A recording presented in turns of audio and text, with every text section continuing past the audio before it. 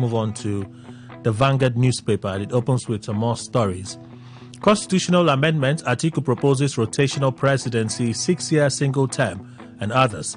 With the commencement of another phase of the review, 1999 Constitution as amended, former Vice President Atiku Abubakar has forwarded to the committee a recommendation that the office of the President rotates among the 6 geopolitical zones of the Federation on a single term of 6 years, flowing between the North and South. Atiku's proposals addressed to the Deputy President of the Senate and Chairman, Senate Committee on Constitution Review, Senator Barrow Jibrin, and dated August 30, 2024, also contains recommendations that borders on themes such as procedure for the educational qualification of candidates in elections, internal democracy in political parties, and rotation of presidential position among the 6 geopolitical zones of the country. In a document obtained yesterday, the former Vice President says Section 135, Sub 2 of the Constitution should be amended to read, subject to the provisions of the subsection 1, the President shall vacate his office at the expiration of a period of 6 years commencing from that date.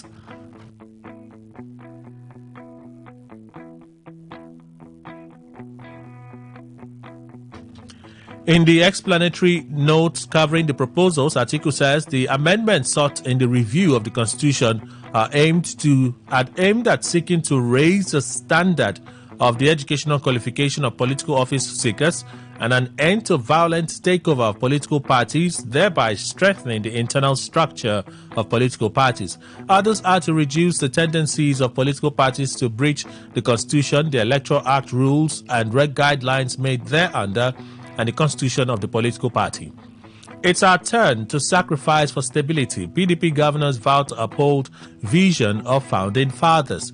The governor Bala Mohammed-led People's Democratic Party Governors Forum PDPGF has vowed to not only uphold the vision of the founding fathers of the PDP, but also improve on it for the betterment of Nigeria and Nigerians. This was contained in a statement signed by the Director General of the PDP Governors Forum, Dr. Emmanuel Agbo, on behalf of the chairman and members of the forum in Abuja on Tuesday. He dismissed speculations by Samuel Wanasike, a member of the Rivers State chapter of the People's Democratic Party, PDP, who during a live television program claimed that the PDP Governors Forum chairman, Bala Mohammed, was luring Governor Siminalayi Fubara to contest the 2027 presidential election as vice president. Agbo puts it this way: the forum under his, Bala Mohammed's, leadership will be convergent rather than divergent. It's an oath he swore to and would always keep to enhance the vision of the party's founding fathers, making better what we inherited.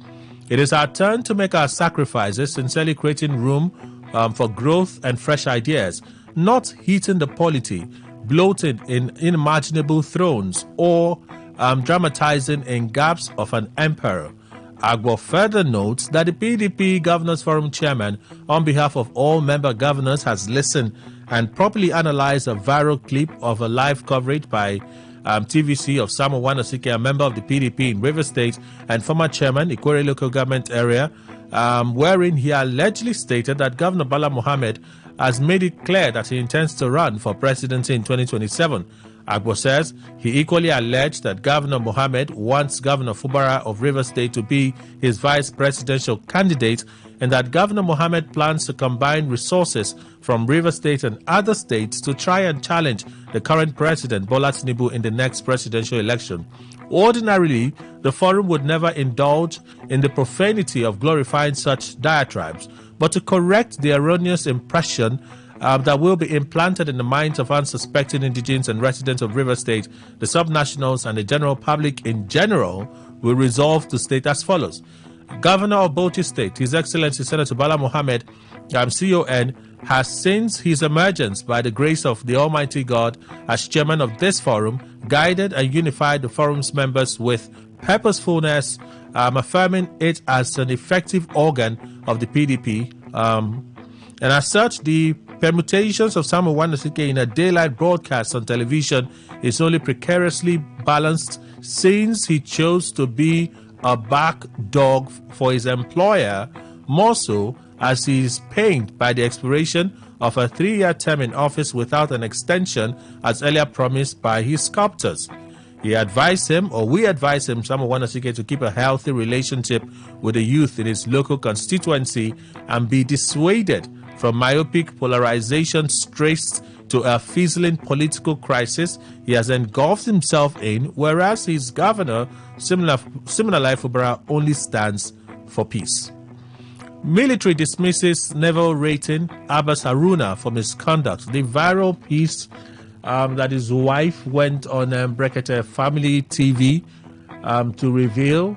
After that, we saw a viral clip of how he challenged his commanding officer. Himself and his team members challenged his commanding officer, resisted arrest and all of that. The next I saw was he appearing alongside his wife at Brekete TV, suggesting he had been released. And then this is the latest update. The Defense Headquarters, DHQ, announced on Wednesday that a military general court-martial found ex-seaman Abbas Haruna guilty of 3 charges: disobedience to orders, resisting arrest, and offenses relating to public service property. Haruna was sentenced to a rank reduction from able seaman to ordinary seaman on the first count and dismissal with ignominy on the second and third counts, effective February 7, 2023. Brigadier General Tuko Gusau, Director of Defense Information, disclosing the ruling during a briefing in Abuja, noted that Haruna, with service number N5759, was found guilty under sections 56 sub 1, 86 1, and 66C of the Armed Forces Act CAP 820, Laws of the Federation 2004, and has been dismissed from service. The case stemmed from Haruna's misconduct during a parade where he was part of a coordinating conference of the commanding officer addressing troops preparing for Operation Ayam Akwatuma. He explained that during the commanding officer's address to the troops, the X rating repeatedly interrupted, prompting the officer to order him to report to the guardroom. However, the X rating refused to comply. As a result, the commanding officer instructed his arrest, but the X rating resisted, opening fire and expending 16 rounds of ammunition belonging to the Nigerian Army, attempting to prevent other soldiers from detaining him. An investigation followed, and the X rating was recommended for trial by court-martial. He was eventually tried by a general court-martial from December 20, 2022 to February 7, 2023. Brigadier General Gusau pointed out that the trial of ex-seaman Abbas Haruna by the General Court-Martial was based on the authority that, as 7 personnel, he was subject to military laws. That's what they are telling us. But the big question is, where was he for over 6 years? Where was he for over 6 years? That's a big question. The military, they're not saying anything about that. What was referred to as an illegal incarceration for over 6 years. The military, they are not saying anything about that. So what did they find from their investigation? Because the DHQ had said they were going to investigate the matter initially. So what were their findings? They're not saying anything about that too. This is what we have, okay? This is what we have. If I snoop around and I find things worth mentioning, I may mention, all right? But for now, let's move on. Premium Times is our next stop this morning. Reps reject CFR award conferred on Speaker. Seek same honor as Akpabio. You listen to the exchange, right, by honorable members of the House of Representatives. They say all 360 of them signed that, is a petition or something, whatever they call it. The House of Representatives has requested President Bola Tinubu to confer the same national honor on its Speaker, Abbas Tajuddin, as was conferred on Senate President Godswill Akpabio. The House rejected a description of being the lower chamber compared to the Senate, stating that Messrs. Akpabio and Tajuddin are first among equals.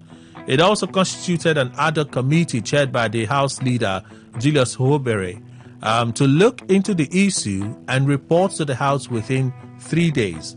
These resolutions followed a motion of urgent public importance moved by Philip Agbese, APC, that's All Progressives Congress Benway, and supported by 359 members of the House. Well, that is the story. So we wait for the 3 days after now what they will do. Abi? Well, you recall that on the Independence broadcast of Mr. President, he announced the Senate President and Chief Justice of Nigeria to be awarded the Grand Commander of the Order of the Niger, GCON, while Tajuddin and Baru, the Speaker House of Reps, Deputy Senate President, were conferred with the Commander of the Order of the Federal Republic, CFR. Additionally, Mr. Kalu was awarded the Commander of the Order of the Niger, CON. Kalu is the Deputy Speaker of the House of Reps. So he gets a lower award. Anyway, will they do anything? Let's wait now. Rivers local elections, INEC voter register in RISEC custody. That's the gist now. This is from Governor Fubara.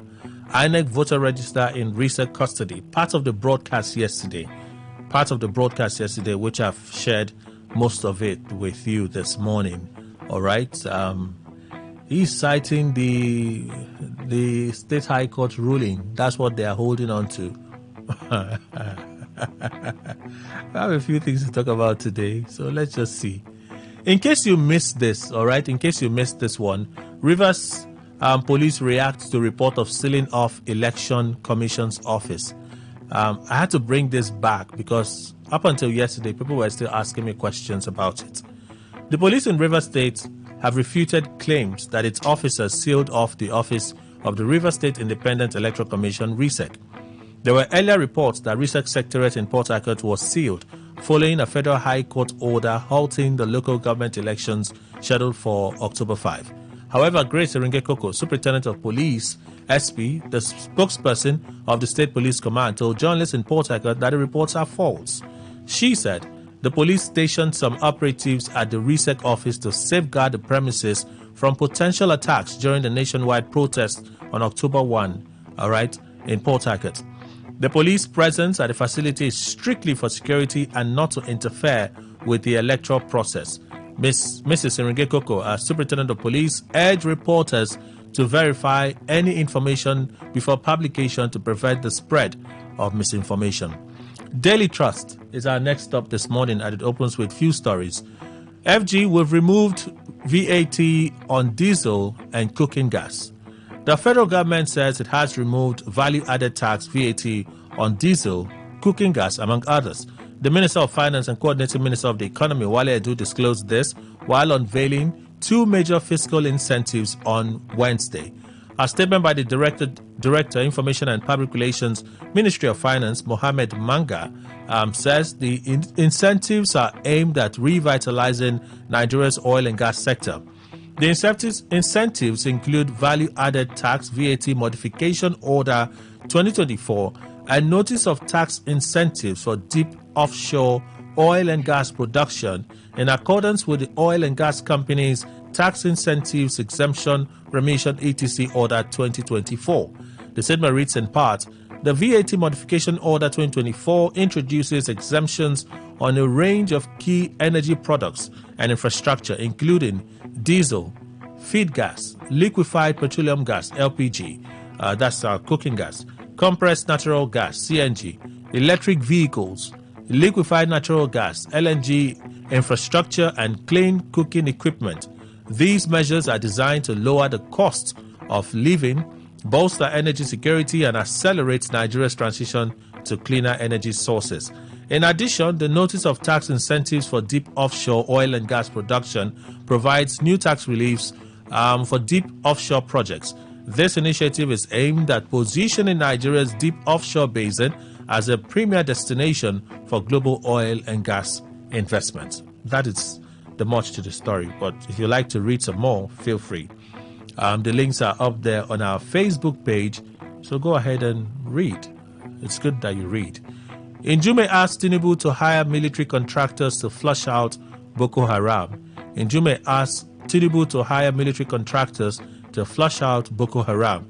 Senator representing Borno South, Mohammed Ali Njume, has called on President Bola Tinubu to temporarily hire the services of military contractors to wipe out the remnants of Boko Haram terrorists in Borno State. Njume, who hailed the gallant performance of the military and civilian JTF, says they are ill-equipped to carry out the task of eliminating the remaining insurgents who operate within. All across the world, governments hire the services of military contractors to engage in certain places. President Tinubu can consider this as a short measure. These contractors will work with our military and civilian JTF who understand the terrain. These contractors will come with their equipment and military hardware. In a very short time, they will eliminate those Boko Haram terrorists. The contractors can also be used to eliminate those bandits operating in the northwest. Over a period, the federal government can now recruit youth to join the military and raise the number to at least 1 million. But in the interim, I think the president should consider this option of hiring military contractors, Njume said in a statement. His comment comes after Boko Haram terrorists launched a fresh attack in Goza local government area of Borno State, where they slaughtered 6 farmers and abducted 5 others, including women. Councillor representing a ward there, Philibus Yakubu, who confirmed the attack, said many residents are still missing. Those are the stories for today. All right, we'll go on a very short break. When we come back, we'll continue our conversation. Stay with us. Talk radio. I listen to a lot of talk radio. 95.1 FM. Hey, you want to speed drive? Come on, go to the racetrack. You want to smoke? Not on the steering wheel. You want to drink alcohol? Don't do it on wheels. Go to a bar and don't drive afterwards. Seat belts are not for fancy. They're there to save your life. Know your traffic rules and obey them because they are for your own good. Drive with care because life is dear.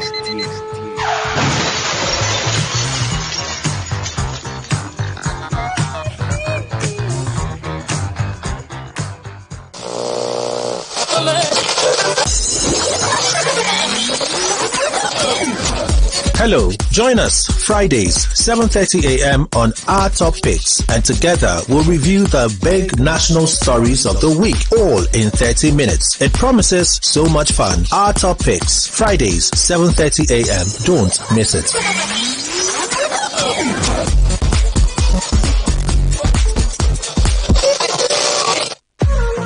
What's a successful business without sales? And what is sales without an audience? Well, do you know that you can reach 8 million listeners across 6 states in 2 geopolitical zones all at once? How? With Today 95.1 FM, you can get millions of people to know about your business. And what does that mean to you? More sales. Call 081 389 2850 now for more information.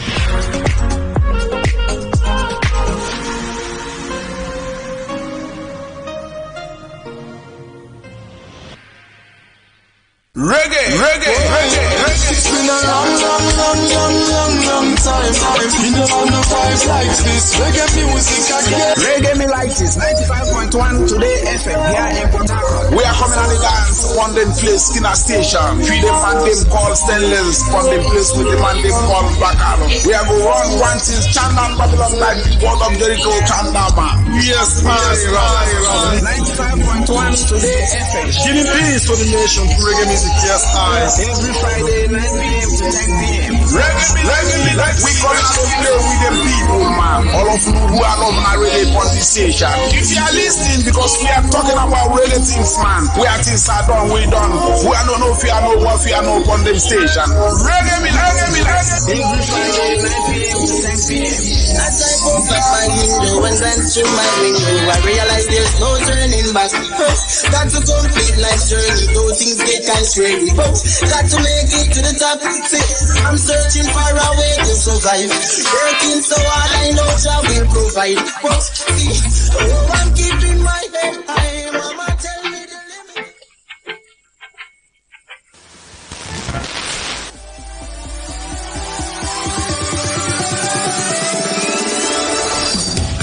After our oxygen, entertainment has to be the next best thing. Because every chapter is unexpected. At Today 95.1 FM, we know we entertain better, so we do it. Life is too short to overthink your overthinking, so join us at 11 a.m.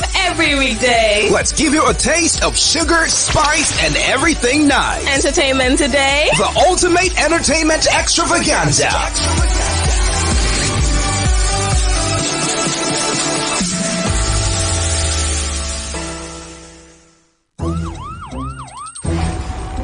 It all begins with breaking news. Now make no mistake, this is a difficult mission, and it will remain difficult for some time. Then it keeps trending. Events, issues, personalities, all struggling to gain attention.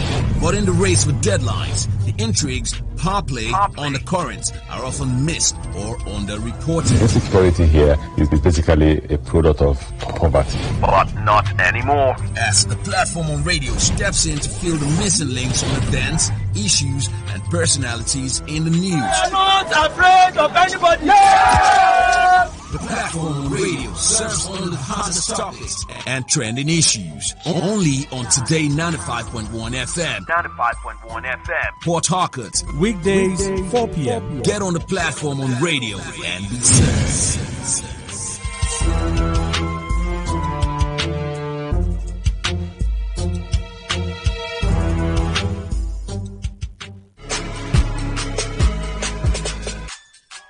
Every day on Today 95.1 FM, there's always an opportunity to comment and air your views on our various programs. It's not just about us. It's about you, your opinion, and your voice. President, don't you think that it's time to step down, sir? Be part of the story, the gist, reactions, intrigues, and the news. President Neil Patrick Harris has called for greater regulation. Give us a feedback or join the conversation on Twitter at TodayFM951. Our Facebook address is Today95.1 FM, or join us on the number 0701 933 9962. That's our WhatsApp application. Be informed, be educated, and have fun. We are Today 95.1 FM, voice of the people. Live your truth. Express your love. Share your enthusiasm. Take actions towards your dreams. Talk your talk. And walk your walk. It was years ago. There's a statute of limitation on this stuff. Make today worth remembering as we discuss issues as it affects Nigeria moving forward. Talk that talk. Weekdays, 2 p.m. Exclusively on Today 95.1 FM Port Harcourt. Voice of the people. Okay, all right. All you need to know about this one is that 95.1 FM? Such a unique dial. 95.1 FM, voice of the people. And we're back.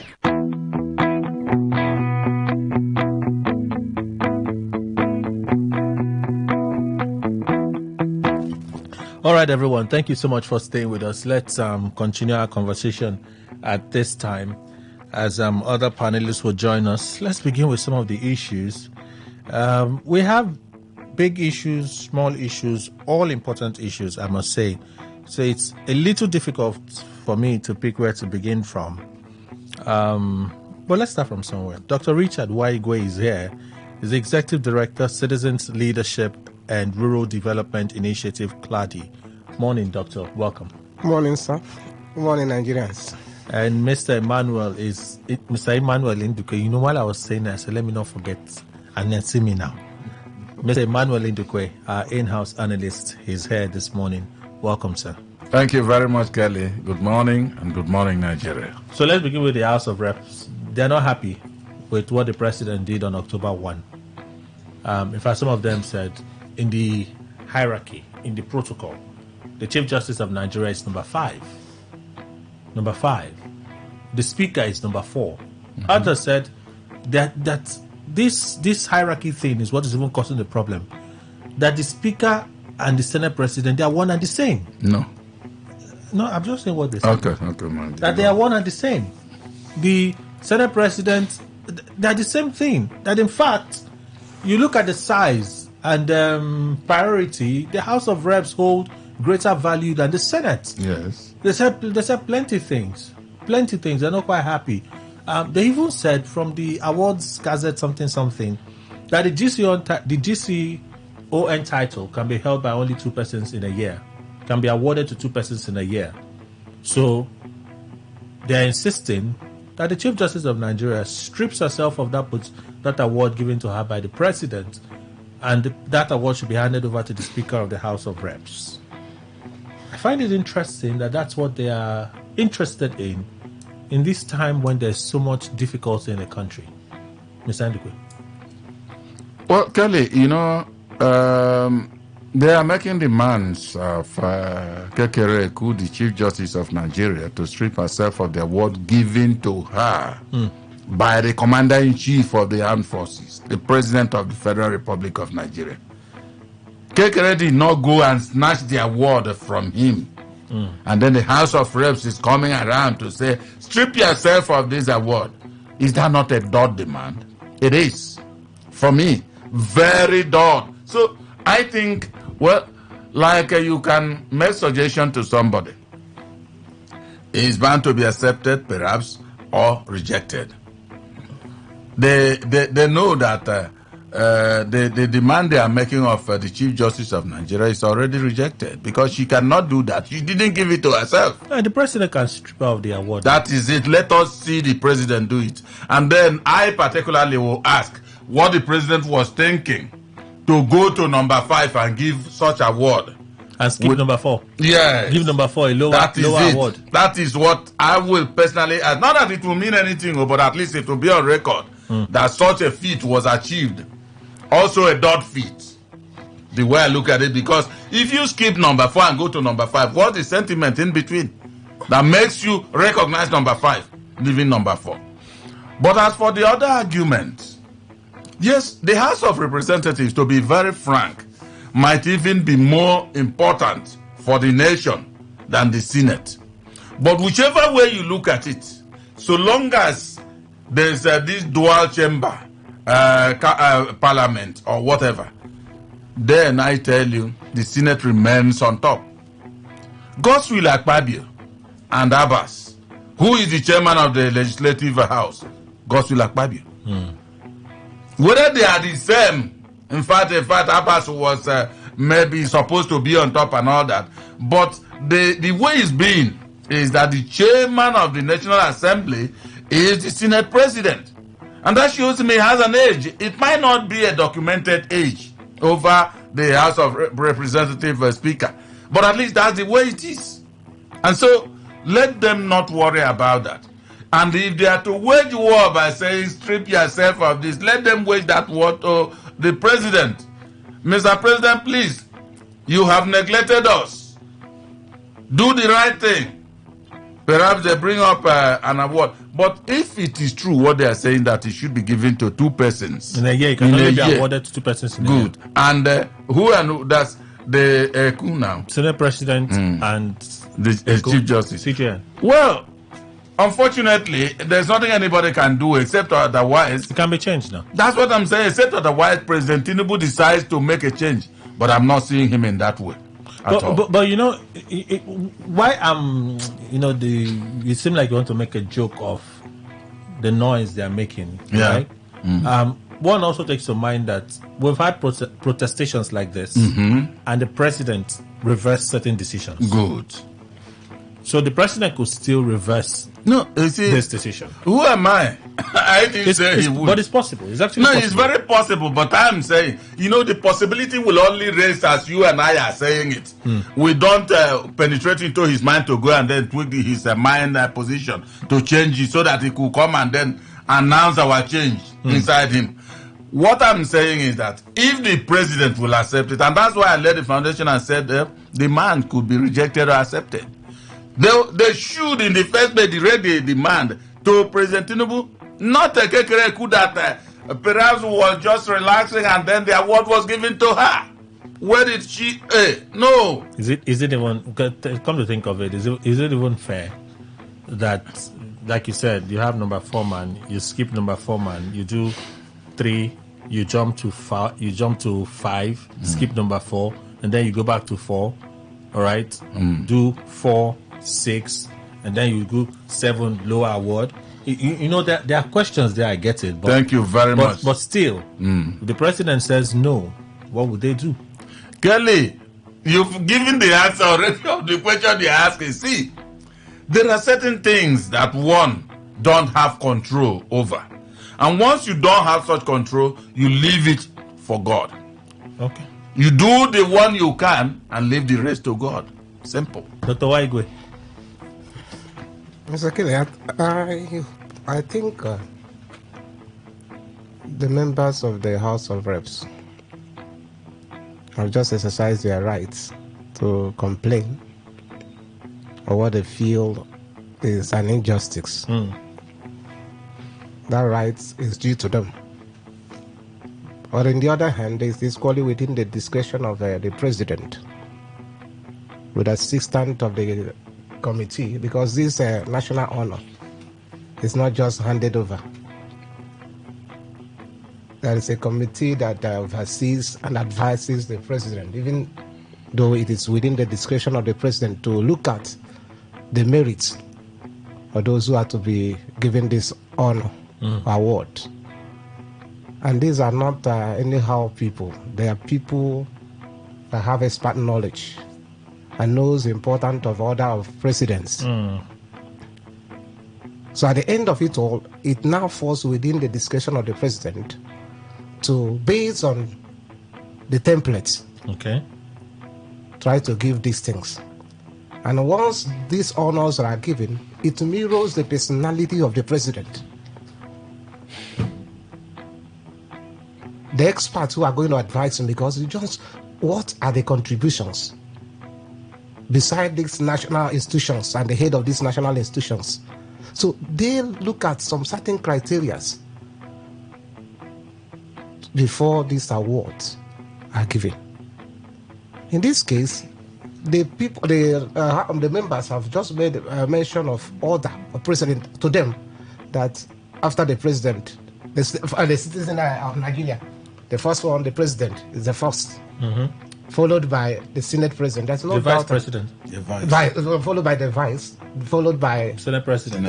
And then, but the point the House members are saying that the two chambers in a bicameral legislation, the two chambers, yes, may be equal, but the order of ranking, it is a Senate president, of course, that takes, because if there is a combined meeting, it is a Senate president that will preside over it. Yes. That alone should tell you that he still has a higher ranking.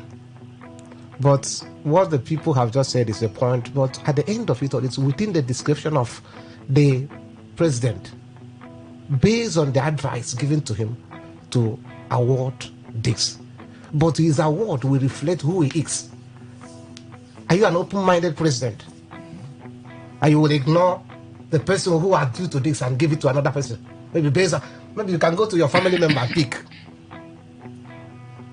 It will be on the public glare for people to see this is the personality who elected as president to this award. But at the end of it all, they don't have the right. The members don't have the right to order for the reversal of that. They don't have the right to. Yes, the members of the House of Reps do not have the right to. They can say we are grieved. They can say, please, the person you have given this, he has to give it back. You think they don't have the right? They don't have the right. There's no law that says. You mean lawmakers do not have the right to say that we are grieved by this action and reverse it? They have the right. That's what I'm saying. That's what they have expressed. But they can't say reverse it. It is the same. They can tell the press. I think. If my thoughts are anything to go by, I think they do have the right to express their grievances and insist that it be reversed in the interest of national honors. No, I feel strongly that they have a right. See, the only reason I laugh at them is not whether the statement they are making and the actions are improper, out of order. No, it is simply because if the president says leave it, they won't do anything about it. That's what we're talking about, the rights now, because the president at the end of it all will not go back. I know that it is within his discretion. There's no law they made. I like to say the president could go back. Yes. The president, if he wishes, the president could go back if he wishes. But if the president decides that he won't do it, they will not do anything to him. That's the part. That's why even Abbas was careful to always interject.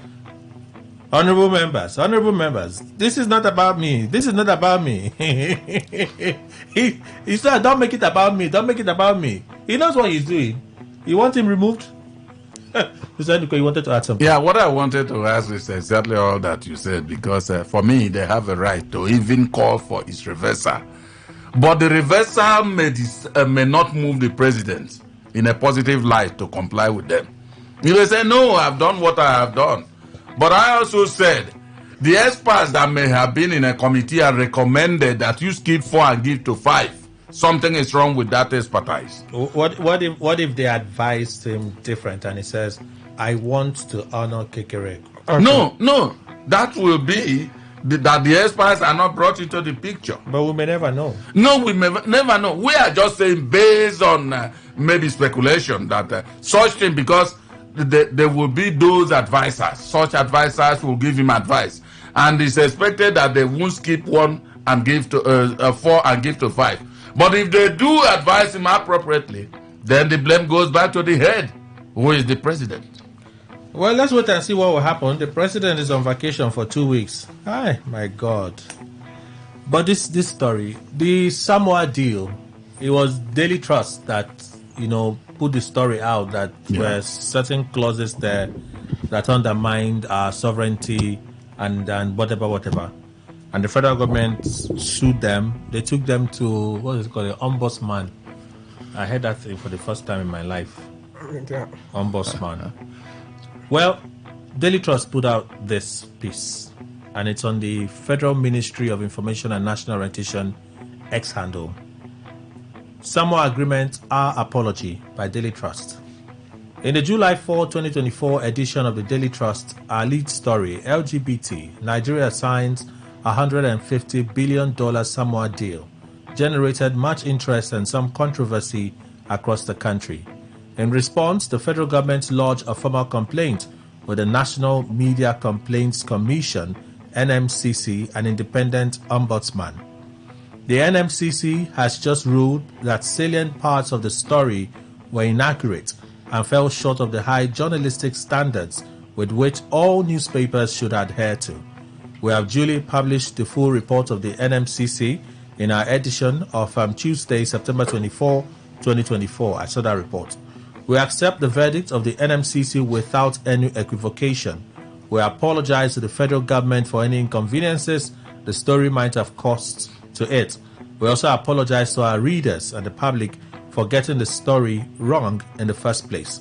Our internal editorial mechanisms for reporting, editing, and approving news stories for publication are robust and have served us well for more than a quarter century. However, following this, we have taken more steps to improve these mechanisms and enhance their effectiveness. As a newspaper, we strive to serve the interests of our readers and to promote the unity, security, and development of our country. We do these by producing content that help readers understand the world in which they live, promote a healthy debate between competing parties on any issue, and holding leaders accountable to the led. But like all newspapers the world over, we sometimes make mistakes or get some facts wrong, which explains why even before the advent of the National Ombudsman, we have had internal ones in the persons of late Hajia Bikisu Yusuf, 2007, and Mr. Dan Agbese, 2015. We take this process of prompting and self-correction seriously. We would like to thank the National Media Complaints Commission, NMCC, for its thorough and professional approach to resolving this case. We also thank the federal government, particularly the Minister of Information and National Orientation, Alhaji Mohammed Idris, for his professional and democratic approach to this incident. Last, but in many ways first, we thank our readers, advertisers, and other stakeholders for their patience and trust in us. The noble thing to do, yeah, Mr. Ndukwe? Yeah, very noble, because I want to believe that the authorities of that particular paper must have understood that the ZMCC or whatever, good, was not coming into the fray and then bringing out trumped-up ideas on what should have happened. In other words, they concur with the position of the MCC. But it also confers responsibility, a thorough one on what's the paper? Daily Trust. Daily Trust. You see, there was a time Daily Trust published something on, was it arms or so, and that brought also fury from the government. Daily Trust should try to know that you don't run when you have not stood up even. You have to look before you leap. So that it's not every time. See, a man that comes out and is smart, oh, I'm sorry, I didn't realize. Another one, I'm sorry. When will you realize? But they don't have many incidents. No, like they this. don't. But Kelly, see, I have counted 2 now. The other one you talked about, the arms, is it the documentary that aired on Trust TV about Boko Haram? Is it that one? I can't remember exactly, but it was on something. And then federal government got itself worked up about that. And in the end, I think some people among them also, either they were arrested or whatever. In fact, they clamped down on the institution completely. I can't remember whether they have, that they are still in operation now means they later let them go or whatever. Which means the story could be true. Yes, no, it's possible. But what I'm only saying is that it's just like this one, this particular one they're apologizing. If you go into the story, you know that something happened here and there. But the pattern, the way they have released it, they should have been very meticulous before releasing such information, if any, that they should release. But they didn't take that thorough approach. And that's just what I'm saying. When a man is in his life, any small thing, with the speed of light, you execute and then apologize later. I think that's Nigerian political gladiators' behavior. Win whichever method and then go to court. Simple. That's not a good one. Well, if not for anything, there are some of the papers that run away from clickbait. They seem to be very factual about some of their reports. There are certain papers that when I read their stories, I just say, okay, I believe this. And sometimes I don't even like to push any further because I trust them so far. And we need partners like this for the job that we do. Of course. We want to be sure that the source you're quoting is reliable. And Daily Trust so far, they've shown that reliability. They fit that bill. Yeah, they've shown that reliability. But you see what they have been dragged for. A lot of papers do worse today. They do worse. They don't even do it. They don't even retract. They leave you to your fate. They tell you, go and argue with yourself. Go and argue with yourself. I see some of those stories on very popular papers. When I read them like, I beg. There are some papers I don't even touch today. I don't touch them anymore. I don't touch them. It's not because I'm special. It's because over time, I know that their stories are hyped, they are sensationalized, and they have a lot of lies in them. So you read a story today, the agency is coming out to tell you tomorrow that there's no truth in that report. And there's no corroboration whatsoever. But they don't put out an apology. And no retraction. No retraction. They're still writing stories. They're going on with that pattern. So I celebrate them for doing the noble thing. Yes, they did. Because the maturity is always somebody that will be able to understand his error and apologize for it. Yeah. Dr. Why, quickly before we go for a commercial break. I think that's the way to go in a democracy. This is the right way to go. If you look at the activities of the information minister under Buhari, most times you try as much as little thing, you just want to bounce on the brakes. This is wrong. But you have a body like this, an ombudsman like this, that's the way to go. And whatever they decide, they look at, because the press has a duty. Section 22 of the 1999 Constitutions that saddled them with that responsibility to expose, equally expect you to be circumspect of what you do.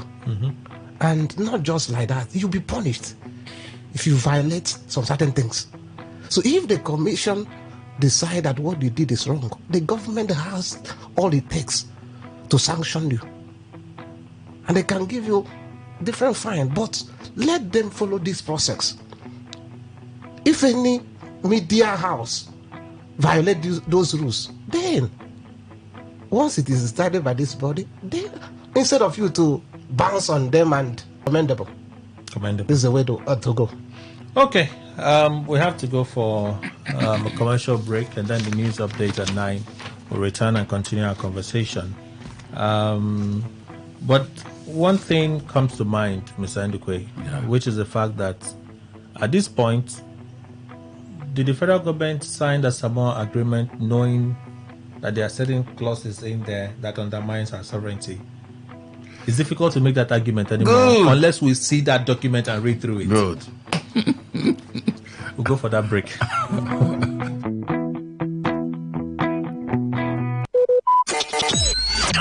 Talk radio. I listen to a lot of talk radio. 95.1 FM.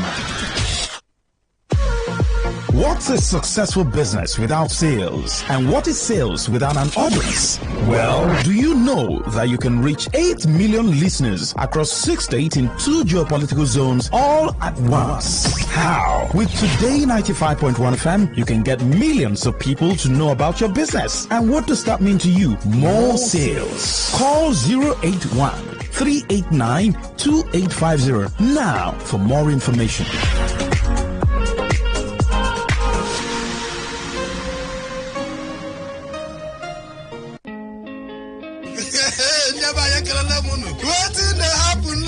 Say wahala be this. Nah, this one wahala be like bicycle. Waiting they happen. Now for Today 95.1 FM, 5 p.m. Monday to Friday, bomb. Now here you go here. Waiting they happen for Niger and Obodo the world. Now that time where we they bring you Ogbonga story them, where go shock you. You go wonder say a person do like this. Now so we they bring them come give you acid the hot. Now where would they find way to sweep this country? Don't run. It goes their blood in the chopper. You say this one, no worry. When time I reach, I'll say I want to take. Let I see where they go. Homeland is homeland. Me, I go punket for them. Now me go be get man at that time for airport. Waiting they happen. Make you know Miss Mazi Ike God Ike Machuku and MC Kuro for waiting they happen. You go enjoy yourself. No forget to say woman they chop our recharge card woto. I don't tell you say this place na education center. As you sit down here with us from Monday to Friday, you go enjoy waiting they happen. Waiting they happen. Make you know miss them at all.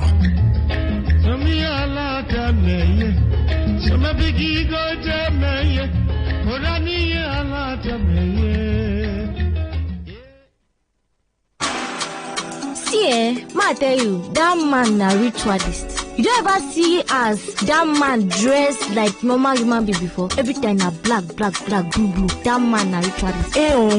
Just leave them home. Now so those people will come from that place. Now so they behave. You see this our neighbor. You see that fair guy where they always they carry laptop up and down. If you observe, you know they go work in the morning, but every time you go they change car. But I don't they observe and see. I don't they there. Now for you. But me I know say, you know people where they come from that area. Now so all of them they behave. You don't get with anybody fit tell me. Now him down. What is it with all the hate and the way we talk? Hate speech does no one any good. It only makes a bad situation worse. The aim is to stir more hate and anger rather than bring us together. All they want is to set you against your neighbor or even your brother. Will you let them? Hate speech is not just criminal, it is intended to destroy you. Shun hate speech. No one truly benefits. A message from Today 95.1 FM, the voice of the people.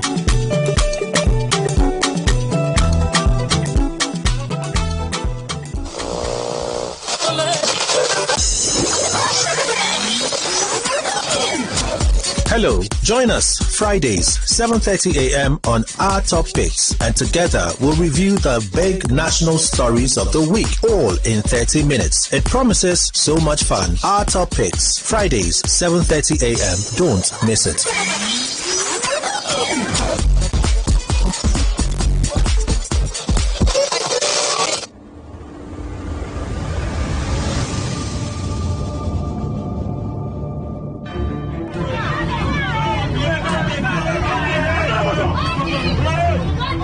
Have you ever been in a situation where you had to pay a fine for an indictment? Then you later found out that there was an already established law to protect you from that penalty. Have you ever been denied a position because of your gender or disability? Have you ever been discriminated, treated unfairly, assaulted or cheated by your landlord, employer, tax collectors, bank, family, business partners, and the police? What if the breach between you and justice is just the right knowledge? I'm sure you've heard that knowledge is power. Join us every Saturday, 10 to 10:30 a.m. on Today95.1 FM for the program The Law Today, to get acquainted with your legal rights and beneficial interests as a citizen of Nigeria. The Law Today, 10 to 10:30 a.m. every Saturday, is brought to you by Today95.1 FM, Port Harcourt.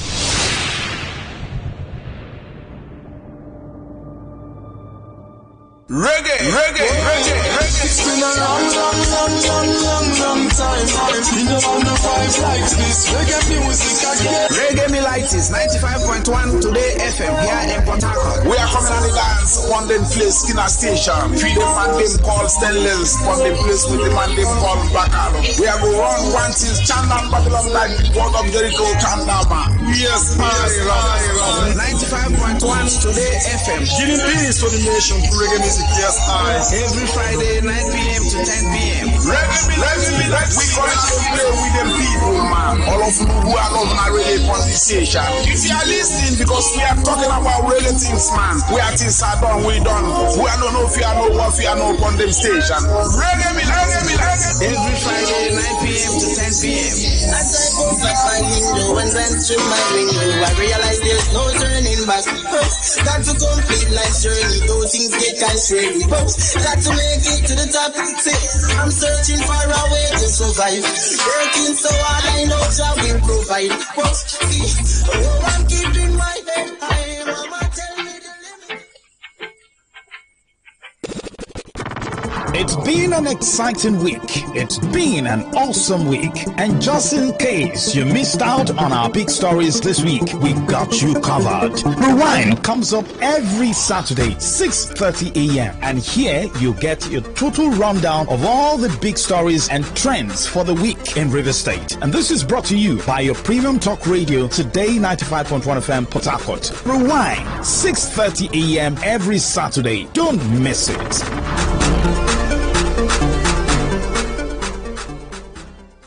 Baby shark, baby shark, baby shark. Children are a beam of sunlight. On Kiddies Playground, smart is the new cool. We have interesting activities lined up for everyone, from storytelling to games to quizzes, where you get to win loads and loads of gifts. Do you have what it takes to compete and win exciting prizes? Then don't miss any episode of Kiddies Playground every Saturday at 7:30 a.m. only on Today 95.1 FM, where playtime comes to life.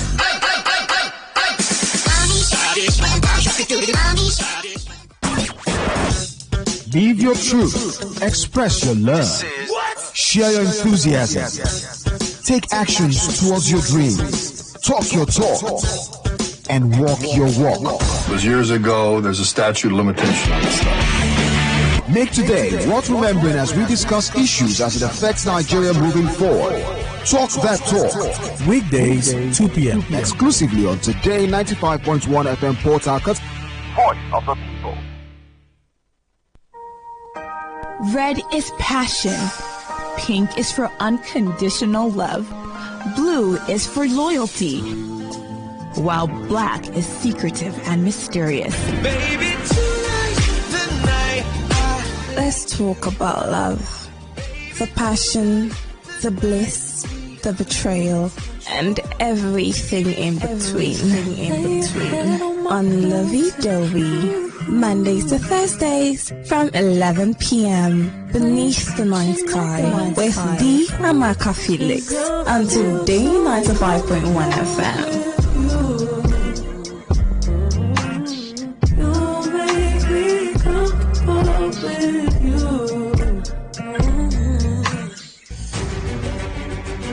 Bomb Creek is a legal act of smuggling crude oil from pipelines and storage facilities, which poses significant dangers to Nigerian society. This activity has different consequences that affect various aspects of the nation's well-being, and it has consequences such as untimely death, environmental devastation. It fuels insecurity. It also damages our infrastructure, and it also damages our international prestige. You might say, how do we make a living if we stop this illegal activity?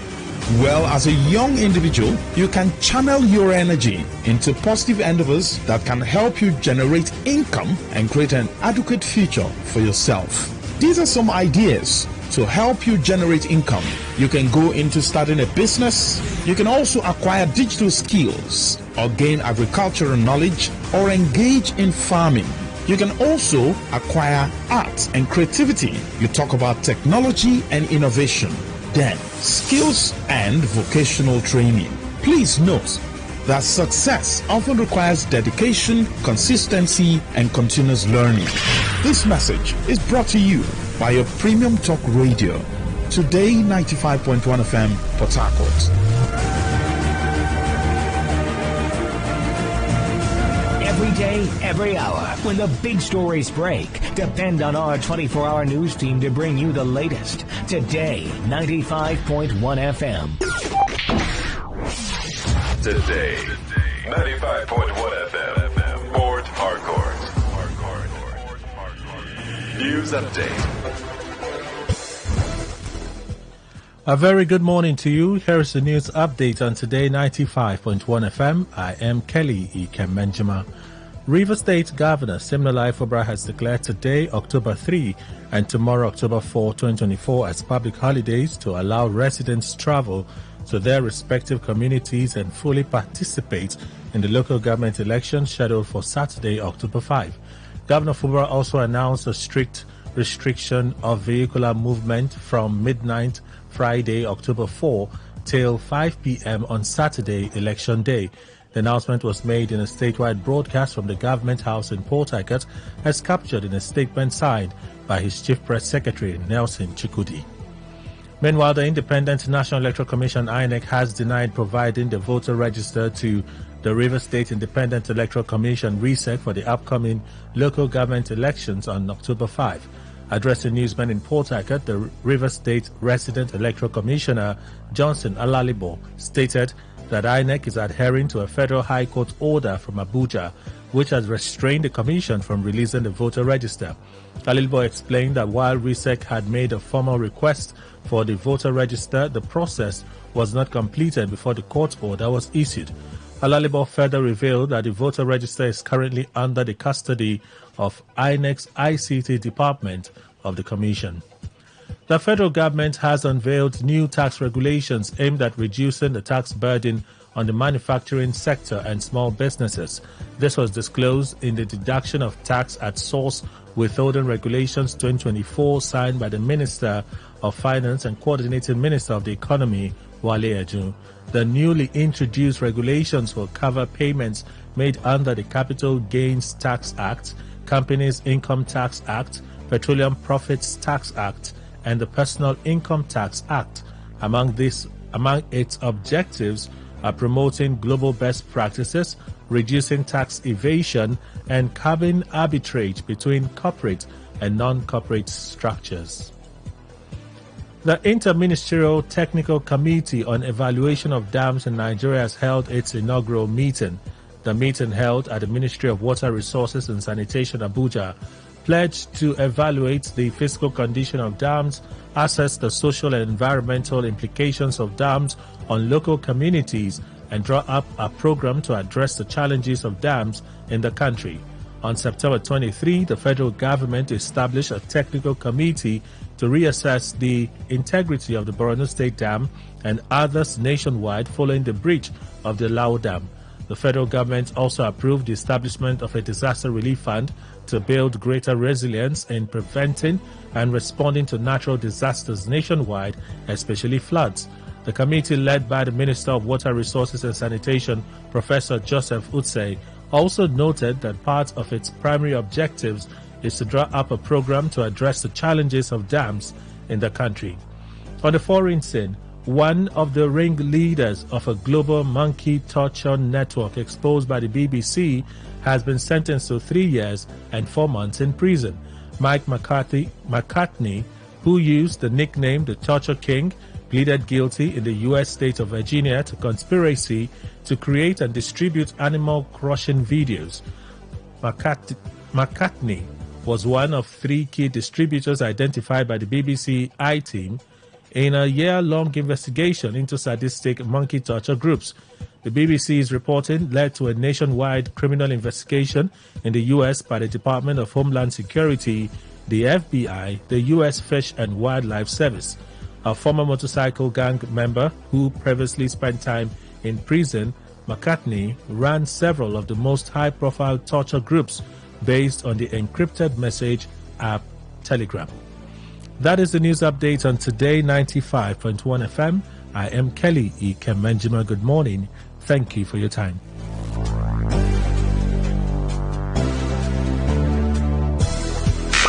Unleash the power of the airwaves with the ultimate radio experience. Tune in to Today 95.1 FM, the voice of the people. Don't just listen, immerse yourself. That is 100% true. Live from the Garden City of Port Harcourt, Nigeria. This is Today 95.1 FM.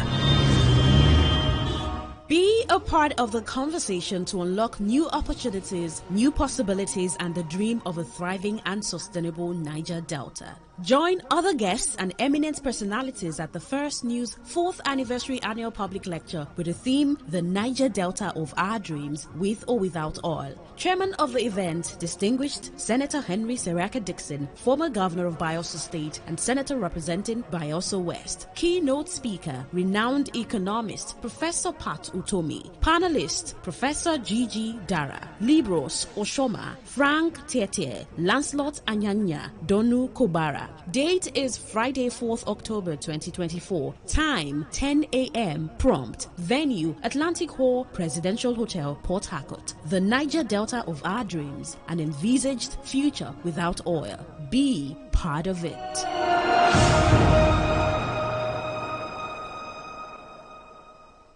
When you wake up in the morning, you want to start your day. Start with Kellogg's,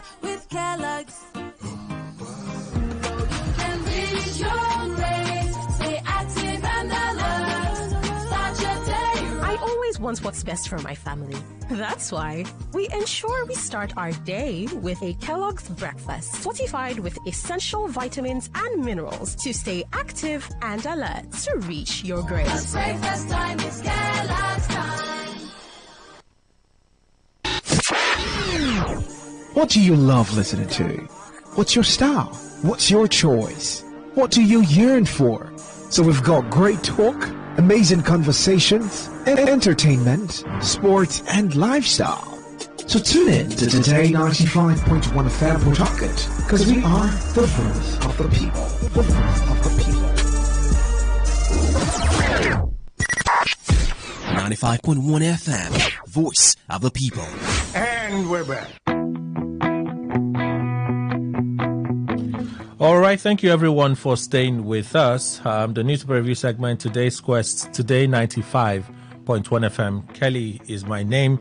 Well, let's switch gears a little bit. We'll return to our conversation. We have a guest in our studios this morning, the candidate for the Port Harcourt City local government area mayorship candidate. That should be the right expression. Mayorship. That's the mayor of Port Harcourt candidate on the platform of the Labour Party. Joins us in the studio this morning. Prince Chioma Chinwo. Good morning to you, sir. Welcome. Good morning, Kelly. Thank you for having me. Well, in the next about 30 minutes, we'll look at his plans for the people of Fauga and the elections coming up on Saturday. We'll also allow you to call in and ask some questions, okay, as we get on the conversation within the time that we have. So let's get straight to it for the making the most of time. The broadcast yesterday by the governor, assuring that the election would hold on Saturday. He has announced today election does that inspire you as a candidate? Because there's so much talk that the election may not hold. Well, we all believe the election should hold for the elected democratic people to come in. If he assures us of security, it's a good one. Okay. Because as well I know that there's a restriction from the Federal High Court restraining the police from participating. And the SSS. And the SSS. And they are telling us they have a court ruling from a high court. Federal High Court? From a state high court. Yes, that's the asking governor the police to provide security. To participate. But we all know that the police is under the federal, not the state. And I know that the state court doesn't have much power to instruct the police on what to do. It's only the federal court that has the power to do that. But if he has given us assurance that the police will participate in the election, good and fine. Knowing what you already know, are you confident about the election on Saturday? The election, I think, will be free and fair if they don't impose people on people. Would it hold? I think. Would there be security guarantees? Going by what you just cited, would there be, as your candidate? Yes. You want a situation where your supporters are not harassed? They are free to come out and vote for the person that they want to vote for.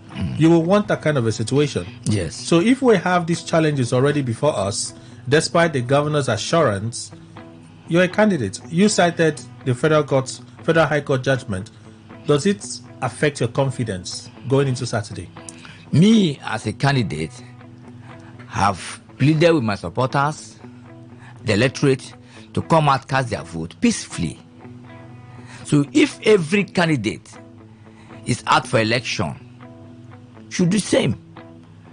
There will be free and fair. If they know there is a free and fair election, there won't be crisis.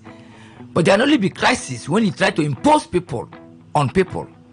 That's where the crisis comes. When you don't allow people to differentiate, to cast their vote the way they want it, to elect who they want. If you allow people to go there, cast their vote to whomever they want without harassment from the other side, there will be peace. And everybody will vote and go. You can only get fear, or people get scared because people want to intimidate, people want to harass, people want to hijack. That's where you get crisis. But everybody goes there to vote peacefully, there won't be crisis in the election. So your party had raised some concerns back in time that they got information that a list was being compiled at the government house. Has that been resolved or debunked? What's the current situation?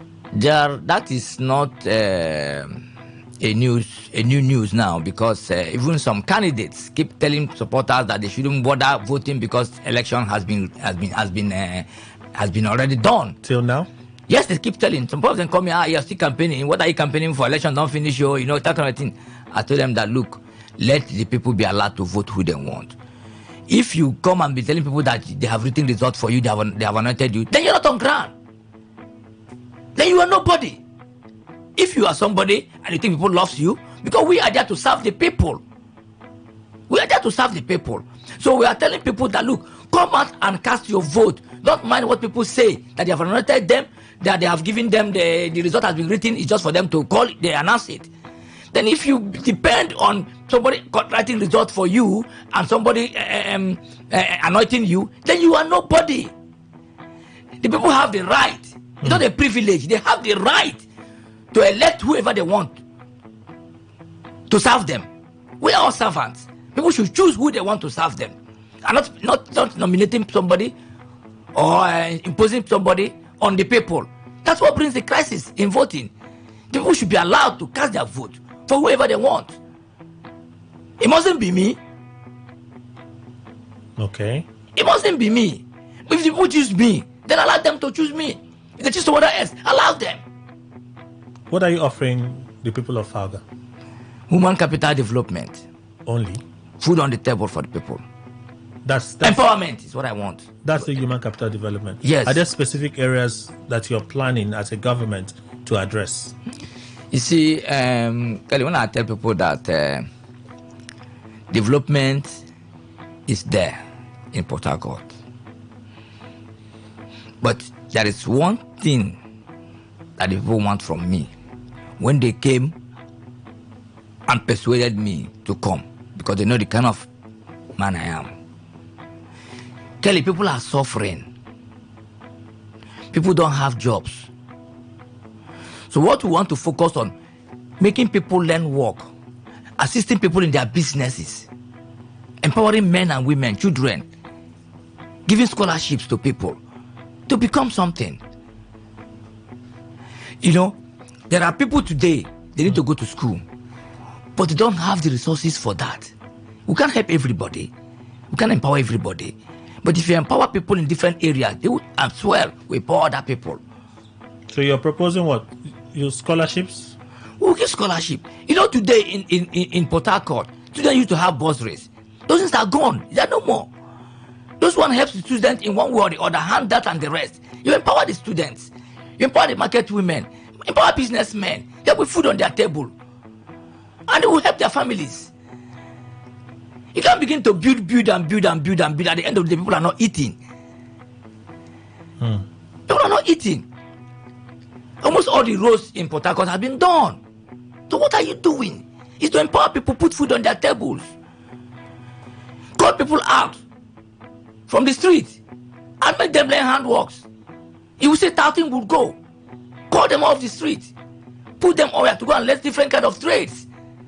Touting will go. And that's what we want to focus on.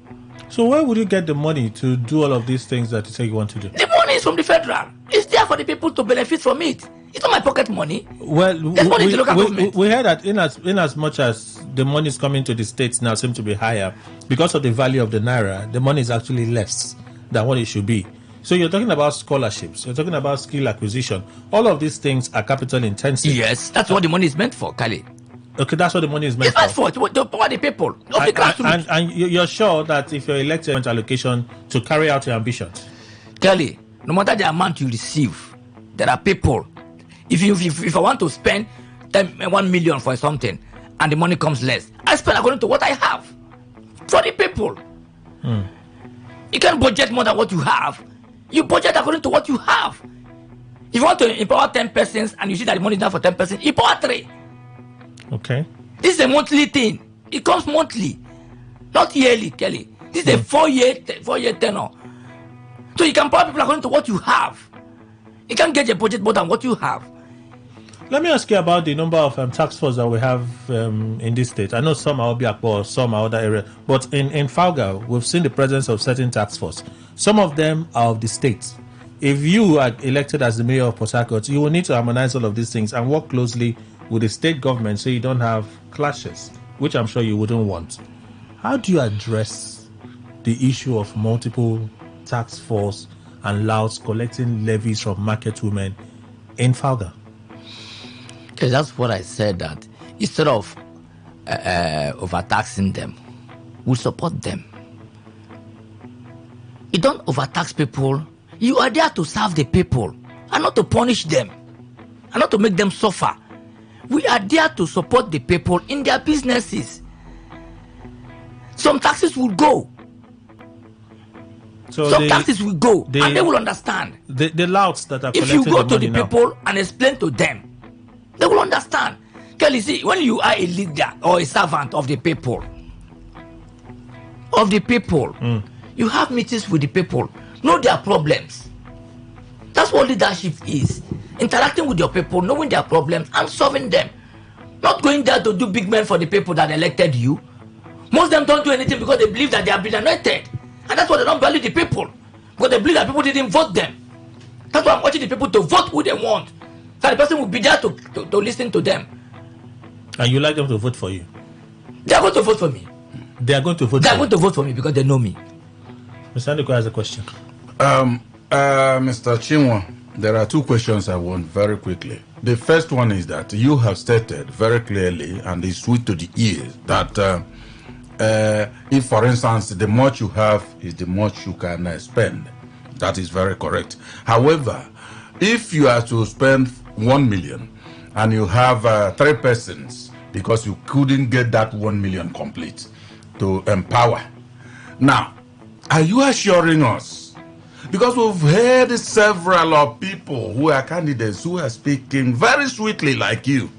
Are you now assuring us that transparency will be employed in choosing those 3 persons? It won't be because this one is your brother, this one is this and that are very close to you. You choose the 3 persons and leave those who even merit such empowerment. Yes, thank you for your questions. Like I said before, as a leader, also a servant of the people, when there are projects and things you want to do, that's what they call town hall meetings with the people. You discuss with the people and know what they want and spread what is on ground for them to choose what they want. There are different communities in Port Harcourt. You have meetings with them. Okay, this area today, this one now, you give me this one, you give me this one, you give me this one. They will be the one to give you the people to do. And at the end of the day, in the second one again, you meet a different time. It's not a particular, you don't concentrate in a particular place. You spread it because you're there to assist the people of Falga. Okay. You understand? Thank you. The second one is that you talked about empowerment, human capital development. Now, let's say educationally, it's not going to be easy all that to empower everybody, but the system you are going to adopt in your educational empowerment, because I believe you will do that in education, is it going to be the one that will perhaps pay examination fees like WAEC and all that for primary school, primary school take their own, secondary school take their own? Or how are you going to do it to be very specific? You know, students in Falga, they have chapters, students chapters, where you have so Students Association, this one so the Port Harcourt Student Association. Port Harcourt, they have a Port Harcourt City Student Association. Isn't this for tertiary education? Yes, both in primaries they have. Okay. You understand? They have different people. So if you meet, even though the tertiary ones, I would have a leader. You find out from them. You get what I'm saying? You find out from them. They will go to down, from up down. They will select people that are less privileged people there in their midst. They will tell you the problem they are facing. It must not be everybody, but they're not the needy ones. You support them. So your strategy is to go through the communities to meet their needs. That is correct. Hear from them, and then you respond to the needs that they tell you. Yes. And you also get them to bring the list of the persons that they want to be empowered. Yes. That is your Due strategy. process must be followed. If you give them money, and food items are still expensive, it's like pouring water in a basket. But if you're able to develop farms, right, invest in agriculture, you could contribute in bringing down the price of the food items. That way, the money you are giving them will earn them more. So, do you have plans for agriculture? That's what I said before. I said empowerment, human capital, empowering people. If you remember when I said that, empowerment does not mean just a particular section. Farmers are there, fishermen are there, businessmen are there, traders are there. You empower them. Like I said before, instead of suffering them, you empower them. You support them in their businesses. Farmers, you meet them. Fishermen, you meet them. You understand? Businessmen, traders, you meet them. Know their needs. Because now that we're campaigning, we go to them. We solicit for their support to electors. So it's our duty to go back to them, to know their needs and support them as well. Do you have assurances? Are you convinced by the level of preparation so far from RISEC about the elections on Saturday? Because you keep saying that the election should be free and fair. There's a body language that can tell you that this election will be free and fair. Have you seen that body language from both the governor, who described himself as the chairman of RISEC, and Justice Enebeli-led RISEC? Kelly say, nobody, my everybody has his own mind, but we believe in what people say. The governor has said he loves Rivers people, and he has told RISEC to conduct a free and fair election. I won't be here to tell you that he wants to deceive the people. It's only his conscience. It's less for him. If you want to deceive Rivers people, it's his business. It's not my business. But all I'm saying is that we believe in what he's telling the people, because he said he loves Rivers people. So if he wants peace in Rivers State, he should make sure that this election is a free and fair one. That is the duty, because we believe him with his words, and we believe the man in RISEC with his pedigree as a retired chief judge, as a retired judge. He should know what is right and do what is right in whatever we are doing today. So I urge the governor to keep to his words by allowing the people that he said he loves to choose whom they want. By doing that, he will know the people that are granted, people that can help him in pushing the state forward. Them now, but I read some questions I've seen here. 0817-000951, 0810-9510-951. Again, 0817-000951, 0810-9510-951. Those are the numbers. 0810-9510-951. Those are the numbers. I'll take your calls. This one, please ask your guest, is Peter Obi his vice? Peter Obi, is that true? The leader of the party. Simple, no? That's my friend. Can your guest throw more light on what he means by imposing people on people? To the extent this one. Imposing people on people. What does that mean? Yes. Like I told you before, when people keep saying that they've been nominated, the result has been written. If the result is written for somebody, is imposing on it on the people. That's the news everywhere. People keep telling you, don't worry, the election is over. The election is over. We have written result. Just you wasting your time, wasting your money, wasting your resources, wasting everything you have. The result, just waiting for the result to be announced. We are the nominated candidates. We are the nominated candidates. They have nominated us. I don't know where that one is coming from. So I said, just things shouldn't be. Okay. Because the people have the right to choose whom they want, and not anybody to nominate anybody. Today 95.1. Good morning.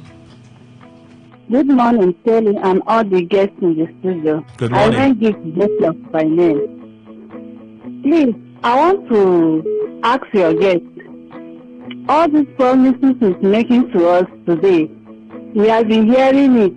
That is how they come on radio. They will promise us heaven on earth, and at the end, they will not do anything.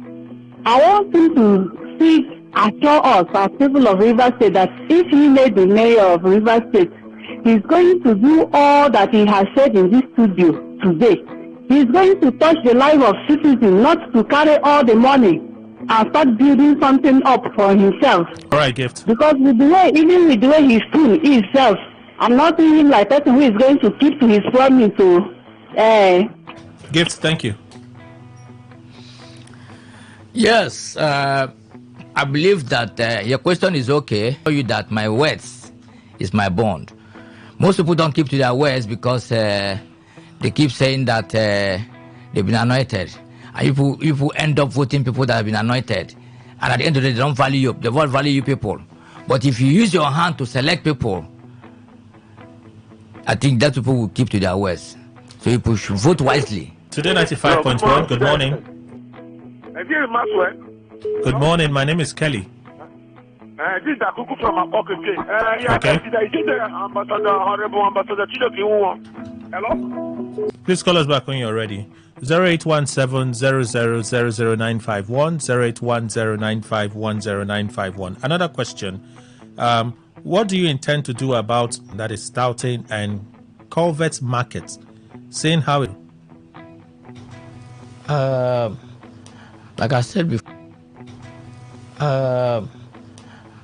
before, Stoughton that will put people off the road by providing things for them to do.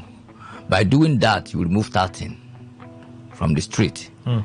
You know, market covering the road. That's why I say by supporting them, giving them a conducive place for business.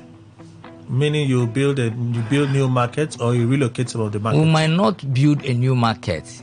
Build new markets or you relocate some of the markets? We might not build a new market. Port Harcourt. A lot of things during campaign we are being carried along, but after we hear you're not from here, there is always this kind of you're not from here, and we would only be this to benefit. So that's my question to you, sir. What would be our fate?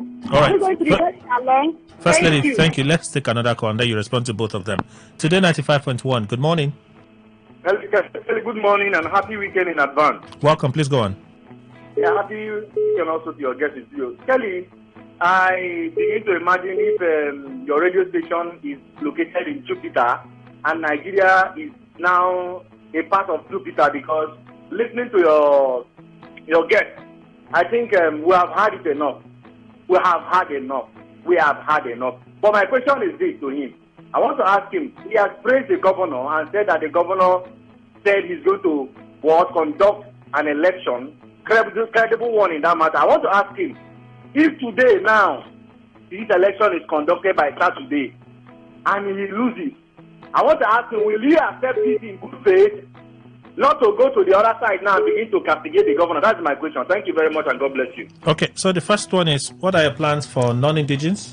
Would they be carried along? Well, you see, Kelly, like I told you before, when we go for campaign, we don't look at indigens and not indigens.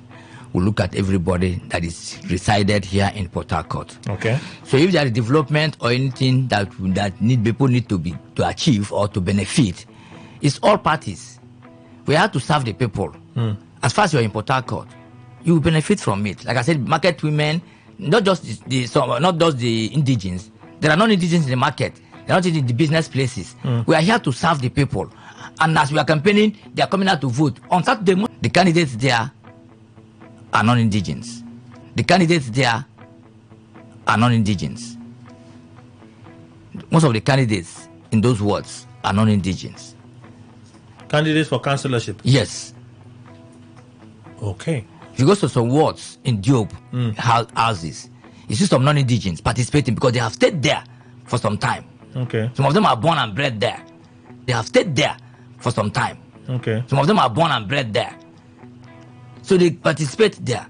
So when we are empowering people or supporting people for whatever they are doing, it's a general thing. As far as you are in Port Harcourt, you will benefit because it's their right, not a privilege. So the second question, like the man is saying, I didn't praise the governor.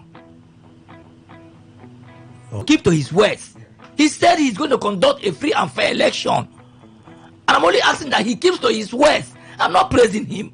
I'm not saying he will or he shall. I'm saying that he should keep to his word, because he has promised the people that the election will be free and fair. Because he has promised the people that the election will be free and fair.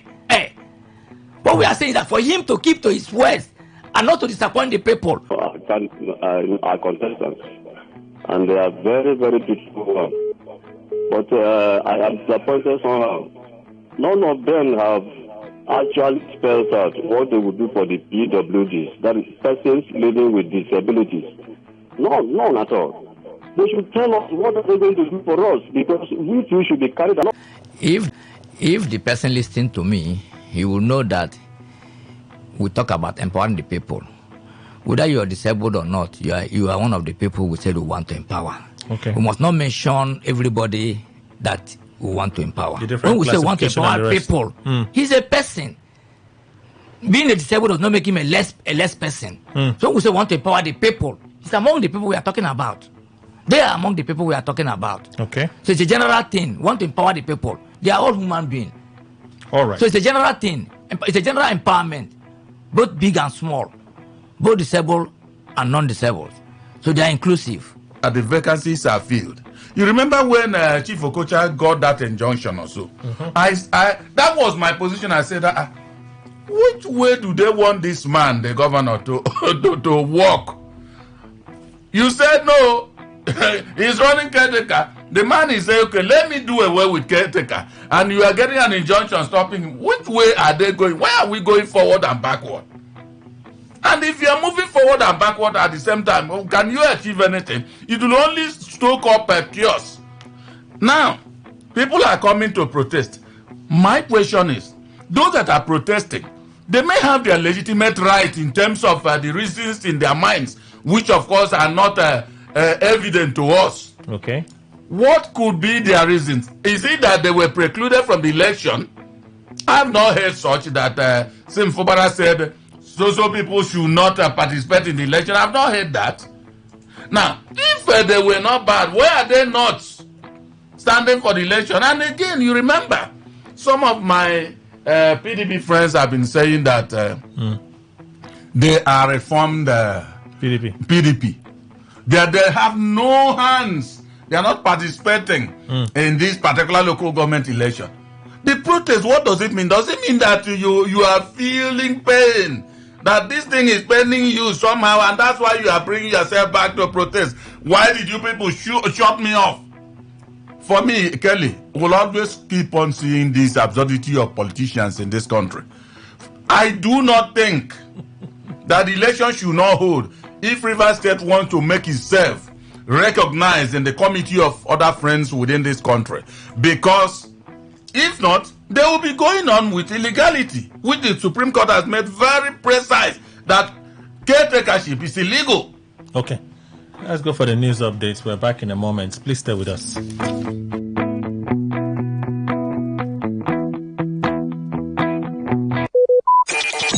Talk radio. I listen to a lot of talk radio.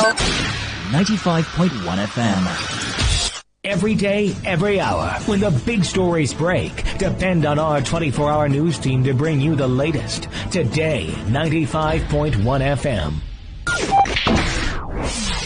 Today, 95.1 FM. Port Harcourt.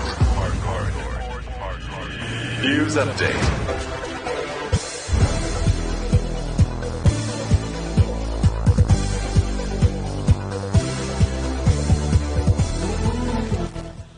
A very good morning to you. Here's the news update on Today 95.1 FM. I am Kelly Ikemenjima.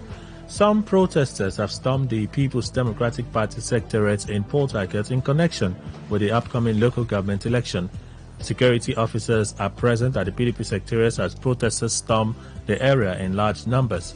As of the time of filing this report, large number of protesters had caused slow movement of vehicles on the road as security officials struggled to control the crowd. The protesters were later seen carrying placards and banners, chanting songs in protest and running along the highways. One of the displayed banners reads, "Thai people say no to lawlessness, say no to LGA election, RISEC must obey court judgment, SIM must obey court judgment."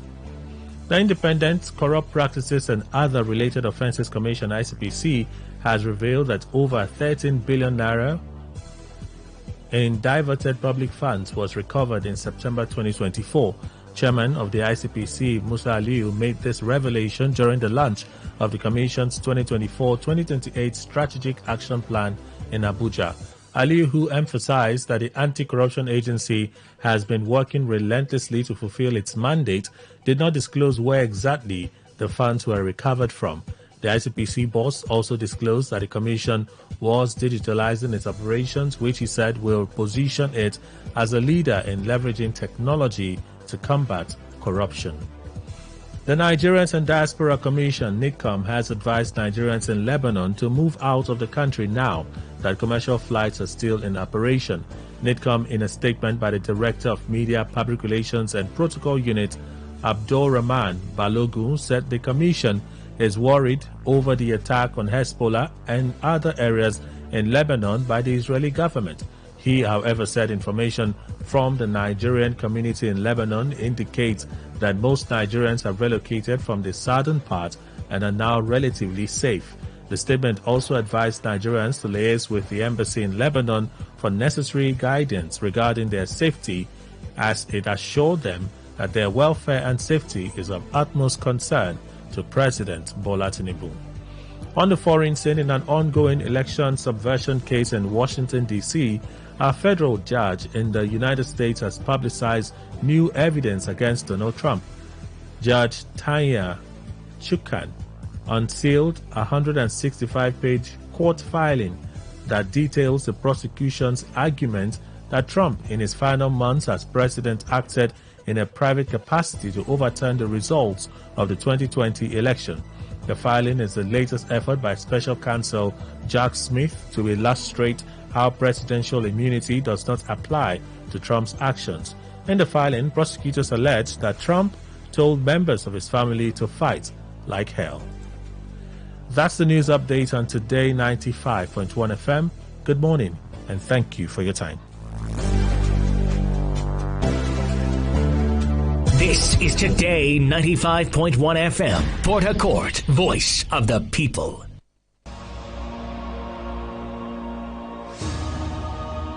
Be a part of the conversation to unlock new opportunities, new possibilities, and the dream of a thriving and sustainable Niger Delta. Join other guests and eminent personalities at the First News 4th Anniversary Annual Public Lecture with the theme, The Niger Delta of Our Dreams, With or Without Oil. Chairman of the event, Distinguished Senator Henry Seriake Dixon, former Governor of Bayelsa State and Senator representing Bayelsa West. Keynote speaker, renowned economist, Professor Pat Utomi. Panelist, Professor Gigi Dara. Libros Oshoma, Frank Tietie, Lancelot Anyanya, Donu Kobara. Date is Friday, 4th October 2024. Time 10 a.m. prompt. Venue Atlantic Hall, Presidential Hotel, Port Harcourt. The Niger Delta of Our Dreams, an envisaged future without oil. Be part of it.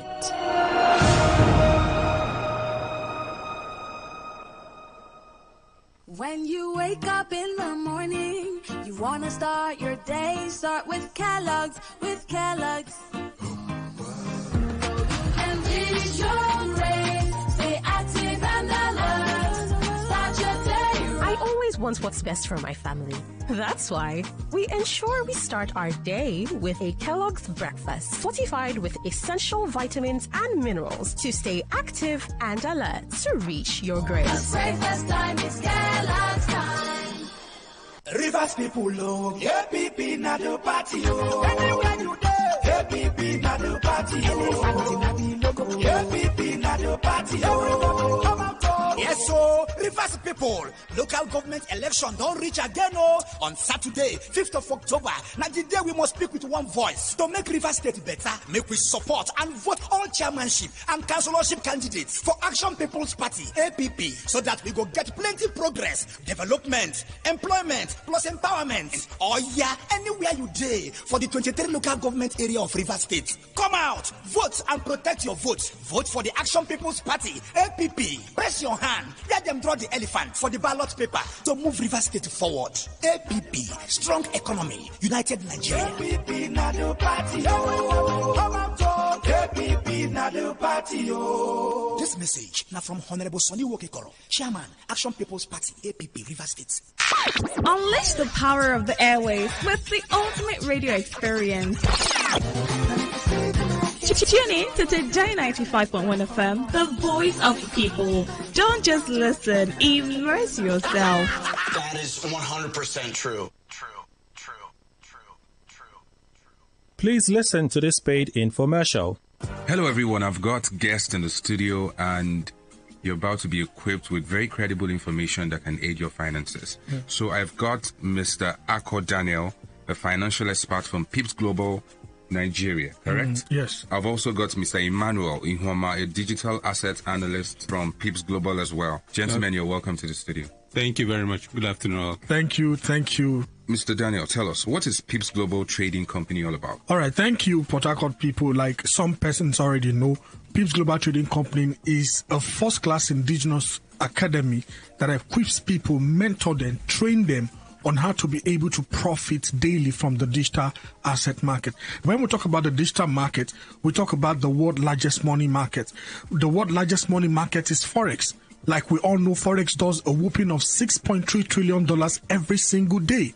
That's a whole lot of opportunity there. And we tell people, we said any industry with such massive potential, it has its own risk.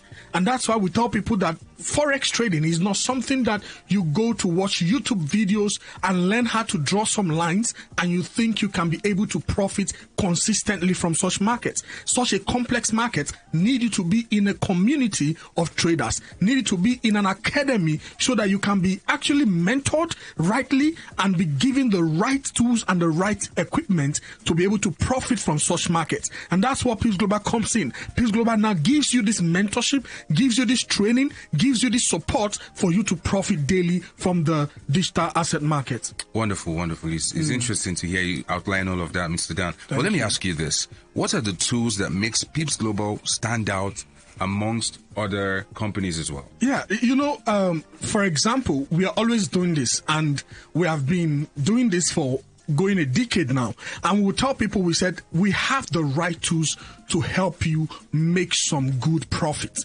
That's one of the things I'm going to re-emphasize on, that we have some good tools that actually can help you profit from this market. Now, one of our tools is the daily trading signal. Now, how about you learning in a community? You learn in a community whereby you are getting a daily support where people are there analyzing the trade 24/7, every single minute, every single day, just for people in that community to be able to be profiting. That's one of our tools.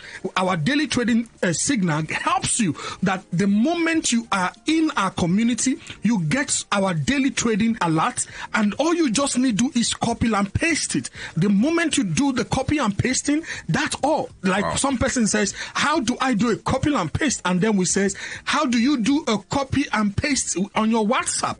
It is as simple as that. That's simple. That's simple. Wow. And all you need to do is now cross your leg, go about your daily activities while you see what the masters have got in store for you. And that's just one of our tools. Another of our tools is the PGTA system, the one that we launched the last week. And it was massive. Like I said, over the years, we have been looking for a way that Pips Global community traders can actually trade almost with zero risk in the market. Because one of the things scaring some people off the market, some enthusiasts of the market, is because of these guys are scared of losses. So we said, how can we help people to be able to trade on a zero risk? We discovered the TNT scalping strategy, but that didn't give us enough, like 100% of our expectation. So what we did was to discover the PGTA system. The PGTA system allows you to trade on a zero risk account. Listen carefully, we have a demo account, and that demo account is where you trade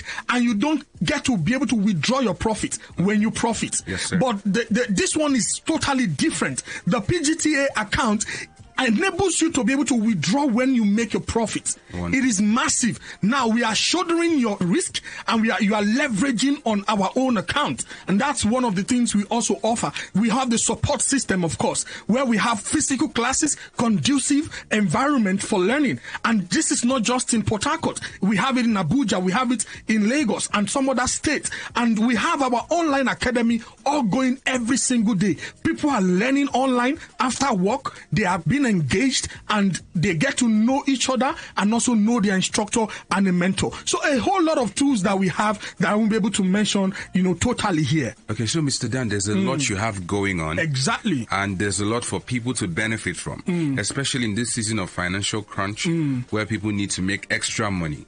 So if you're listening, this is your opportunity to latch onto something big and make some extra money for yourself. Absolutely. But Mr. Dan, tell me this. What is the big thing happening at Pips Global tomorrow? Yeah, tomorrow is actually going to be massive.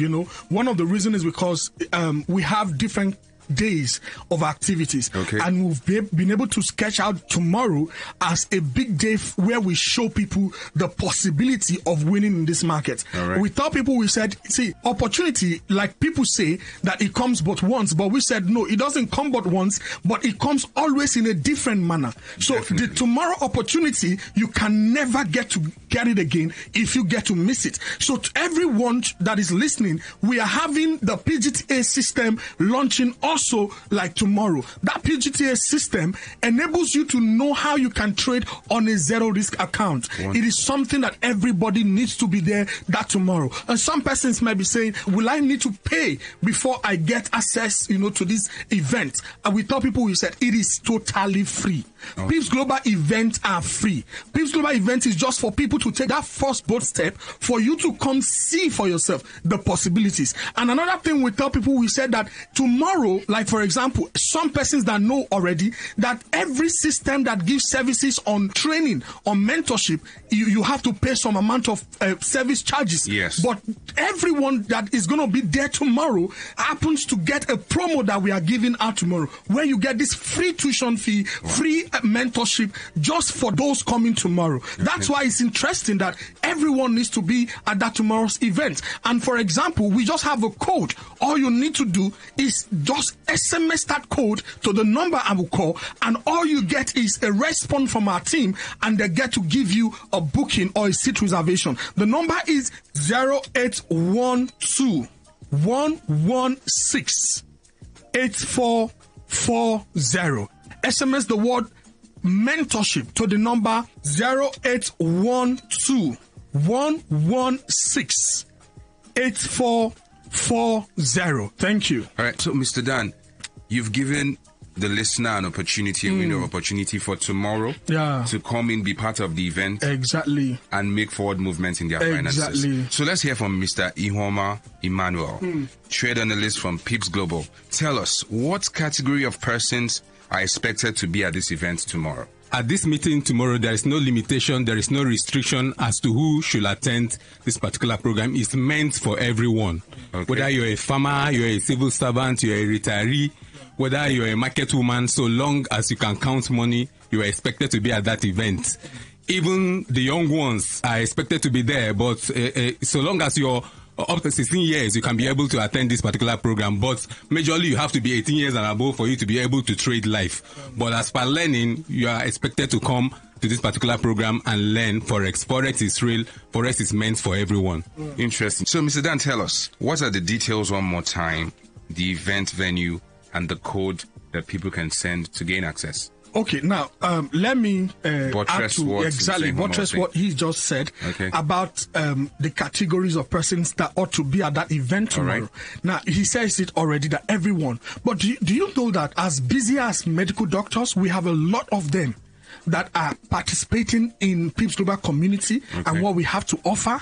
Meaning that everyone, no matter how busy you are or you could be, technology had made life so easy. Whereby you can actually get what you desire from the comfort of your home. Wow. And it's this technology we are using to actually profit from the market. Now, talking about tomorrow and the venue is here in the city of Port Harcourt, number 136 NTA Road, by location flyover. 136 NTA Road by location flyover. The moment you SMS the word mentorship to this number 0812 116 8440. SMS the word mentorship, if possible, with your email address, so that you can be able to get reached through your email also. 0812 116 8440. The time is 10 a.m. And the venue, like I said, is the city of Port Harcourt, number 136 NTA Road by location flyover. Coming from NTA before the flyover, coming from Rumola before the flyover. All right, thank you, Mr. Dan, and thank you, Mr. Ihoma, for coming through. Thank you. Thank you. Thank you very much. And that was a paid infomercial. What do you love listening to? What's your style? What's your choice? What do you yearn for? So we've got great talk, amazing conversations, entertainment, sport, and lifestyle. So tune in to Today 95.1 FM Port Harcourt, because we are the voice of the people. The voice of the people. 95.1 FM, voice of the people. And we're back.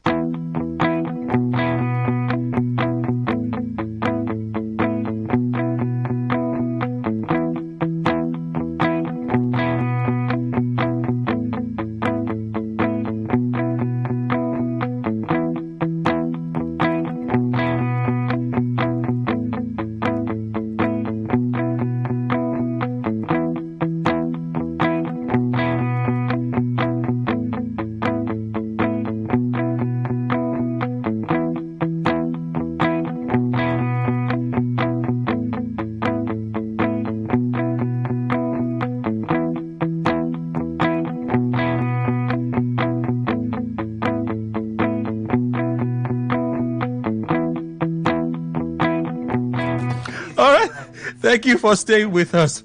So I was just thinking out loud there moments ago. You know, when PDP led by Atiku, they were protesting the outcome of the 2023 election. You remember now? When we heard that story that I'll be drinking my 40-year-old whiskey.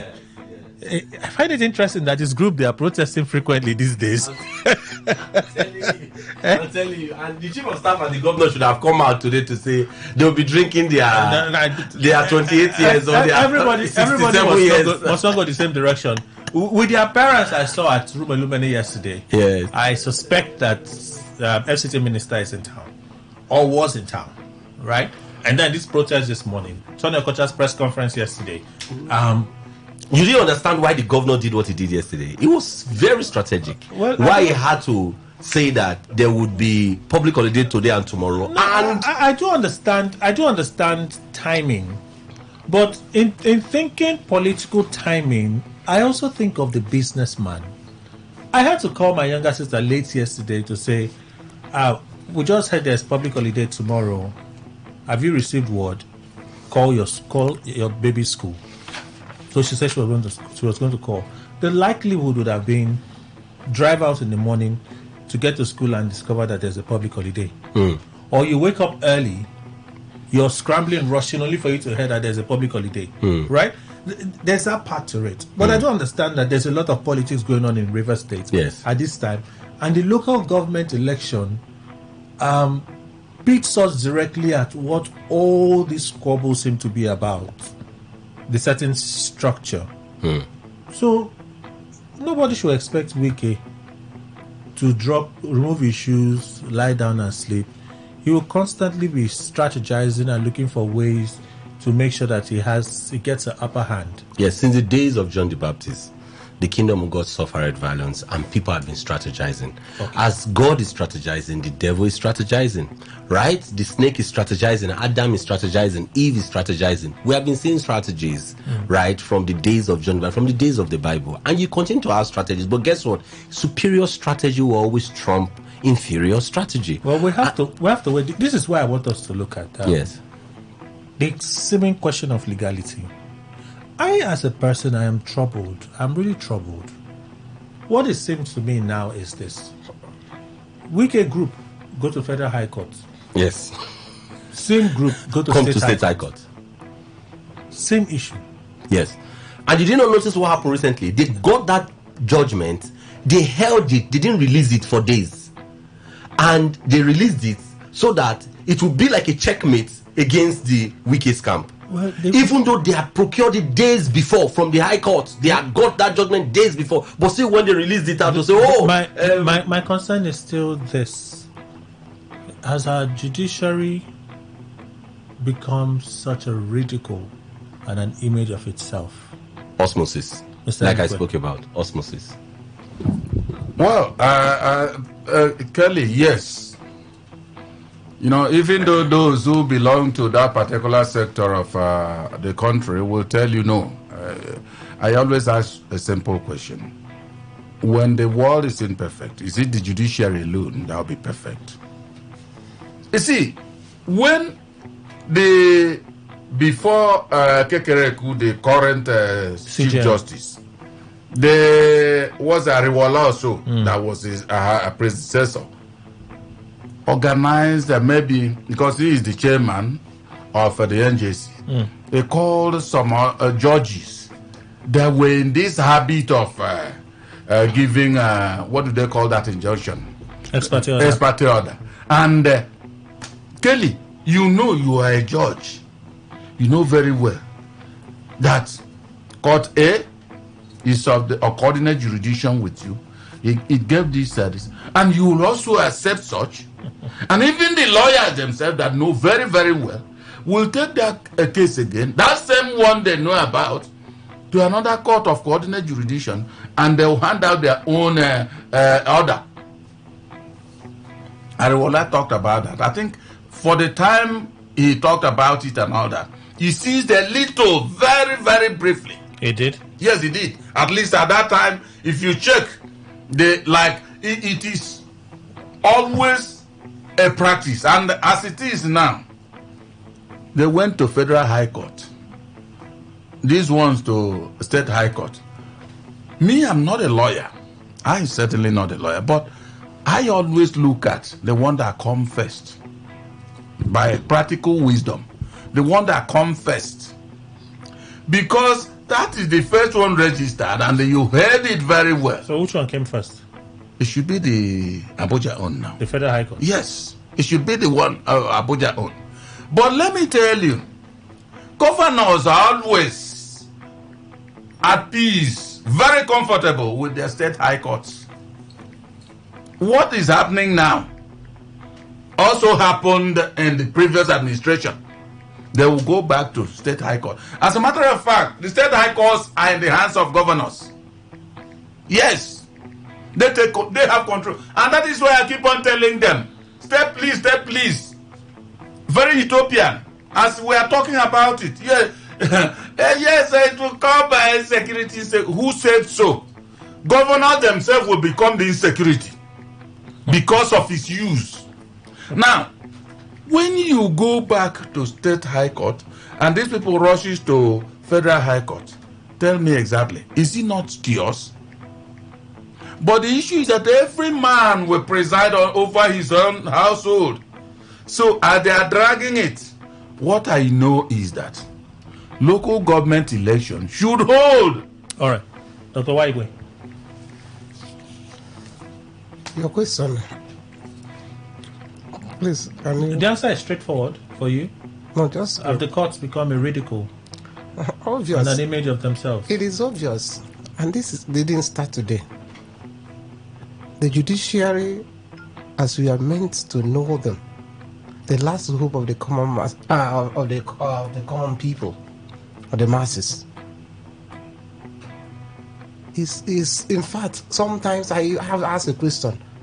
The people, the judges, are we comfortable with where we are? That institution. Yes, they say what they call system theory. That of the judiciary can be affected. But the way it is today, judge, even if you are a lawyer, are you not embarrassed by what is happening? The concept of independent of the judiciary, we had elementary knowledge in law and in government those days. You can see that far from in it. Those days, because of their practice. The judiciary, and most times the political class is enjoying the state of the judiciary. But even the institution, the Nigerian Bar Association, that is supposed to get worried of the state of the judiciary, it seems to be comfortable with it. Almost in England then, in 1897, one of the lords had advised a prime minister. He said, in preparing judicial salad, there will always be the legal oil and the political vinegar. But when it is out of proportion, the implication of it, you can't assure what happens. Today, there is a level of political instrument from time to time when they do, but when it is out of proportion, the implication is political implosion, and very soon you will see it. The political class are enjoying the state of the judiciary. Sometimes they give them double portion. Before you know it, we approve their salary and the rest of them, and you pocket them, and they are comfortable. But the whole essence of having the judiciary in a democracy, the whole essence is defeated. Andy? So, the miasma, yes, I keep using that word, that you see today in our political firmament is occasioned largely by the rascality of, the politicians that we have today. And the impunity, the shared display of brutes and evil, that has become their modus operandi, most definitely would permeate the different sector, because after the concept of osmosis and diffusion, you would find that the stench would move from a higher concentration to a lower concentration. Mm-hmm. If before now the judiciary was insulated and the stench that you had in the judiciary wasn't so right? Because of the proliferation of the tendencies of these politicians today, it has increased the if you permit my use of the word, the conquerness of the evil, such that today it quickly, like diffusion, is getting into the judiciary because there is now a semi-permeable membrane. This is the new concept that I have just pursued to make you understand that before now there were no, you didn't have people who were gatekeepers between these politicians. The politicians just did their things, they just did their things and ensured that they stayed within the laws.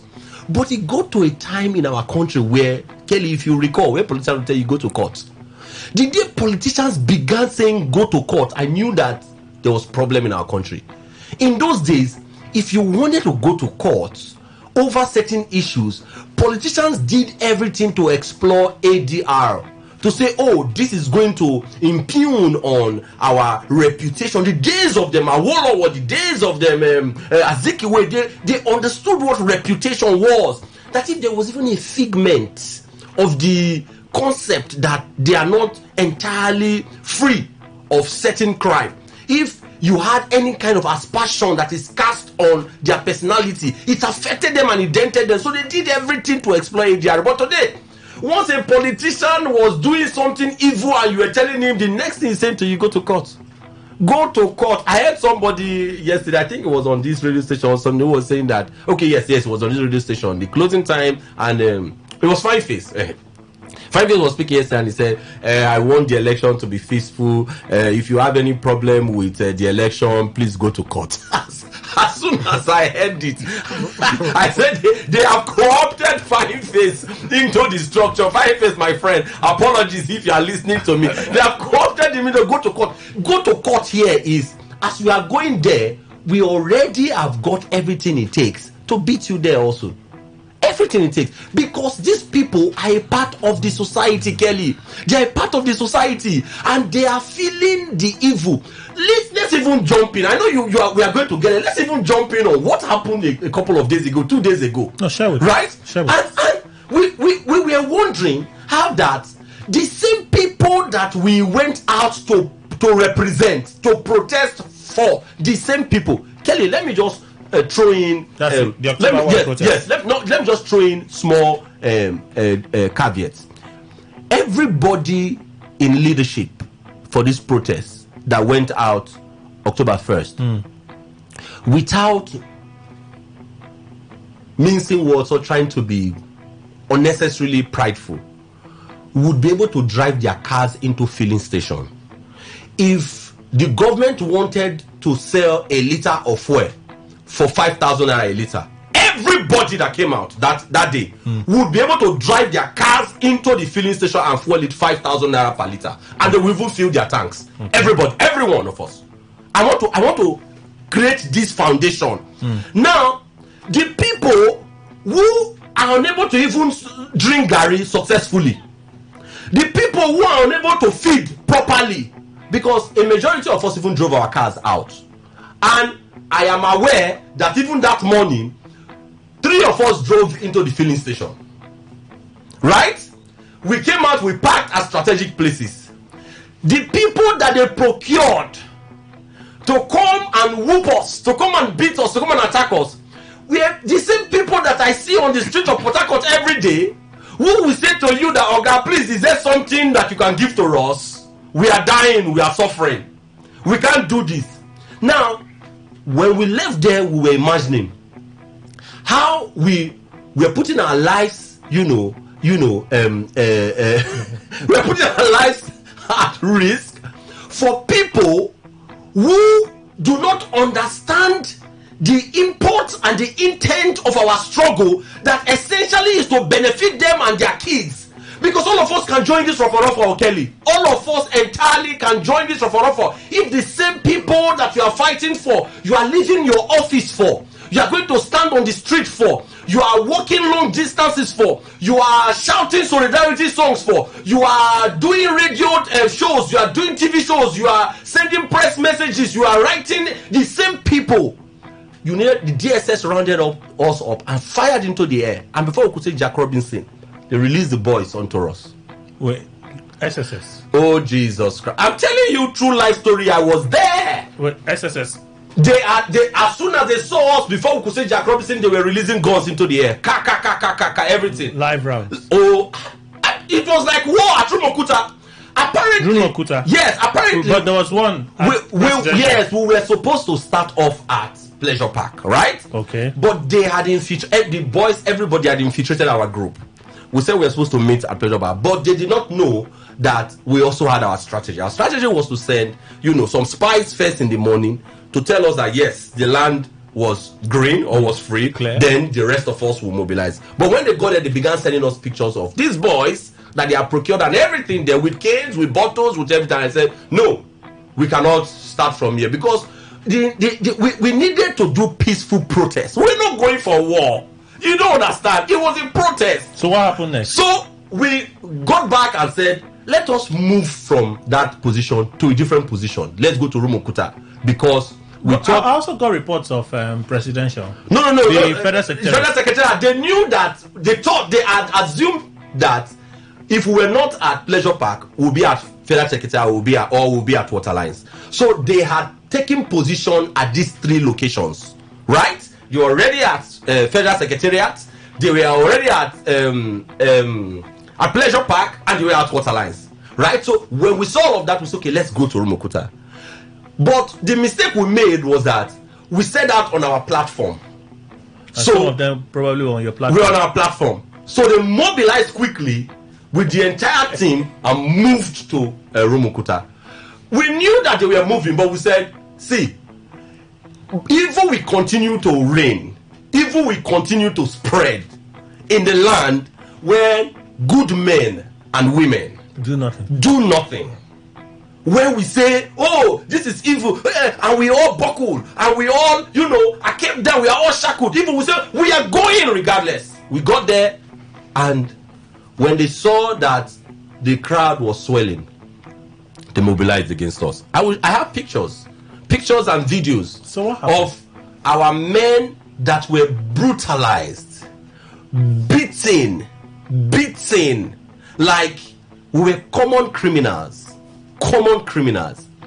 attacked, beaten thoroughly, until one of us who is listening to me right now said to them, all of you doing this now, are you aware even this current president protested? This current president protested, and all of you are going to drive your cars, or your cousins, or your nephews, or your brothers, or your sons will drive their cars into petrol stations, and they will not sell for them at a price that is less than what is the pump price. They won't sell for them because they are DSS relatives, they are police officers relatives, they are army relatives, they are relatives of Agberos. They won't sell, to them, for a price less than 1,100, 1,200. We are doing these things essentially because of this. Eventually, they let go of us, and we moved. But guess what? They had made their statement. If people that have been battered, how do you think they can come out again to protest? After the beating, yes, they allowed the people. Yes, of course. The SSS left. Of course. Police left. Of course. And they allowed you to go on your procession. No. How do you want to process again? So people whose hands were broken. So after the beating, people whose ears pulse was already coming out of their ears. After the beating, they let you go. Yes. So you people just dispersed. We dispersed. And people were going to the hospital. People were going to certain places. We were going there. We dispersed. But guess what? We were not dispersing because we are cowards. We said we will disperse and we'll go and re-strategize. Okay. And you see, they have got something else coming. Sorry for your sad experience.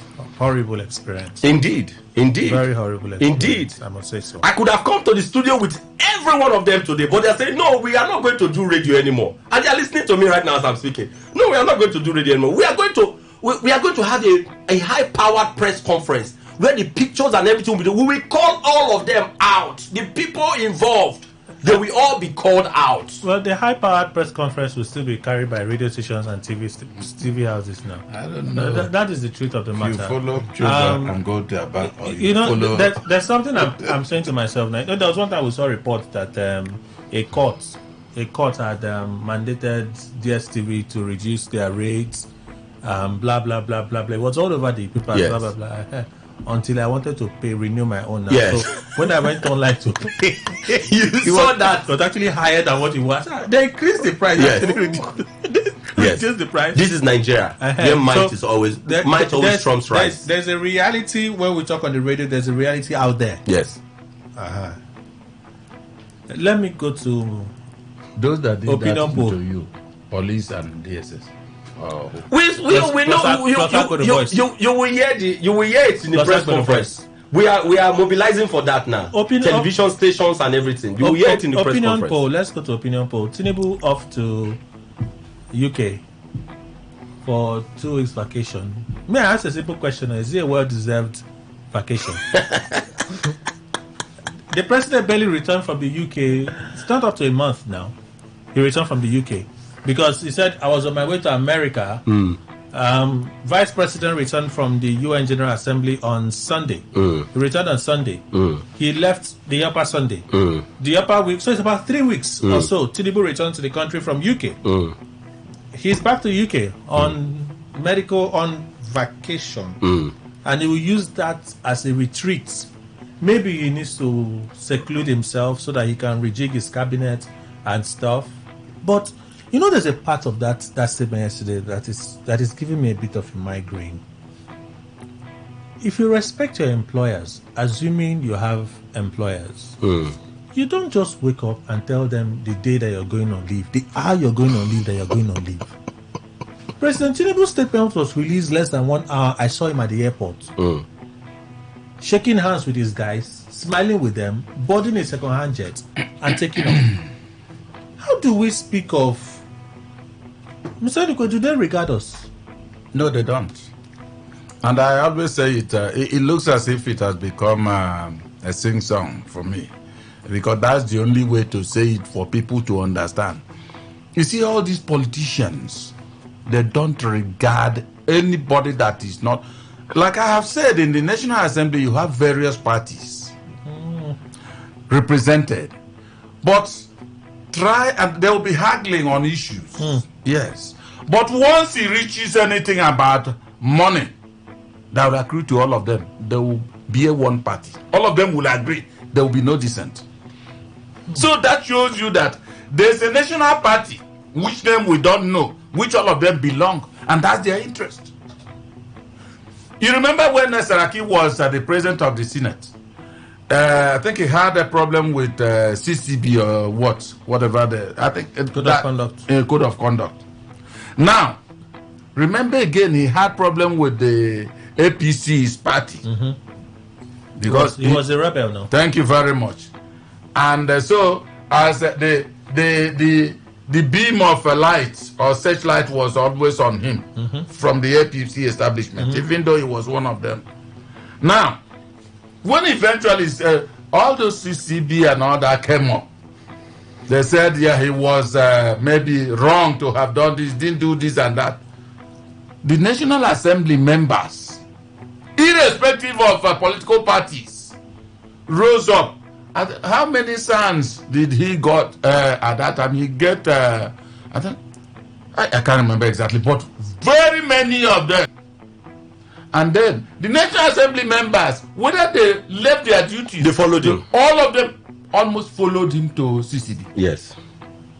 Then we were saying, what kind of solidarity? Just to show you this interest. And remember what I have said.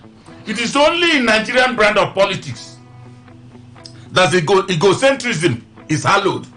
That is it.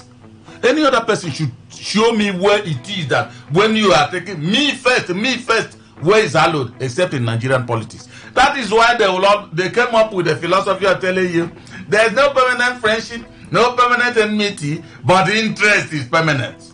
And that is why anything they are doing, they don't care about Nigerians. How can President Tinubu, on the first day of being sworn in, just look at anything? And according to the revelations we heard, because Emmanuel Dukwe was not there when he was reading, they said it wasn't part of his speech he was going to give. He said subsidy was gone. That's to show you and it's gone no forever. Interest. And remember, subsidy is not. This is not the only nation that has removed subsidy. But the problem is that what are the modalities you set? Because it will indeed entrench problems. To cushion the problem that will come. To mitigate them. None was done. Go and change your car to CNG. None was done. And the CMG, I keep on saying, you can now see the mechanics. The corridor of deceiving people. CMG. I have said, is it only in Abuja perhaps if it exists there?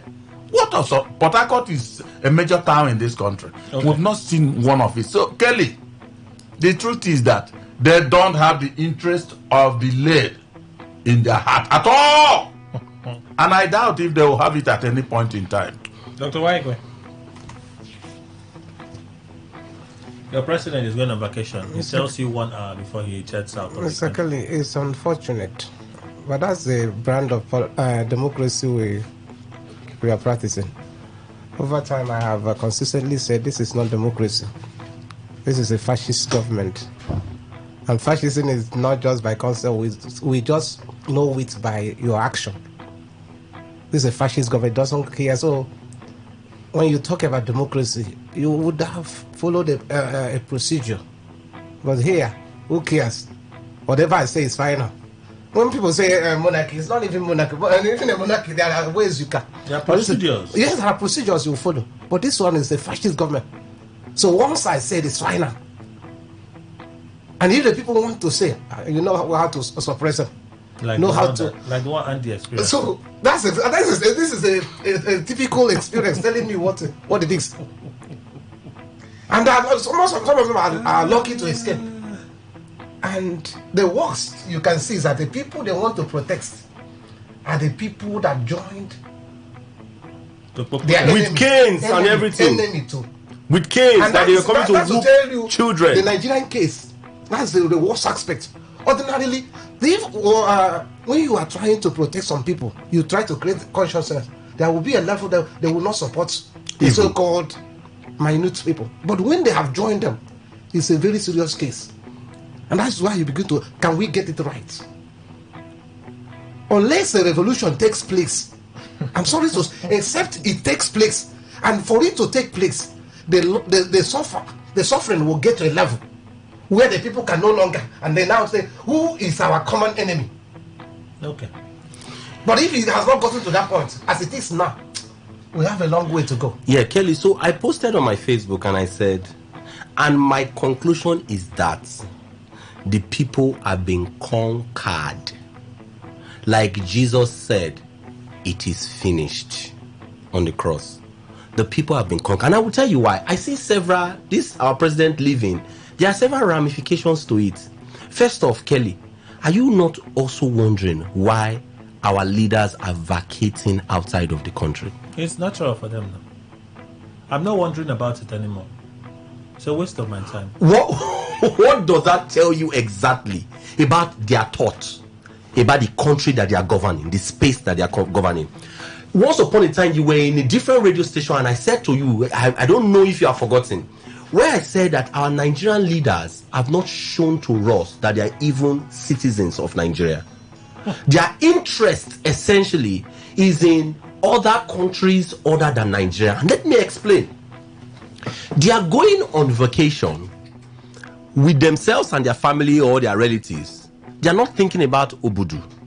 They are not thinking about the community in Delta States where you have natural beach line. They are not thinking about River State, the places where you can go to and you can read. They're not thinking about anything. They take our monies. Nigerians, listen to this analogy.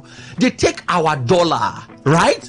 They take it abroad. First off, they are moving with our private jet. Let me make this analysis very clear. When you take your private jet to a different country, what happens is that there are amounts that you pay to that country on a daily basis. Mm-hmm. So if you are going to be there and it's on the hangar and that jet is there, you are going to be paying that money, and Nigerians quickly go and do a Google search around that amount that you pay. You pay all of it to that government. 1. 2, you are going to live with protocol. You are going to live with, particularly if it's a president or if it's a strong leader, all the people you are living with, you will put them in hotels. And in these hotels, you are going to be paying monies in dollar. you will also give them ESTA code because they have followed you to a different country to go and do whatever it is I do not know. If you check the expenditure that goes into traveling for vacation first from our leaders out of this country, it is enough to build primary schools in the 774 local governments in our country. 1. 2, when it's time for them to go for medical tourism, Kelly, they make it feel as if the doctors that are trained in Nigeria were trained in Guguru and Ekpa medical center, as though the blood that runs in their veins is not the same with the blood that run in the vein of the ordinary Nigerian. They are quickly procuring hospitals that, if you ever heard the amount that they paid to those doctors, the amount that they paid to those hospitals, Kelly, a lot of you listening to me right now, you will be weeping. They don't just go alone. They take their dogs. They take even their pets to go and receive treatment, medical treatment, veterinary treatment outside of this country, Kelly. It is not ending there. When it's time for them to send their children for education, for instance, they are sending them to Ivy League schools where they are going to be paying in dollars and in pounds. That time they are not particular about that people are looking for too much dollar. That is why dollar is increasing. Nigerians are not producing. They are sending their children to those schools. They are not bothered about it. What is even more annoying, Kelly, when it's time for them to invest, all of these monies that they have stolen out of our country, when it's time for them to invest, Nigerians, can you people not be sufficiently vexed enough? They move these monies, Kelly, to go and invest in South Africa, to go and invest in Dubai, to go and invest in other countries. This, for me, is the clearest example to know who is really interested in the country. The Bible speaks about the fact that where a person's heart is, that's where he's going to put his money. That's where he's going to put his interest. Okay. Where what you are in love with, you show love in deed and in action, in truth, even on that thing. Today we have seen our leaders ferrying all of our monies out of this country to show to us that indeed they are not in love with us. What is even more sad is that citizens are seeing this thing and they prefer to be in their houses or to be mobilized against us. A situation where the oppressor is procuring the reactions this morning on the issues that we have talked about today. 08170000951, 08109510951. Those are the numbers to call. Keep it within 60 seconds, yeah? Today 95.1, good morning. Hello. Good morning. Good morning, Tony. We can hear you. Please go on. Your name, where you're calling from. Yes, greetings to all the panelists. Good morning. You see, what played out before yesterday, as explained, even the other day he called in, I listened to him. That is the situation we find ourselves. But I have seen this long time ago. That is why I made a song titled Vanity. Wherein the civilians are oppressing civilians. That is why we find ourselves. The police or DSS, they are meant to protect life and property.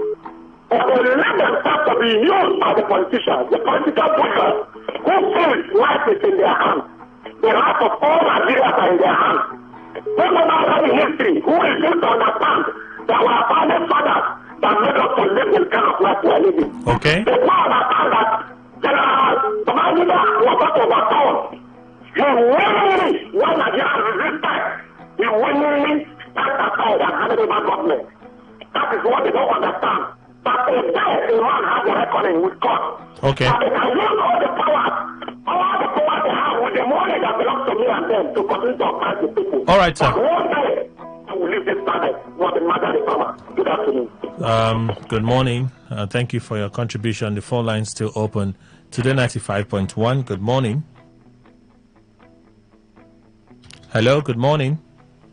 Call us back when you're ready. Today 95.1. Good morning. Hello. We can hear you. Good morning. Hello. Good morning. My name is Olusegun. I'm calling from LPA. Please go on, sir. I I greet everybody in the studio there. Andy. Good morning. I greet you. Yeah, good morning. Kelly, I greet you. Your guy, I greet you people. Good morning. I'm one of the big teachers before yesterday, 2 days ago.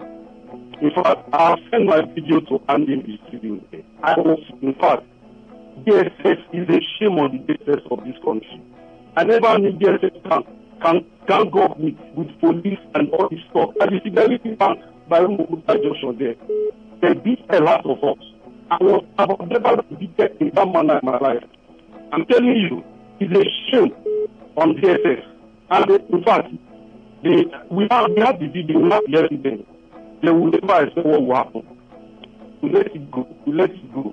It's just a surprise that people we are trying to fight for, so that this country can be a better nation. They are the ones beating us. In fact, I was like, ordinarily, the DSS and police were not there.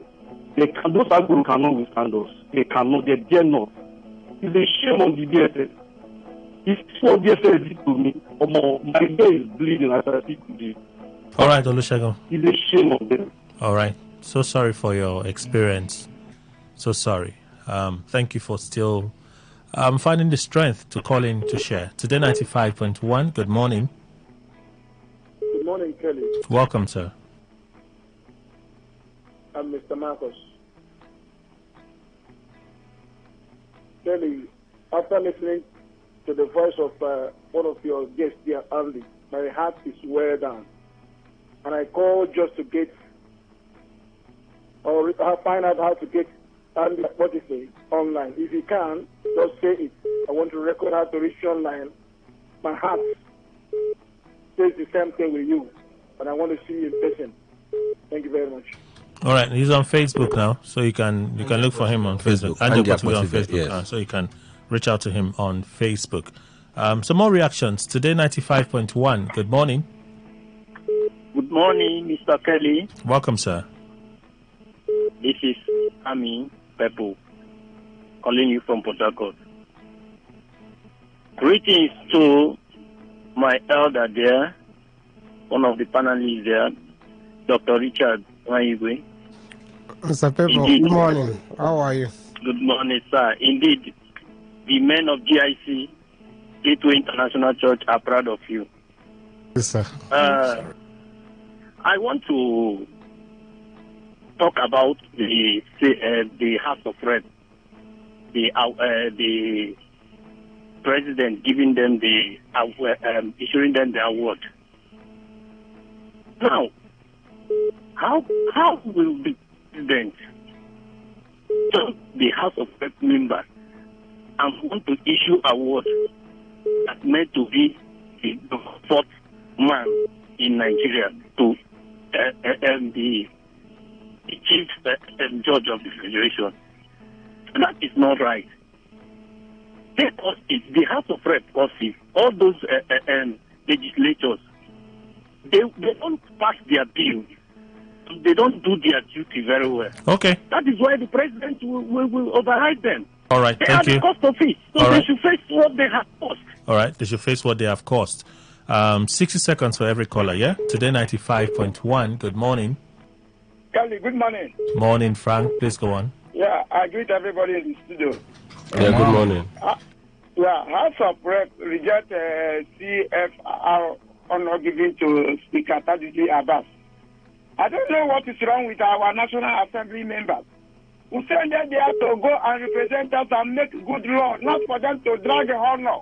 That is not what we send them for. They only think of themselves. The plight of Nigeria, they don't care. Since we have been crying for higher price of fuel, we have been crying for repairing of Port Harcourt, Warri, and Kaduna refinery. They never one day tell Mr. President, please do something about the refinery. And they are there dragging honor. Please let them change for this bad attitude and think of Nigeria. Thank you and God bless you. All right, Frank, thank you so much for reaching out. We'll take some more reactions before we read messages, WhatsApp and the rest of them.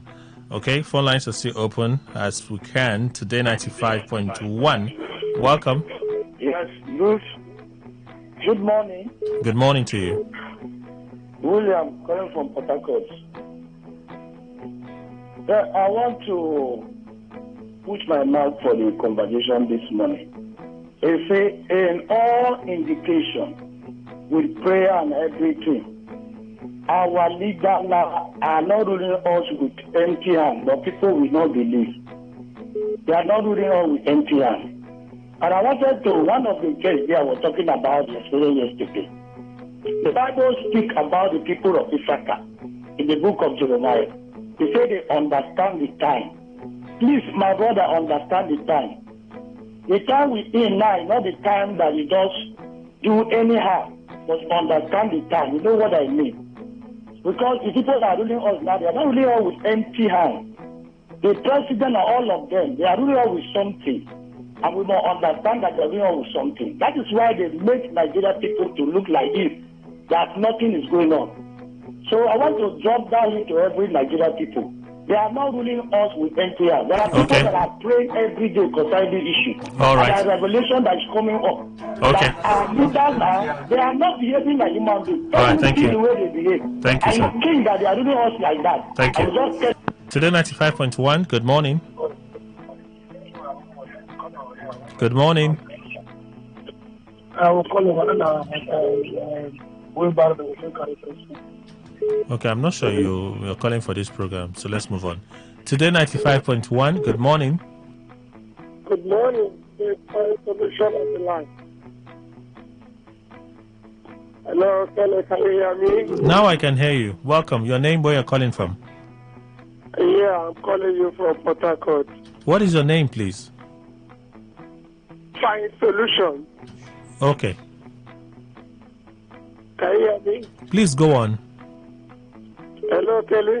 Please go on. Make your point.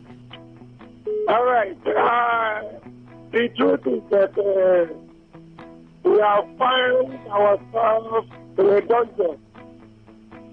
A place of... Hello?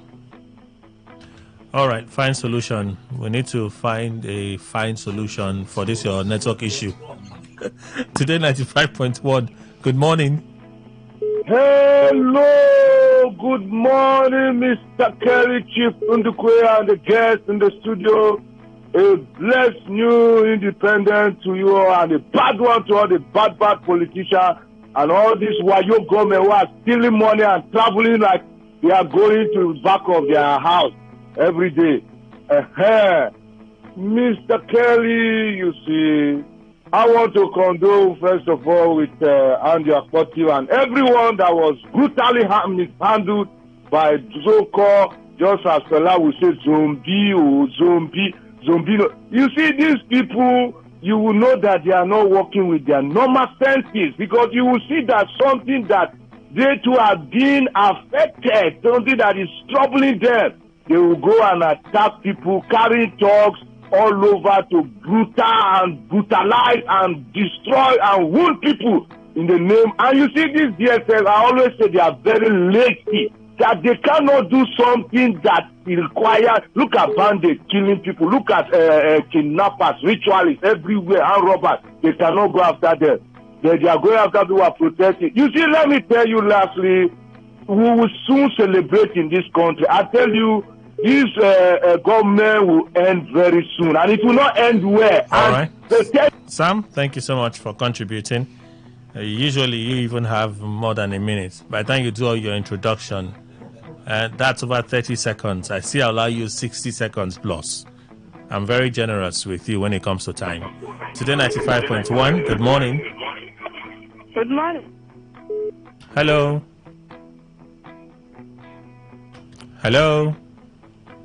All right. So sorry there. Let's do a final call. Today 95.1. Good morning. Yeah, Kelly. Good morning, Kelly. In fact, Kelly, I sympathize with Andy about what happened to them on the protest. But again, each time I hear people say revolution. So who are going to do the revolution? If the group that Andy Akpoti went with could not stand the beating, so who then? Are we going to look for the hoodlum, the opposite other side, that will now come and join in the revolution? It's a pity. You see, the APC started with lies, and these lies are continued and it will continue like that. But you know, Kelly, people are really trying because this is not a fancy job, those in the media. But the print media is not bringing out the truth of what is happening.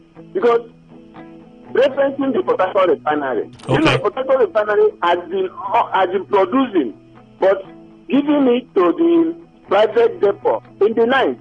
No, and really? They will tell us they are clean. Oh, wow. The Port Harcourt refinery, and I expected the print media to have brought that information. Okay, that's but your they time. are not bringing it. All right, that's your time. If it's true, that's something. Let's read messages now. Then we close in a bit. Tinubu is busy traveling everywhere. He's off to the UK, where SSS didn't allow NLC chairman to go for Labour meeting. I hope Tinubu has called his FCT minister to order before traveling to the UK. We don't want anybody to disrupt the LG elections on October 5. Big King, Port Harcourt. All right. So more of the messages have now poured in. I'll just read as much as we can. Good morning, Kelly and the guests. I wonder where President Tinubu forgot his conscience. Why is Tinubu treating Nigerians like we don't have a stake in this country? Traveling without anyone being aware and as much as 2 weeks is a height of wickedness. Mr. Chibike sent in that one. Good morning, Mr. Kelly and the panelists. Please tell Wanosike to keep that propaganda of Sim nursing VP ambition to himself. But if by mistake Sim is dreaming towards that line, he should know that the North has been using this same unyielding pattern to straw our River State resources. Jonathan succeeded from the South because he wasn't desperate over federal power. Dr. Lovely Warner sent in that one. Good morning, panelists in the house. Proverbs 14:1a. A wise woman builds a house, the foolish one pulls it down. President Tinubu on vacation to the UK. Was it not persons that beautified the UK as it is now pleasant in his eyes to go for vacation? What measures has he put in place before leaving? And for Governor Fubara, he should not forget that there is a trap and a hammer ready to fall on him. The judiciary will definitely do something to him when the time comes. And Jinamadi Soki, what would they do? Let's wait and see. You people are busy dragging awards in Abuja while people are suffering. Any Nigerian I see talking about Nigerian problem is what? Okay. Everybody should begin to think out solutions. Enough of the complaint because your leaders don't give a damn about you. Simply goodness from Malakaya. You sent in that one. Good morning, Kelly, and our wonderful guest is Julie from Stadium Road. Okay, this is an interview for Prince Choma Chinwo. A question for him. Your question came in late. Good morning, Mr. Kelly and the guests in the studio. Pro-Wiki and APC protesting against the Saturday election. Now they are protesting. Nobody will harass them. Nobody will beat them up. Have you now seen it is Wiki and Tinubu that allegedly sent his boys to flog people on October 1 protest? Emeka, well, that is your own thinking. Let's leave it with your own thinking. Most of the problems Nigerians are facing is INEC and the court. Indeed, their decisions have infused confusion in the land. If pro-Wiki loyalists, like they say, should protest till Friday midnight, the LG election must hold. I hope to see when the INEC would conduct credible elections and the judiciary is standing on the order of truth, not giving contradictory judgment. Jaja Gabriel sent in that one. Good morning. Wiki's group are protesting because they are about losing out in the chess game. The wish of their master is to install his loyalists as chairman, who will be giving him returns in Abuja, according to you. The money that will be coming to the LGS directly from the Federation account henceforth will be huge, and one man can never remove his greedy eyes from it. Victor from Rukwaku sent in that one. Good morning, Kelly and the guest. What a country. I'm so ashamed of leadership and judges we have in this country called Nigeria. Court order in the morning, court order in the afternoon, court order in the evening. What a confused country. Eric, why not PDP protesters wait for the reaction of the judiciary, even if the election holds, instead of taking the law into their hands? Because it's the duty of the judiciary to decide whether the election held and it's legal or illegal.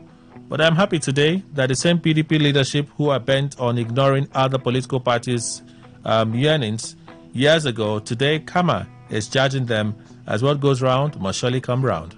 Okay. On Rivers LGA elections, I heard Tony Okocha earlier this year around the month of March saying it is no longer business as usual. LGA elections must be conducted. So what has transpired between that time and this moment? That the same man has gone to Abuja to procure a court judgment stopping a sitting state government from conducting LGA elections. I hope the situation is not what my mind is telling me. Sinclair Jumbo from Alakaya, you sent in that one. Governor Fubara declares 2 days election public holiday. Right step in the right direction. Wisdom is profitable to direct. Those fighting against the success of the election will live to see the election come to pass with their eyes open. Aboyo Kingsley, Rumokuta, APP Ward 13 Chairman. Okay, we wish you well. On Rivers local government election, Hector, sponsoring people to go to court to stop RESEC from conducting the local government election, trying to influence the National Assembly to empower INEC to take over the conduct of local government election, using the courts to compel security agencies not to provide security for the election, and compelling INEC from releasing voter register, and trying to use hoodlums to threaten people who will come out and vote. Because once Wike lost control of the local government, he has completely lost the structure for 2027. Hector Christopher sent in that one. 2 more from here, and then we leave. Good morning, Kelly and others in the house. It's really a pity that men that are addressed as honorable are behaving like dishonorable men. Rivers State is very unlucky in politics. They are factionalizing offices, IYC, MOSOP, youth organization, parties, traditional stools, etc. If it's possible, they would have factionalized the governor's office in Rivers State. My regards. Sylvester, you sent in that one. Hi, Kelly. On Governor Fubara's broadcast, many are yet to recognize that change has occurred in the spiritual. Wike with his 8-year term is gone and the chapter closed. All his schemes against Governor Fubara's term failed mysteriously. Sycophants, because they are slow. Since their Oga will continue dreaming he is in charge, 2027, let him try what he did with Atiku with Tinubu if he's a man. Or is his presidential ambition dead? Mr. Dennis Onyaguara sent in that one. And the last one. Good morning, Kelly. What exactly is the essence of always calling the presidential jet second jet? It's not second jet, it's second-hand jet. If they pay you, drink water. Whenever you mention the president traveling in it, is that part of how an information is passed across? Haba, DJ from Botago. DJ, go and ask Posky how things are. We are now best of friends, so DJ, drink water.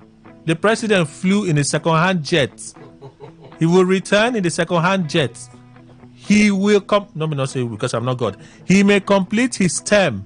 If he gets a second term, he will still fly in that second-hand jet.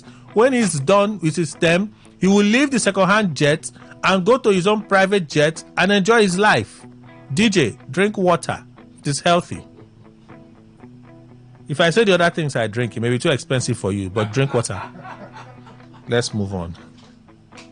Tomorrow, send me another message again because I'll say it again. Let's read some more messages. Traditional SMS portal. What does the INEC man mean when he says he has not officially handed over voter register? His grammar won't stop the election. Election must hold.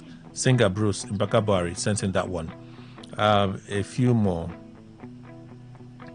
Kelly, it's not shameful that Mr. Tinubu, that claims to be a reformer, has chosen to spend his reflection vacation in London instead of Tinapa or another resort within. Since he's going to reflect, let him reflect on his bad governance, poor and inhuman policies, non-functioning refineries, nepotism and hardship in the land, and while considering his cabinet reshuffle, he should reshuffle himself as the petroleum minister before others. Why you sent in that message. Good morning, Kelly. Nigeria is indeed a Bollywood drama scene. Don't be surprised. We'll all wake up one morning and hear something like Nigeria is not your own. Godsend, Port Hackett. Morning, Kelly and all the guests. Gift Joseph. Election must hold October 5. will not hold Buhaha, which were River State, and why will Rivers people allow some few individuals hold the states captive? Mr. President, Mr. President, UK for what? Vacation. Okay.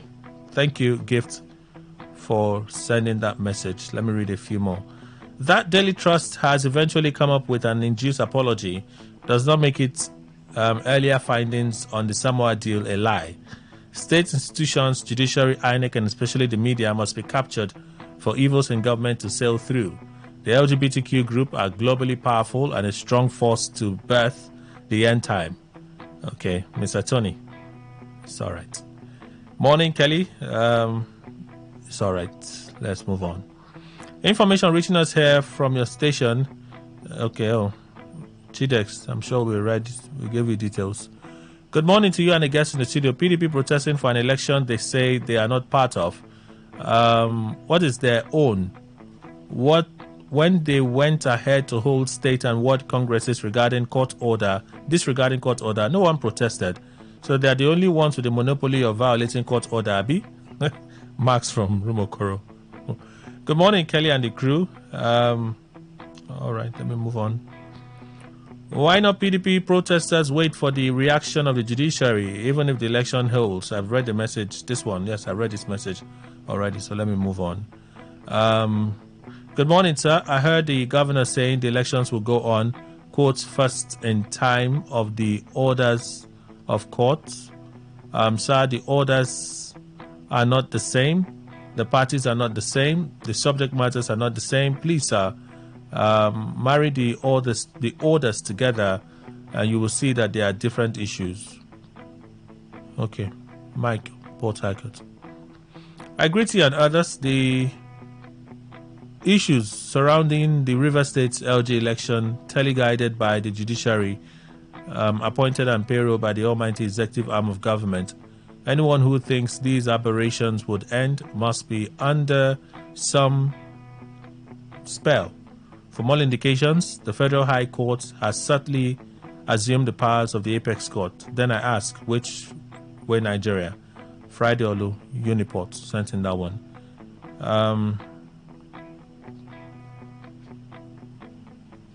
All right, Sambo. Any nation governed or ruled by people without integrity and conscience, that nation is doomed to fail. I told you before now that Nigerian politicians are pathological liars. These liars, called Dash in Nigeria, have turned Nigeria into a jungle. Okay. Ubingele from Port Harcourt. The much I can read from here.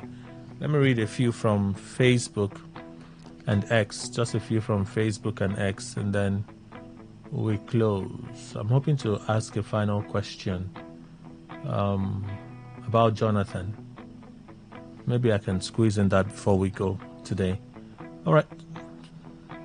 I asked the well-deserved vacation. Tinubu off to the UK, 2 weeks leave. Osborne Essien, good morning. Waiting concern Agbero with overload. Paul Samuel, I never had plans of commenting until I heard Andy say that we are conquered. Please, sir, don't lose faith. We're not conquered. The people you see that day are mental slaves. They are but a few of the larger number. The only sad thing is the number of us haven't come. Okay. Emirate, people are dropping out from their job because of high increase on transport. But the president is going on vacation in another country. May he never be well. Okay, let's stop there. Strong thing. I remember Tinubu sometime telling me that he did not attend the United Nations General Assembly meeting in New York, was to stay back home and solve the enormous problems facing Nigeria. My question now, has he solved the problems before jetting out again?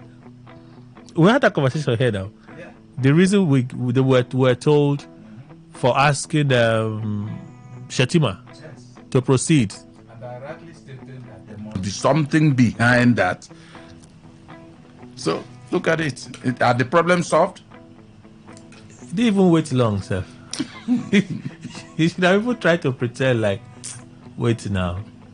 You know, perhaps their past statements is not recalled to them. Like they just say things and assume that, we're dummies, so we'll not remember. No.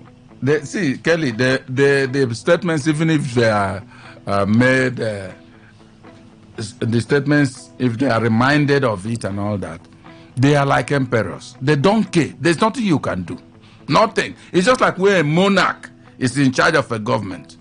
Wow. There's nothing that monarch is not afraid of anybody. But even that monarch has advisors.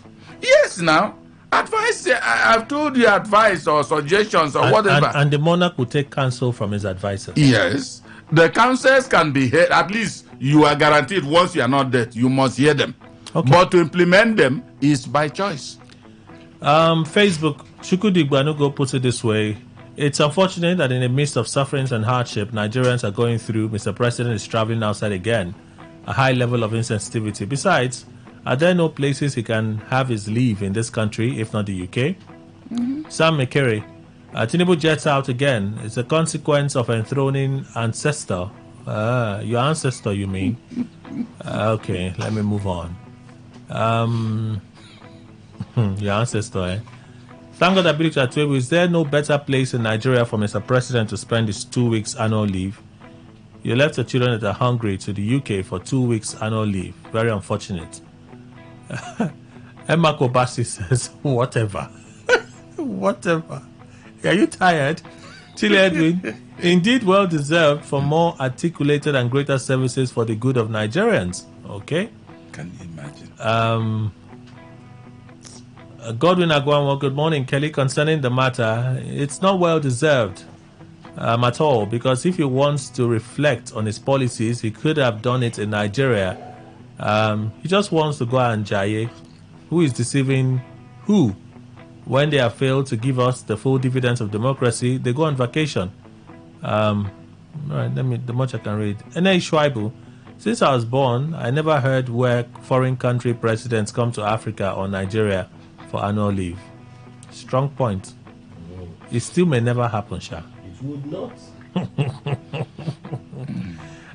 General Post, Omunakwe Joy. Good morning, Kelly. And you want to convince me that we are independent when our president is going to another country built by another president for vacation. How many times have you heard the Westerners coming here for annual leave? Nigeria, something. Another one, Hector, we read a message from you already. Choma Kinsley Walu, GJ has said it before, single terms will be good for Nigeria's presidency. We're just moving up and down as if we don't know what we want in this country called Nigeria. Iya Lalibo, good morning, Mr. Kelly. Most of the crowd are paid crowd. They even called me that they will pay me 5K. Here from Port Harcourt. Are you talking about the protest this morning, or the one that they went to Popo? Unfortunately, Andy and his group. Comrade Iceberg, let us know whether you are a part of the people, so that we will know what to do to you. The reaction from the police concerning that propaganda from the enemies of the state is a clear sign that the FCT minister is just using the heads of his supporters to cow them to remain loyal, nothing more. Kudos to the police for clearing the air. As for the ex-parte order from Abuja court, it's mere academic exercise. All right, we have to go. So I wanted to ask this question here. The other time Ndume was berating, castigating the Tinubu administration for not being decisive in dealing with Boko Haram, and he talked about how Jonathan brought in mercenaries and they had some calm that allowed them to participate in the election, had a result that contributed to the ousting of Jonathan. And now he says that same strategy should be employed again. Bring the mercenaries to come and deal with Boko Haram. Same way Atiku is now calling for 6-year rotational presidential term for the National Assembly to consider and amending the Constitution. Did they know these things, but just wanted Jonathan out of power? Andy, we're closing.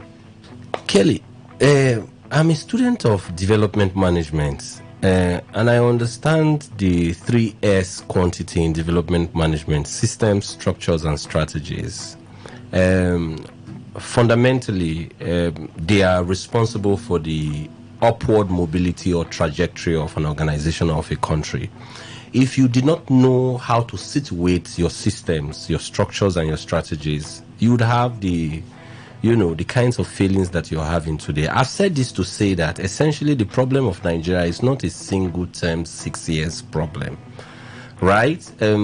You have got to sit down and ask yourself what systems are appropriate for the peculiar environment that we live in. What systems, what kinds of structures are supposed to be an offshoot of that system, right?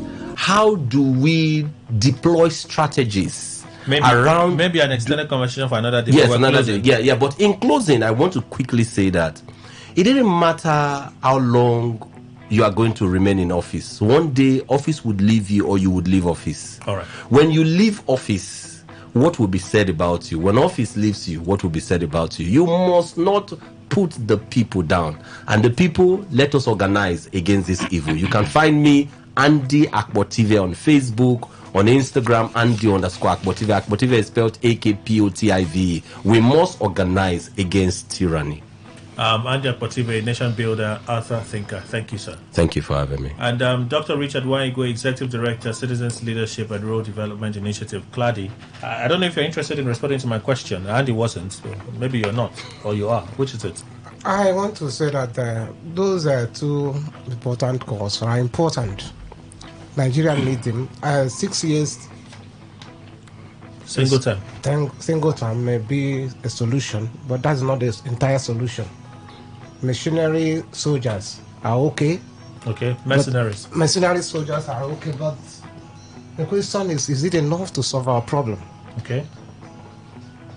Without political orientation, without a change of our values. The same leaders won't allow this system to work. But it's a starting point for us. All right. Thank you again, sir. Thank you, sir. But I want to use this opportunity to say this. Our leaders are taking the people for granted. And history is replete with cases where over time you will see the people come back. All right.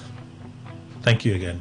Mr. Emmanuel Ndukwe, our in-house analyst, thank you for your time and contributions. Thank you very much, Kelly. Thank you, Nigerians. I must say that whoever is bad and has chosen to be bad, even if you give him 2 years as president, he will remain bad. So all these things, they are coming up. They are just getting tired of it. Perhaps when they leave office, they start thinking very critically. I will tell you that Nigeria, except those who are in the limelight, will decide to make a change from their heart. Nothing, not all these single 6 years them and all the rest of them will change anything. That's our show, everyone. Kelly Kemenjima is my name. Thank you for being part of the conversation. God willing, we're here tomorrow for Friday edition of Today's Quest. Good morning and have yourselves a great day.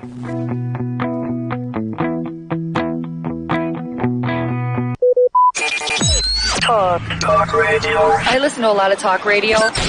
95.1 FM. On this day in history. On this day in history. On this day in history. Today in history, Thursday, 3rd October. In 1960, Nigeria became a member of the United Nations just 2 days after gaining independence from British colonial rule. In 1977, Nigerian musician Fela Kuti's Kalakuta Republic compound was attacked by around 1,000 Nigerian soldiers, destroying the compound and injuring many people, including his mother.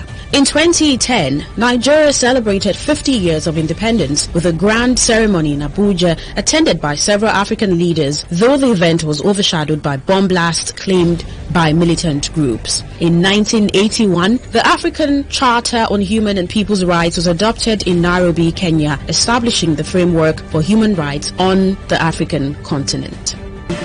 On this day in history. On this day in history. On this day in history. Talk radio. I listen to a lot of talk radio. 95.1 FM. What do you love listening to? What's your style? What's your choice? What do you yearn for? So we've got great talk, amazing conversations, entertainment, sports and lifestyle. So tune in to Today 95.1 FM Pawtucket, because we are the voice of the people. The voice of the people.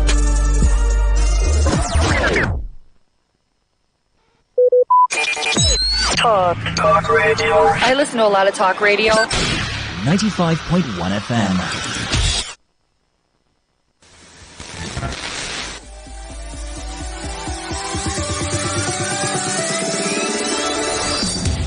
After Oxygen, entertainment has to be the next best thing. Because every chapter is unexpected. At Today 95.1 FM, we know we entertain better, so we do it. Life is too short to overthink your overthinking. So join us at 11:30 a.m. every weekday. Let's give you a taste of sugar, spice, and everything nice. Entertainment Today. The ultimate entertainment extravaganza.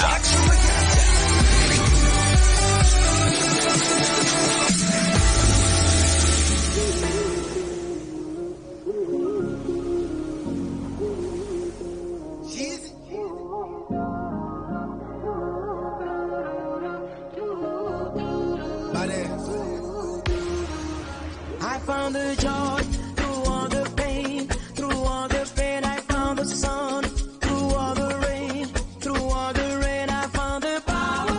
A brand new day, a brand new day. I found the power. A brand new day, a brand new day. And I'm awakening.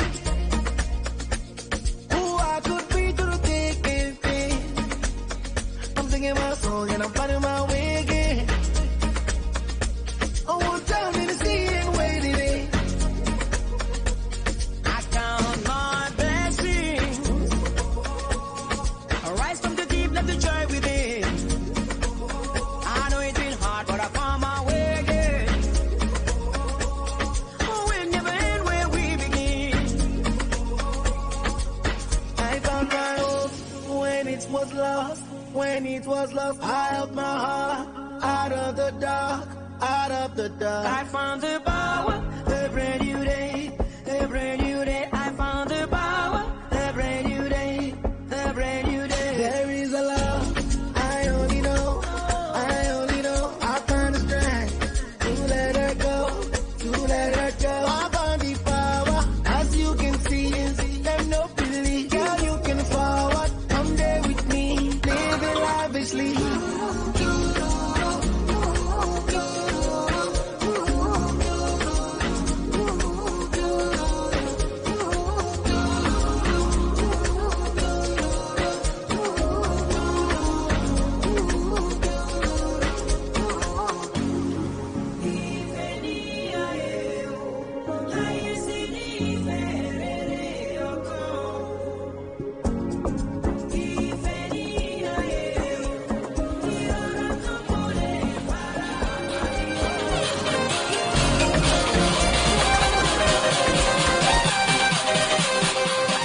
Angelic Kidjo and Davido on that one. Joy. Today being 3rd of October 2024.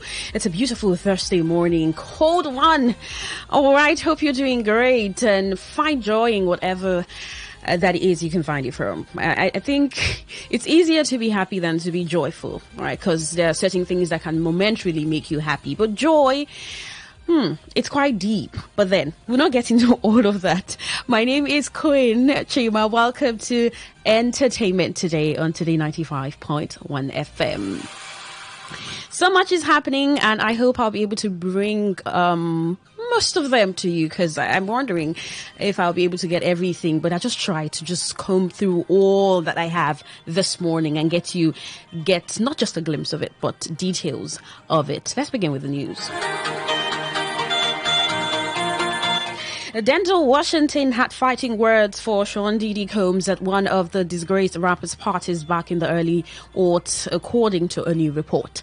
Well, the Oscar-winning actor, 69, screamed at Combs before he stormed out of an all-night party that the music mogul hosted in 2003, an unnamed source told Weekly. Well, the outlet describes the insider as someone who was friendly with Diddy in the early 2000s. Denzel screamed, "You don't respect any anyone, the source claimed. Well, Denzel and his wife Pauletta had been partying until dawn with Diddy, and they had seen something and stormed out, the insider continued. Well, the Post had reached out to representatives for Washington and Combs for comment. Combs is currently facing 3 charges of sex trafficking, racketeering, and transportation to engage in prostitution. He has pleaded not guilty on all counts. Well, following Combs' arrest at a New York City hotel on September 16, federal prosecutors unsealed the indictment against the rapper, revealing allegations that he hosted freak-offs, elaborate and produced sex parties that he would allegedly lure women to participate in for his enjoyment and that of his guests. Combs was known for hosting wild and lavish parties long before his arrest. The expensive affairs were always populated with A-list celebrities, including Washington. Well, Diddy's $3 million 40th birthday party of the century at New York's Plaza Hotel in 2009 was among the rapper's famous bashes that the Equalizer star attended. Well, though Washington has never publicly spoken about Combs, soirees comedian Brandon T. Jackson had said that the Fences actor advised him to always leave Hollywood parties before the devil gets there. Always told me we'd be at the parties. He said, you leave 30 minutes for the devil get there. Okay?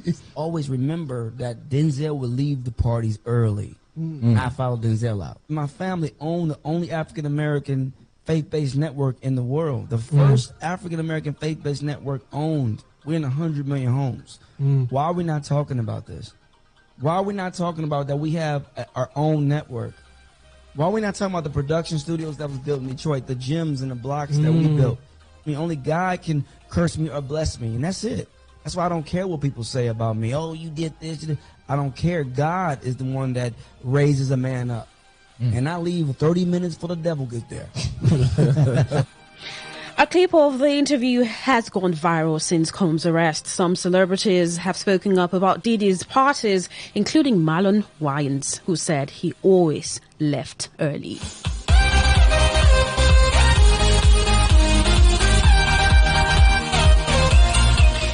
R. Kelly's daughter won't take her son to see him in prison. He knows exactly why we can't have the relationship.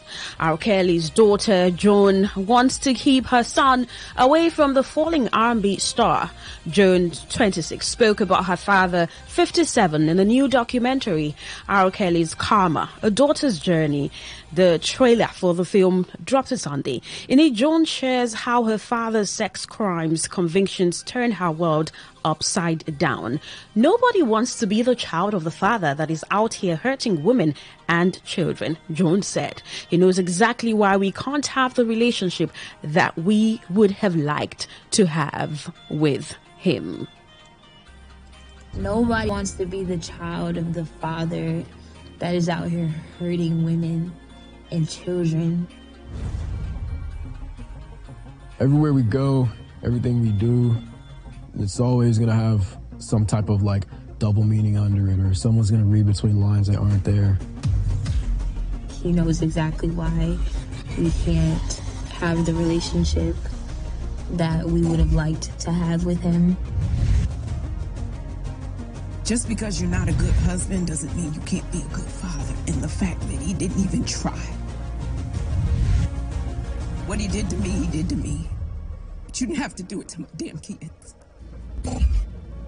What he has done to those kids, there is no other word for him. He's a monster.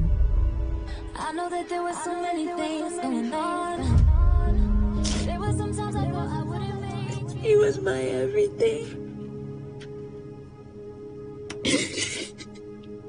For a long time, I didn't even want to believe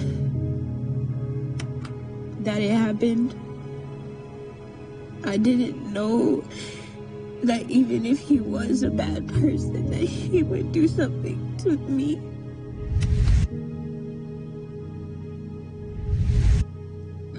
I really feel like that 1 millisecond completely just changed my whole life. If my son asks questions and as truthful as possible. But I would not be taking my son to a prison to meet his grandfather.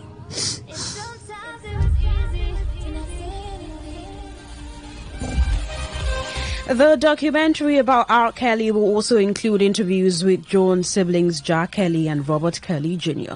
In 2008, R. Kelly was acquitted in a child pornography case. However, the singer was arrested by federal authorities in 2019. Prosecutors allege that R. Kelly and his team traveled throughout the United States and abroad to perform at concert venues and to recruit women and girls to engage in illegal sexual activity with Kelly. In 2021, the I Believe I Can Fly musician was convicted of racketeering and sex trafficking charges by a federal jury. He was sentenced to 30 years in prison. On 6 of the 13 counts that Kelly had faced, including 3 child porn charges.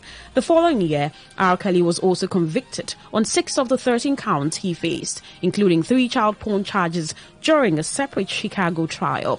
A judge later sentenced him to 20 years, with 19 to run concurrently with his previous 30-year sentence. In April, the Federal Appeals Court upheld Kelly's 2022 conviction, rejecting the singer's argument that a shorter statute of limitations law should have been applied to his case. R. Kelly's Karma, A Daughter's Journey airs October 11 on the TVEI network.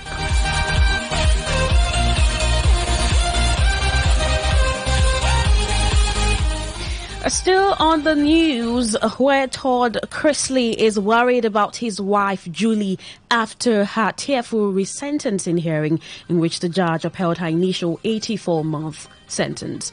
In an exclusive statement to the Post, one of the couple's attorneys, Jay Sargent, reveals Todd, 55, is extremely disappointed and dissatisfied with Judge Eliano L. Ross's September 25 ruling.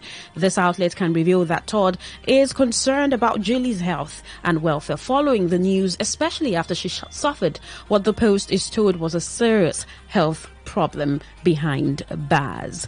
Well, their daughter, Savannah Chrisley, 27, told her podcast listeners earlier this year that Julie's prison doctor informed her that she may have had a possible tumor in 2023. Todd and Julie are serving reduced sentences at separate prisons after being convicted of bank fraud and tax evasion in 2022. The Chrisley Knows Best patriarch is spending 10 years at federal prison camp Pensacola in Florida, while Julie, 51, has been serving her 5-year sentence in Lexington, Kentucky. Well, the reality TV family was hopeful that Julie's sentence would be further reduced at her hearing last week after the 11th U.S. Circuit Court of Appeals judges concluded in June that there was no evidence she was involved in the entire bank fraud scheme dating back to 2006. Her case was then sent to a lower court for resentencing. Julie stood before Judge Ross at United States District Court for Northern District of Georgia in downtown Atlanta last week and apologized profusely for her actions between tears.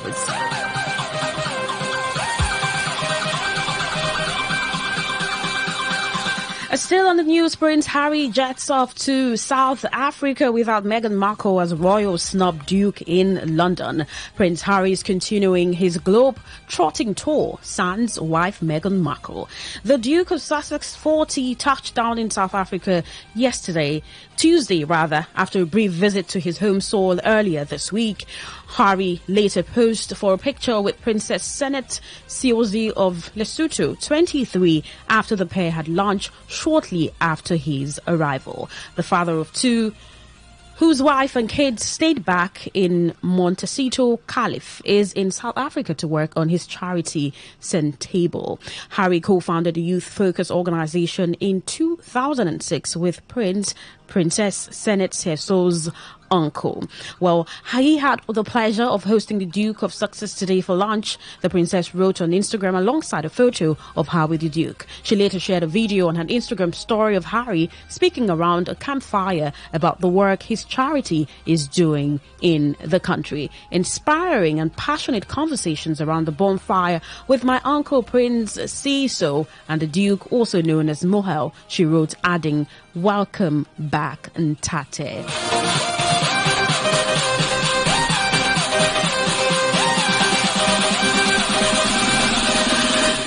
Elton John, 77, lists organs he's had removed.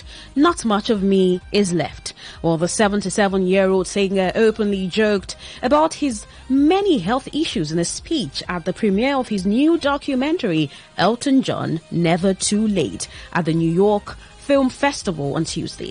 To be honest with you, there's not much of me left, John told the audience after a screening of the documentary directed by his husband, David Furnish, and R.J. Cutler.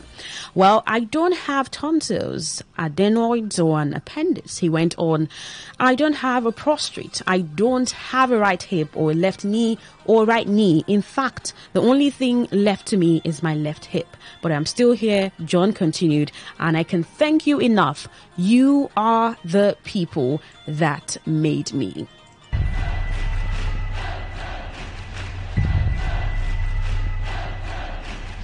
I always believe that if you have got enough ambition, you can make it anywhere. Ladies and gentlemen, Elton John. When I was very young, my life was all consumed by music. I just wanted to become a songwriter. The album went soaring up into the charts. Did you know that you nailed it? Yeah. We had hit after hit after hit after hit. The acclaim grew and the audiences grew. You're the most famous pop star in the world. Elton John is set to play at Dodger Stadium. No solo artist has ever put on a live stadium show. I knew it couldn't get any bigger.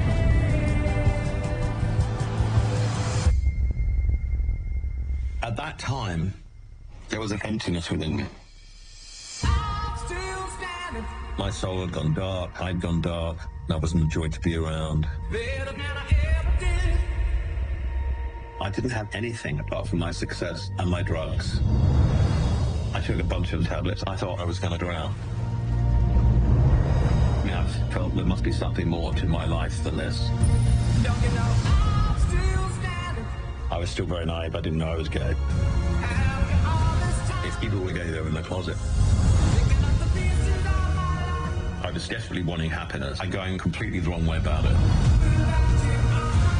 It made me realize family was more important than anything. I've got to the point in my life where I have to do what is honest.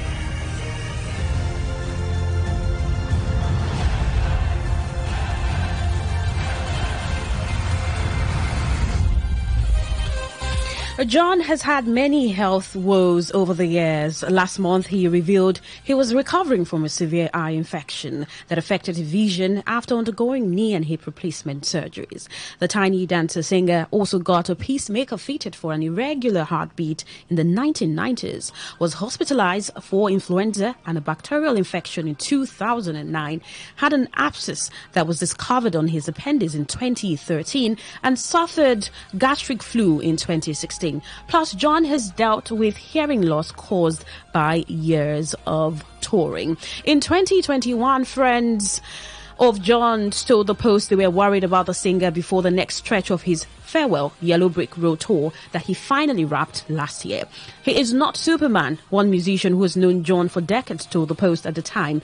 He should be at the home with his kids and his husband, not stuck on the road. I worry that he won't finish his tour. At the premiere of his new documentary, John mentioned that he's done with touring after his farewell Yellow Brick Road tour finished in 2023 after 5 years and more than 300 shows worldwide. As you know, I decided to stop touring because I am 77 years of age, he said. I've done all there is to do to play. I've succeeded, I've been there, and I've done it. The most important thing in my life are David, Zachary, and Elijah, and my family and my friends, he added.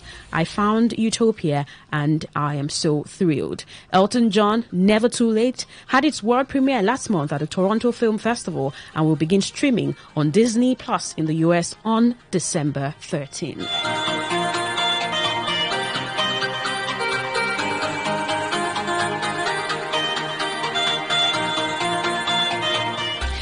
Actor John Amos' cause of death has been revealed. The star died of congestive heart failure according to his death certificate, which was obtained by TMZ. The certificate issued by LA County also stated that the Good Times actor died at 5:18 p.m. at Inglewood Hospital in Inglewood, California, August 21. He was 84. Outside of his heart failure, no additional medical conditions were listed and an autopsy was not performed. Well, Amos was cremated August 30. Per the documentary, Amos's son, Kelly Christopher Casey Amos, informed LA County officials about the star's passing. TMZ, the death certificates indicates that Casey was giving his father's ashes after he was cremated. Casey, 53, broke the news of his father's death Tuesday. Casey said that the Roots star died of natural causes. It is with heartfelt sadness that I share with you that my father has transitioned, Casey shared. He was a man with the kindest heart and a heart of gold, and he was loved the world over. Many fans consider him their TV father.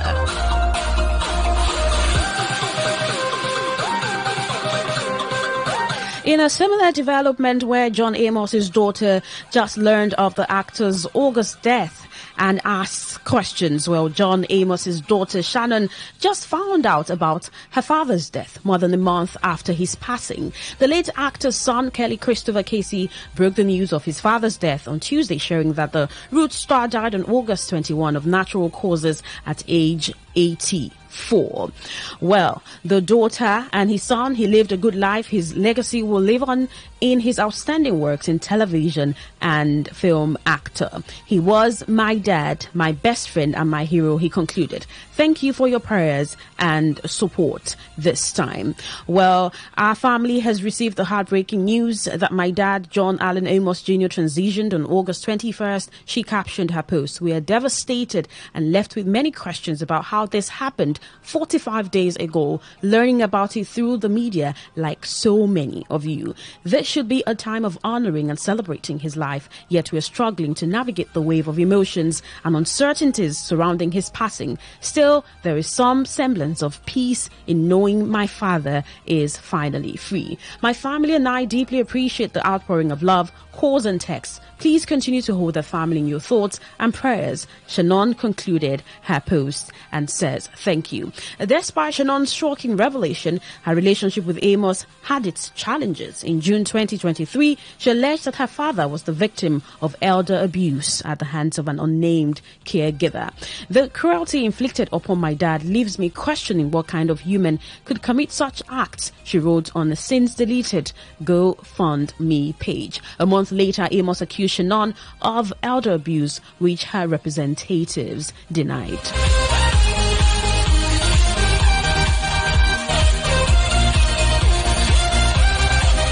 American Idol reveals first look at new judge Carrie Underwood. Well, Carrie Underwood has officially claimed her seat at the judges' table.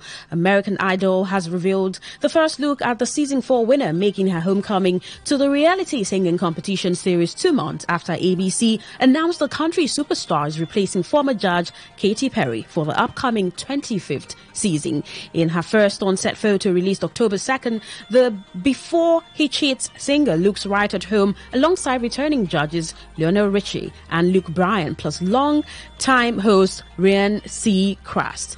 Carrie is all smiles while dazzling in Barbie pink dress and clapped with blue stenoids. Taking that seat, being in that place, what is that going to mean to you? I've been thinking a lot back on my own journey and reminiscing quite a bit. And it's very exciting to me to think that I'm going to be a part of somebody else's journey in that way. So it's a big responsibility, but I'm honored to have it. This is actually the best comeback ever because she started here. This is her home base. This is launching pad number 1. Our queen is back. If you each could give Carrie one piece of advice, one sentence, what would it be? Well, I would just say, yeah, trust your instinct. Yeah. Just trust all your instincts. Yeah. Mine would be you. How about that one? Top that one. I like that. I like that. Hey, Carrie, have a lot of fun enjoying these kids. I'm telling you, have a lot of fun. Just go out there and beat Carrie Underwood. That's all you got to do. If you do that, you're golden. Carrie, I also want to ask about your family. What does your husband and your sons think of you joining this new role? Well, my son this morning, he thinks I'm singing somewhere, so he's like, God, please give her all the right words and help her sing great. And Mike was like, she's not singing. Like, they don't really know what I do. They do, but they don't, which I kind of love. I'm mom to them. In Nigeria, Lagos Fringe Festival returns for its 7th edition this November. Well, the multidisciplinary art festival features art exhibitions, film screenings and workshops. Lagos Fringe Festival has announced its return for 7th edition, scheduled to begin on November 19 and round off on November 24, 2024 at Freedom Park, Lagos. In an official announcement, the organizers of the festival revealed that the upcoming edition will showcase workshops, pop-up markets for talent and so much more. We are getting closer to LF 2024 and we can't wait to bring you another unforgettable festival experience. From mind-blowing performances to hands-on workshops that will sharpen your creative edge and a pop-up market showcasing the best of local and global talent. There's something for everyone. Whether you're into theater, music, dance or film or looking to level up your skills in one of our exciting workshops, the anticipation is real. Get ready to immerse yourself in the vibrant world of the Lagos Fringe Festival where creativity comes to life, the Post said. They also stated that the festival is accessible to the members of the public to showcase their work. Lagos Fringe Festival is an open access multidisciplinary art festival that offers producers, cultural advocates, exhibitors and performers the platform to showcase their existing or new work to a diverse audience, including local and international attendees, venue owners, curators and art buyers, the Post added. Since its launch in 2018, Lagos Fringe has grown in the number of performances, participants and audience engagement locally and internationally, becoming one of the largest outdoor festivals in West Africa. According to a statement on their official site, over the last 7 years, Lagos Fringe has impacted over 5,000 young creatives, produced 500 plus projects and events, entertained 21,000 plus people, hosted 50 international guests and employed over 70 personnel each year.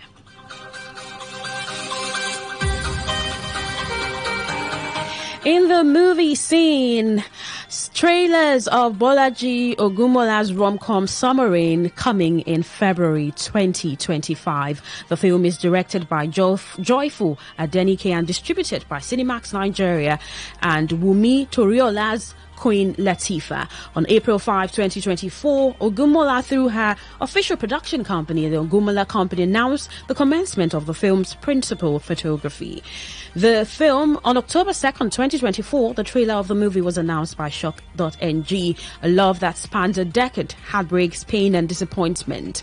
While the film features a star-studded cast including Daniel Etimefeong, Bolaji Ogumola, Genoveva Ume, Kayode Ojo-Lapa Jr., Femi Branch, Tinamba, Lateef Adedimeji, Darasimi Nadi, Emeka Nwabarocha, Michael Ejo, Kachi Nnochiri, Kanaga Emmanuel Eme, Temitope Oluwaniyo, Inem King, Sarian Martin, Oluwande Adetula, Wumi Foshudo and Jessica. It's written by Owumi Obeyi. The film is distributed by Cinemas Entertainment Nigeria and produced by the Ogumola Company and Imagine Media Studios. The film will be in the cinemas in February 2025.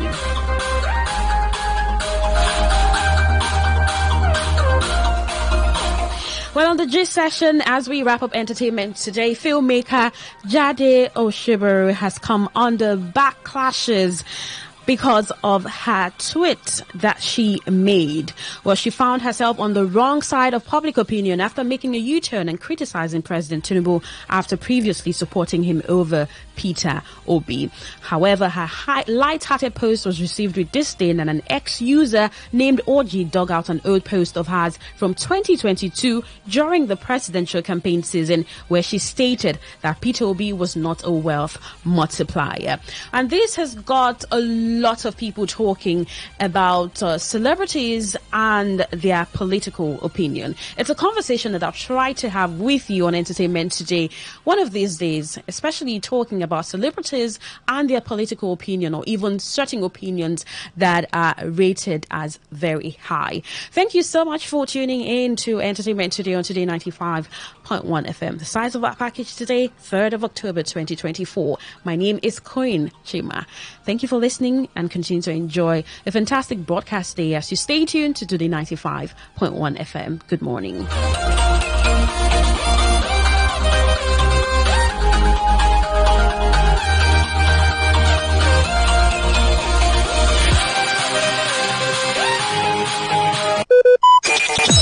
Talk radio. I listen to a lot of talk radio.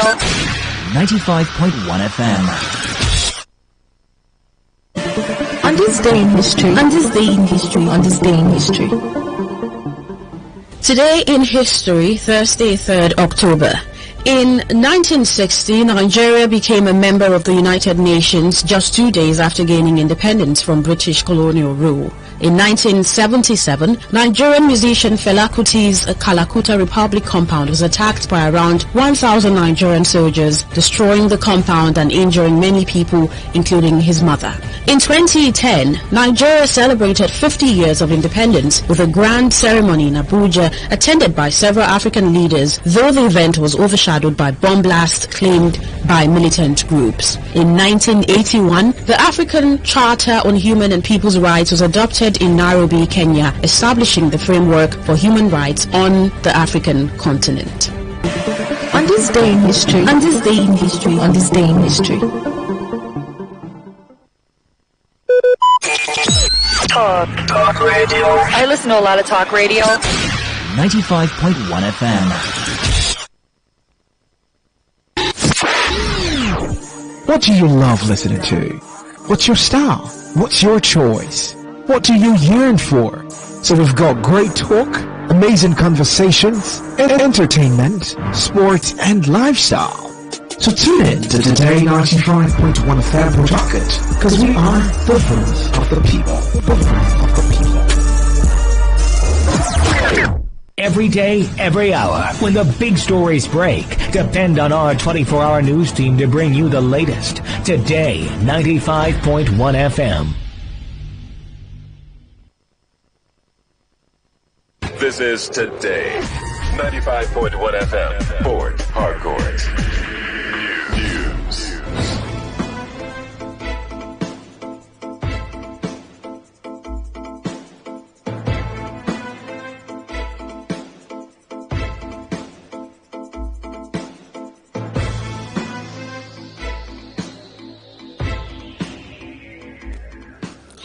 Good afternoon. This is the World News on your premium talk radio, Today 95.1 FM, Port Harcourt. I am Queen Chima. The headlines. A protester stormed PDP Secretariat in Port Harcourt to demand for cancellation of local government election. ICPC recovers over 13 billion naira in diverted public funds last month. On the foreign scene, a U.S. judge publicized new evidence against Donald Trump. Now the detail.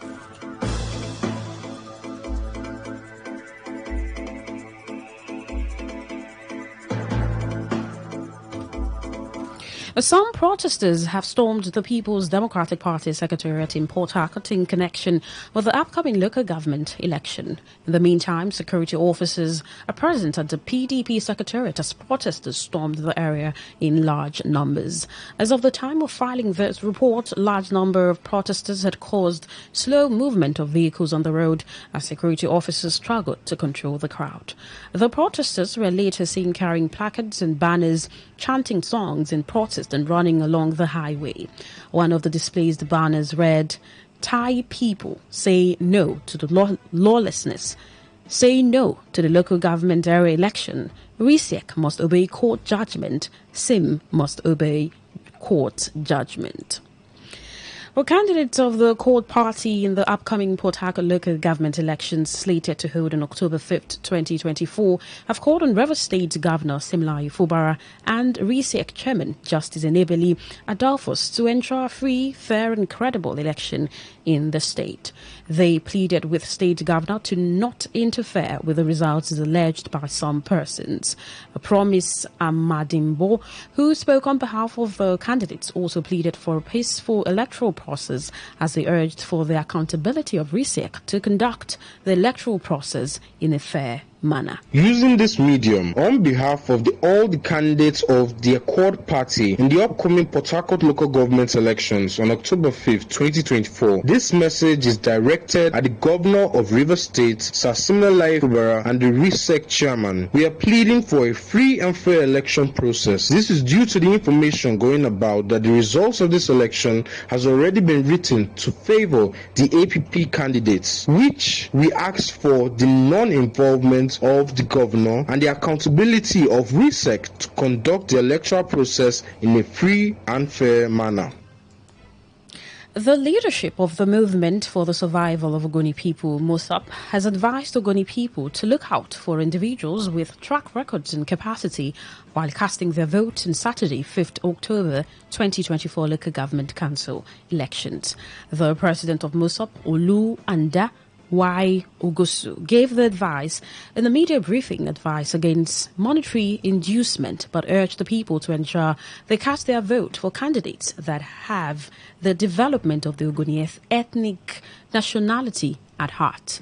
Y. Ugosu, while narrating prominent role the Ogoni played in the creation of Rivers State, said the people must do everything possible to develop the area and also charge the contestants to have focus. We are not a political group. MOSUP is apolitical, but MOSUP should be able to speak the truth, to make commentaries that will improve on governance, that will improve on real participatory governance. And that's why we're calling on our people, our Ogoni people, that irrespective of any party that you belong to, what we want is a paradigm shift from emotional selection, from what I would call forced selection and putting people to represent a group of people. We are today asking and informing the electorate from Ogoni that they should go for capacity. They should look at individuals who have the capacity and who have the knowledge of the current trend of things. Although Y. Ugosu highlighted some of the challenges that Ogonis had faced, including killing and kidnapping, which he said has contributed to the scarcity of food. The trend has continued to a point where our people are no longer safe to practice that primary occupation, farming. And this has to do with the cattle herdsmen who believe that they own the land because they drive our people from their farms and they colonize the place. And when our people go to farm, they chase them, they kidnap them, they rape their women. That is what is happening to Ogoni people, to the point that our people can no longer farm. And this is the time we are talking of shortage of food. So it's going to affect food security. Because if we cannot go to farm, we cannot produce the food. Even for the rural areas, we cannot even produce the food that we will send out. Some individuals from Rumekwe community, Ward 8 in Emoha local government area of Rivers State, have declared support and they are resolved to vote for councillorship candidate of the All Progressive Congress, Chukwuemeka Daniel Izioka. One of the leaders of the simplified movement in Rumekwe, Olunwo Edward Okajili, who spoke to newsmen, said their decision followed the already existing zoning agreement amongst the villagers in the area.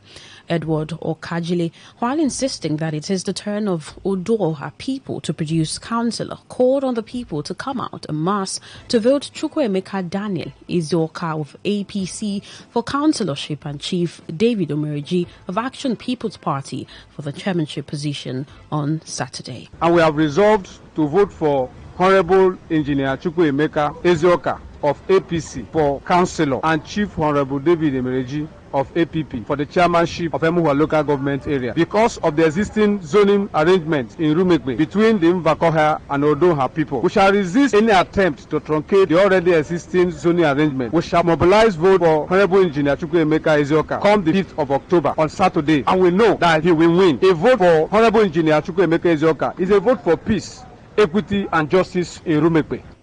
On their part, some other indigents of Rumekwe vowed to work against the second tenure agenda of anyone for the position of councillorship as they warned against action capable of throwing the community into another round of crisis. They called on everyone to come out on Saturday and vote for Chukwuemeka Daniel Izoka of APC for the councillorship position, insisting that a vote for him is a vote for peace, justice and equity. For chairmanship, we support Omereji. In my community where I came from, we don't do second tenor, but we do zoning. And in this tenor is the time for Odoha. So I'm advising us, encouraging us to support our son, our brother, and our friend, Chukwuemeka, as a councillor. So I'm calling us. This is time for Odoha people. And Odoha people must have their share of the councillorship because they have been marginalized for years. And this is the only time they have to produce a councillor. It's their right time. No second tenor for anybody because second tenor will not thwart our own time to produce a councillor. Mona come out on October 5th. Hope will vote our son. We go help us do something for as councillor Chukwuemeka Ezio. So they tell us they don't have people wanna come out plenty so that we go put hand together, put our son. You may wish to know that Rumepe community comprises of Ekuche, Imogo Vele, Mvakohia, Omegwa, Odoha, Ovele Odoha, Mbodo, Mbuhe and Omoviri villages.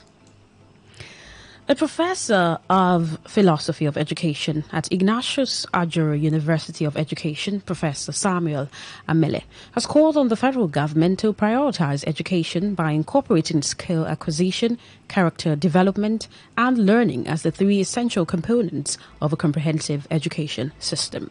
Professor Amele made the call in an interview with Today FM's Magnus Ngua on the sidelines of the 64th Independence Anniversary celebrations. He emphasized that the current state of affairs requires that school leavers be equipped with skills, strong character, and learning to ensure their functionality and acceptance in society. Actually, education has three major components: the intellectual components, the skill components, and the character components. This present system we are, the present society we are, can no longer be comfortable with a classroom theoretical. It would have been when you were looking for clerks, interpreters, messengers, administrators, and all the rest. But this is the present reality today require that we develop human beings that can be self-reliant.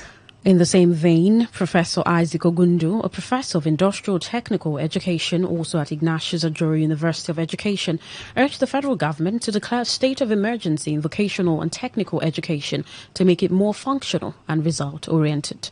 Professor Ogundu noted that vocational schools lack the necessary equipment to drive the much-needed technological advancements, stressing the importance of reprioritizing national efforts in this direction to achieve meaningful development. Nigeria need to look at the issue of education in terms of curriculum, in terms of personnel, in terms of infrastructure, in terms of method of teaching. When it comes to vocational technical education, the country has not done well, and the major problem is in the aspect of facilities for teaching, because vocational technical education is practice-oriented, something you have to do with practicals. So you need skills be in a way that you have equipment, tools, and consumables. And when these are lacking, you cannot achieve skill acquisition. You're listening to the World News on Today 95.1 FM, Voice of the People. After the break, more news, foreign and sports stories. Stay tuned. Every day, every hour, when the big stories break, depend on our 24-hour news team to bring you the latest. Today, 95.1 FM.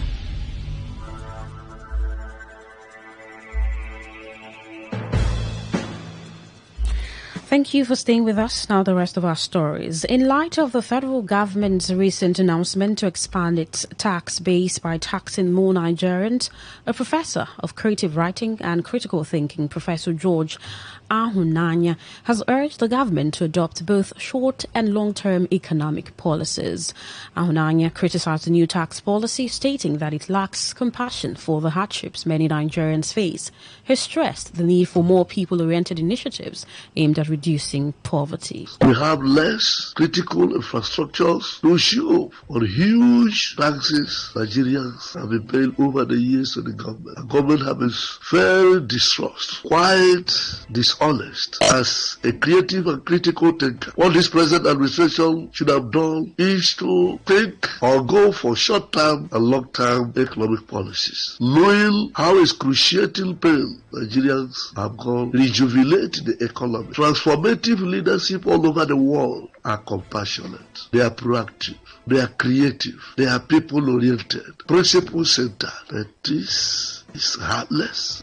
Professor Ahunanya also accused political office holders of being insincere in their management of taxpayers' fund, arguing that in a stable economic system, citizens should not be forced to bear additional tax burdens. It's most unconscionable and insensitive of the regime of Ahmed Bola Tinubu. Nigerians, since the inception of this administration up until that, has gone through hell. Hard economic trajectory Nigerians are going through is as a result of the harsh policies of this present regime. Taxation is one of the means of generating revenue. The timing to tax more Nigeria is wrong. The apathy in payment of tax in Nigeria is also caused by the leader. Over the years, our political leaders have not been able to justify the payment of taxes by individuals.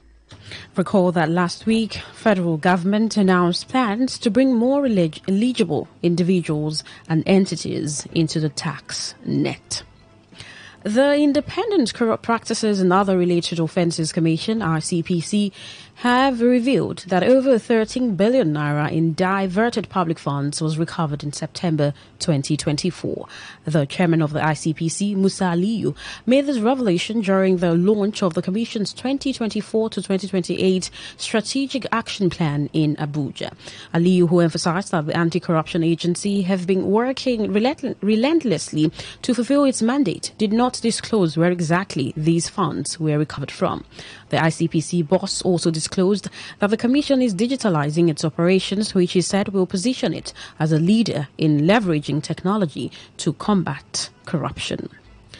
The leadership of the Akbo Renewed Hope Movement, ARM, led by Achinike Owumka, has reaffirmed his commitment to President Bola Tinubu's Renewed Hope agenda under the leadership of the Minister of the Federal Capital Territory, Nyesom Wike, and the factional chairman of the All Progressives Congress, Tony Okocha, who has pledged to collaborate with the People's Democratic Party under Wike's leadership to achieve shared goals.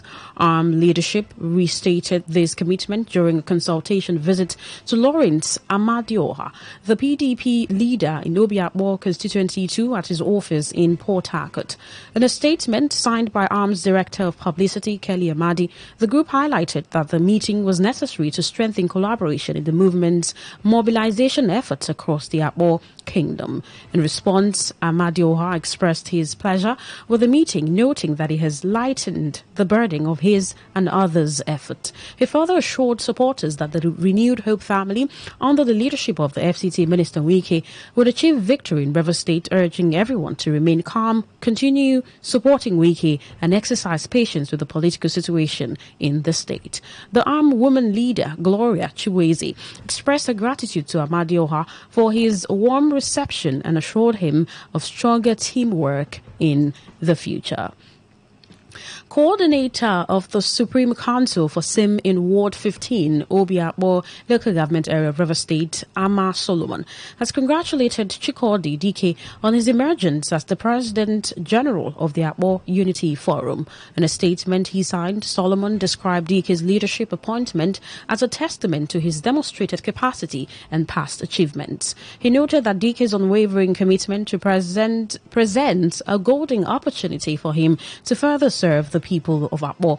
Solomon also expressed gratitude to the forum's patron, Hani Nwoko, and the Commissioner for Transportation, Collins Onu, for their remarkable initiative in building a strong support base for Governor Siminalayi Fubara in the Akpo Kingdom, while reaffirming his commitment to ensuring the success of both DK and Governor Fubara.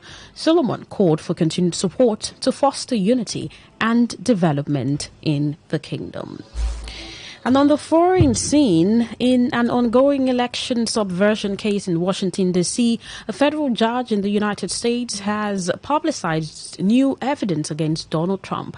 Judge Tanya Chutkan unsealed a 165-page court filing that details the prosecution's argument that Trump, in his final months as president, acted in a private capacity to overturn the results of the 2020 election. The filing is the latest effort by special counsel Jack Smith to illustrate how presidential immunity does not apply to Trump's actions. In the filing, prosecutors allege that Trump told members of his family to fight like hell. To end the news, here is a summary of the major stories. Protesters have stormed the People's Democratic Party PDP secretariat in Port Harcourt to demand for the cancellation of October 5th local government election. You heard that the Independent Corrupt Practices and Other Related Offences Commission, ICPC, has revealed that over 13 billion naira in diverted public funds was recovered in September 2024. And on the foreign scene, we told you that a federal judge in the United States has publicized new evidence against Donald Trump. That was the news as edited by Sandra Kenneth. For comments and inquiries, please call 0818-389-2850 or send your emails to news@todayfmlive.com. You can also read our stories on www.todayfmlive.com. My name is Quinn Chima. Thank you so much for listening. Good afternoon.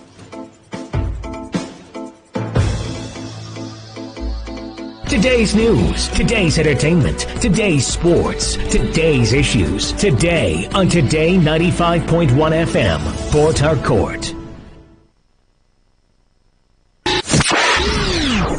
What do you love listening to? What's your style? What's your choice? What do you yearn for? So we've got great talk, amazing conversations, entertainment, sports, and lifestyle. So tune in to Today 95.1 FM Port Harcourt, because we are the voice of the people. The voice of the people. Rivers people, oh, APP na the party, oh. Anywhere you there, APP na the party, oh. APP na the party, oh. Come on, come. Yes, so Rivers people, local government election don't reach again, oh. On Saturday, 5th of October, now the day we must speak with one voice to make Rivers State better. Make we support and vote all chairmanship and councillorship candidates for Action People's Party, APP, so that we go get plenty progress, development, employment, plus empowerment. Oh yeah, anywhere you day for the 23 local government area of Rivers State. Come out, vote and protect your votes. Vote for the Action People's Party, APP. Press your hand, let them draw the elephant for the ballot paper to move Rivers State forward. APP, strong economy, united Nigeria. APP na the party, oh. Come on, talk. APP na the party, oh. This message now from Honorable Sonny Wokekoro, Chairman, Action People's Party, APP, Rivers State. What do you love listening to? What's your style? What's your choice? What do you yearn for? So we've got great talk, amazing conversations, entertainment, sports, and lifestyle. So tune in to Today 95.1 FM Port Harcourt, because we are the voice of the people. The voice of the people.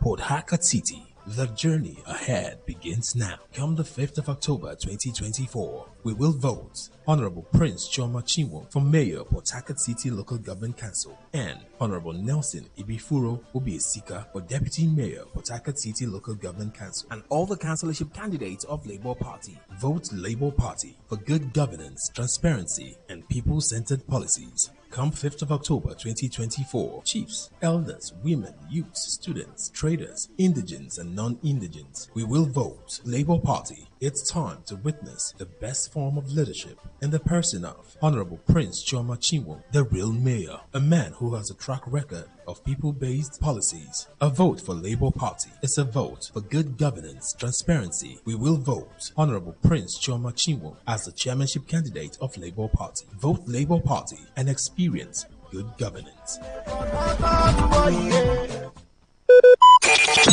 Talk radio. I listen to a lot of talk radio.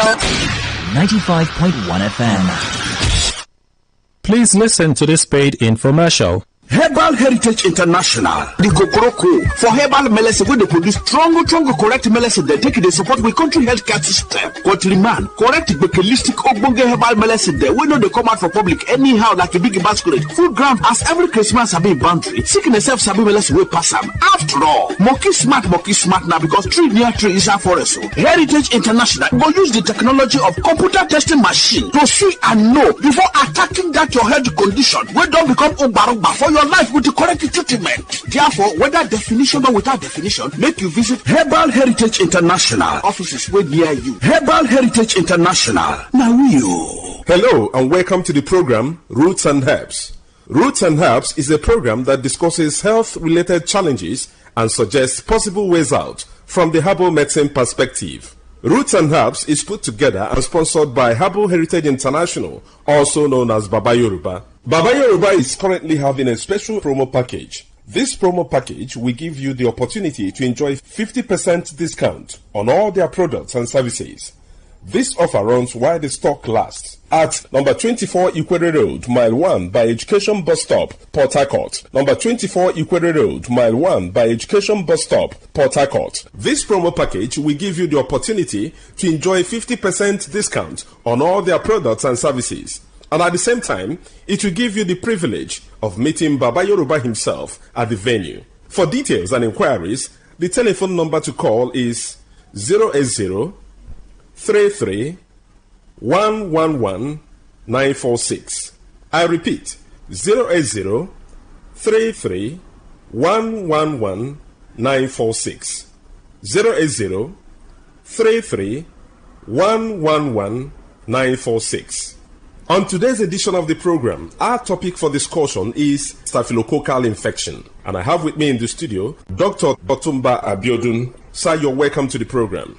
Thank you, Mr. Moderator. Staphylococcal infections do occur in the body system when Staphylococcus bacteria enters into the body system and spread within the body system, destroying body cells. Staphylococcus bacteria are majorly of three types that can afflict men. But of these three, the most pathogenic in nature, that is the one that is capable of causing diseases easily in men, is the Staphylococcus aureus, because it is capable of invading body cells, destroying them, causing different pathological changes in the body. When Staphylococcus bacteria spread in the body system, there are a number of changes that one can experience. This can result to burning sensation within the individual, and this can be seen as fever from time to time, or a situation where there is certain hotness coming from within. There can be skin manifestations in staphylococcal infection that can be given one periodic boils or rashes all over the body. In some people, such rashes can come around the pubic region, or even leading to boils that can lead to blisters or even ulcers on the skin. It is possible for one to experience persistent headache in staphylococcal infection because the body fluid is already contaminated. Staphylococcus, as we know, is a form of bacteria. Any bacteria that is capable of spreading in the body system can lead to reactions in the body that can further damage body tissues. And when this occurs, it is possible for one to experience joint pains in form of infective arthritis. Part of this bacteria can spread deep into the tissues of the heart, affecting the valves of the heart. And when this occurs, you discover that there can be palpitation that some will start witnessing as if they have panic attack. When this is allowed to continue in the body system, it is possible for one to start getting tired easily. There are many people, by walking from one pole to another, they get tired, or by doing just something that is not supposed to be that tasking in terms of energy consumption, they discover that it's as if they don't have enough hair where they are located. All this can be as a result of weakness of the heart that resulting from infection or spread of this bacteria we're talking about. When this bacteria is able to pollute the body fluid, it is possible for one to witness mouth odor. Mouth odor is a form of changes that is called halitosis, where people will start coming up with breath coming from within that is already polluted. There is no amount of time such people wash their mouth, you discover that the breath coming out is very offensive. All this can be as a result of pollution of the body system. It is possible, if any bacteria is able to dwell so long in the body system, to contaminate the whole body fluid and even damage nerves. When nerves are damaged, there can be tiredness. Not only this, it is possible for men to suffer a lot because this can degenerate to a situation where a man is unable to stand like a real man. When a man is unable to stand like a real man, it is seen as a serious challenge because the whole family can be affected. Part of the joy of the relationship can be stolen, and this can cause different rancors in the family. A man that is unable to stand as he should can find it difficult to get arousal. The desire for opposite sex can disappear, and once that arousal is not there, that is the ignition point. It means such a man will not be able to stand like a real man. In some people, the arousal can be there, but you discover that because nerves have been damaged, the transmission from the upper center down to the power point of man, that is in between his two thighs, can be weakened. When such occurs, you discover that such a man can even get arousal or is able to stand, but the type of standing that he has is not strong enough to help him to even get into the act. In some people, they make efforts to get into the act, but you discover that they are unable to spend more than a minute or more before they are exhausted. Mind you, before a man can be called a real man, such a man must be able to have the arousal as desired and also be able to sustain the energy he has been able to gather for a considerable length of time. That is when such a man can be able to make his partner happy when it comes to man-to-woman interaction. So such men do suffer from this from time to time. It's after knowing the root cause of the challenge that one will be able to know the right step to take for one to be totally free. Whenever you experience anything that we have been able to mention or other things, it's very important for one to visit a competent healthcare giver who will be able to run tests on one and pinpoint where the problem lies and prefer solution. For more enlightenment and advice, the number to call is 080-33-111-946. I repeat, 080-33-111-946. Thank you all. All right, you've been listening to the program Roots and Herbs. Roots and Herbs is a program that discusses health-related challenges and suggests possible ways out from the herbal medicine perspective. Roots and Herbs is put together and sponsored by Herbal Heritage International, also known as Baba Yoruba. Baba Yoruba is currently having a special promo package. This promo package will give you the opportunity to enjoy 50% discount on all their products and services. This offer runs while the stock lasts. At number 24 Ikwere Road, Mile 1 by Education Bus Stop, Port Harcourt. Number 24 Ikwere Road, Mile 1 by Education Bus Stop, Port Harcourt. This promo package will give you the opportunity to enjoy 50% discount on all their products and services. And at the same time, it will give you the privilege of meeting Baba Yoruba himself at the venue. For details and inquiries, the telephone number to call is 080 33 111 946. I repeat, 080 33 111 946. 080 33 111 946. I repeat, 080 33 111 946. Let's take our sponsor's message. Don't go away. We shall be right back. Herbal Heritage International, the Kokoroko, for herbal medicine, where they produce strong, correct medicine, they take it, they support with country healthcare system.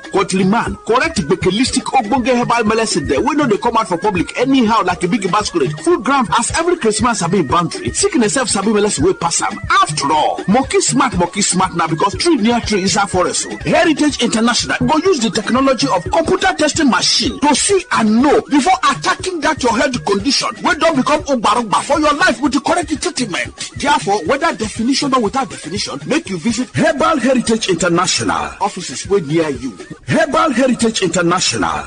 Now You're welcome back to Roots and Herbs. Roots and Herbs is a program that discusses health-related challenges and suggests possible ways out from the herbal medicine perspective. Roots and Herbs is put together and sponsored by Herbal Heritage International, also known as Baba Yoruba. Baba Yoruba is currently having a special promo package. This promo package will give you the opportunity to enjoy 50% discount on all their products and services. This offer runs while the stock lasts at number 24 Ikwere Road, Mile 1 by Education Bus Stop, Port Harcourt. Number 24 Ikwere Road, Mile 1 by Education Bus Stop, Port Harcourt. This promo package will give you the opportunity to enjoy 50% discount on all their products and services. And at the same time, it will give you the privilege of meeting Baba Yoruba himself at the venue. For details and inquiries, the telephone number to call is 080 33 111 946. I repeat, 080 33 111 946. 080 33 111 946. Until we come your way again, remain blessed. And that was a paid infomercial. What do you love listening to? What's your style? What's your choice? What do you yearn for? So we've got great talk, amazing conversations, entertainment, sports, and lifestyle. So tune in to Today95.1 FM Rocket, because we are the voice of the people. The voice of the people.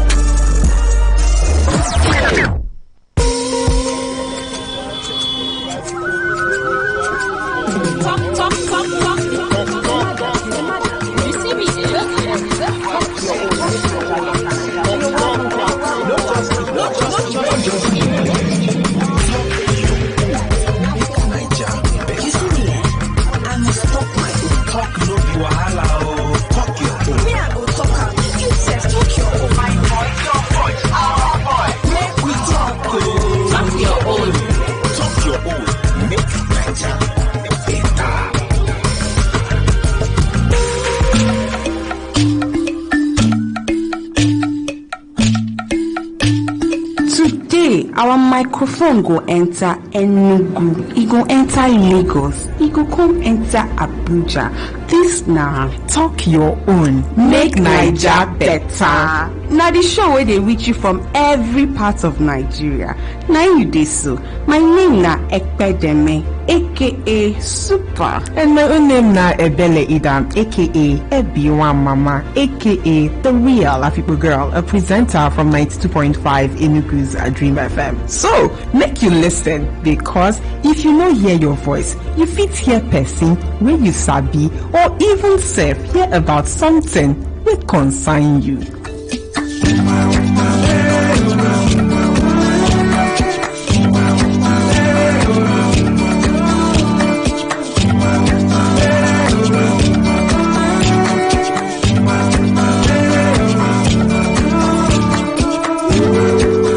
Ask yourself, what's in you chop today?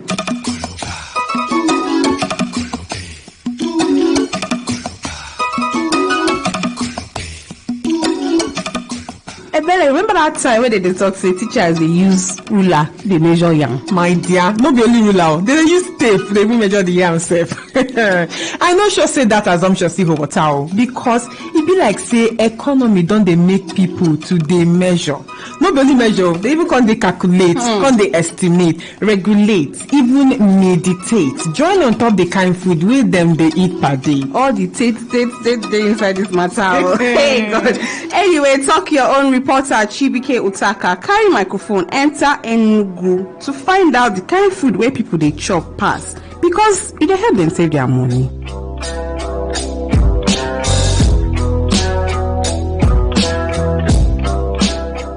Waiting be your favorite food because of say the thing they help you save money. Talk your own day right now for inside Enugu, the capital of Enugu State. And here I get three people. Jennifer Okoye, Wendy Jones Okole, Uche Zoe, The way they look, be like say done the boarding school before. Living in Enugu self be like boarding school because you get us to take D for this our area self. Na communal living would they do? You understand the point? So now tell me, as person where they this Enugu as it is so, waiting be that food where be your favorite because of say the food they help you save money. Zoe. It has to be abubunaji. Tell me about abubunaji. Okay, abubunaji is like is not really street food, even though people don't turn them to street food because say you don't get any corner for you go you go turn where you go see person where they do abubunaji. But abubunaji the local food for Enugu. Just eat it as balanced diet because it has basically all the food classes of food. But then we don't turn it to street food and it dey cheap. 300 you don't chop belly full and only water you go dey drink so next time we want eat. Now why my own abubunaji be that? So if you chop am for morning, how many times you go fit drink water?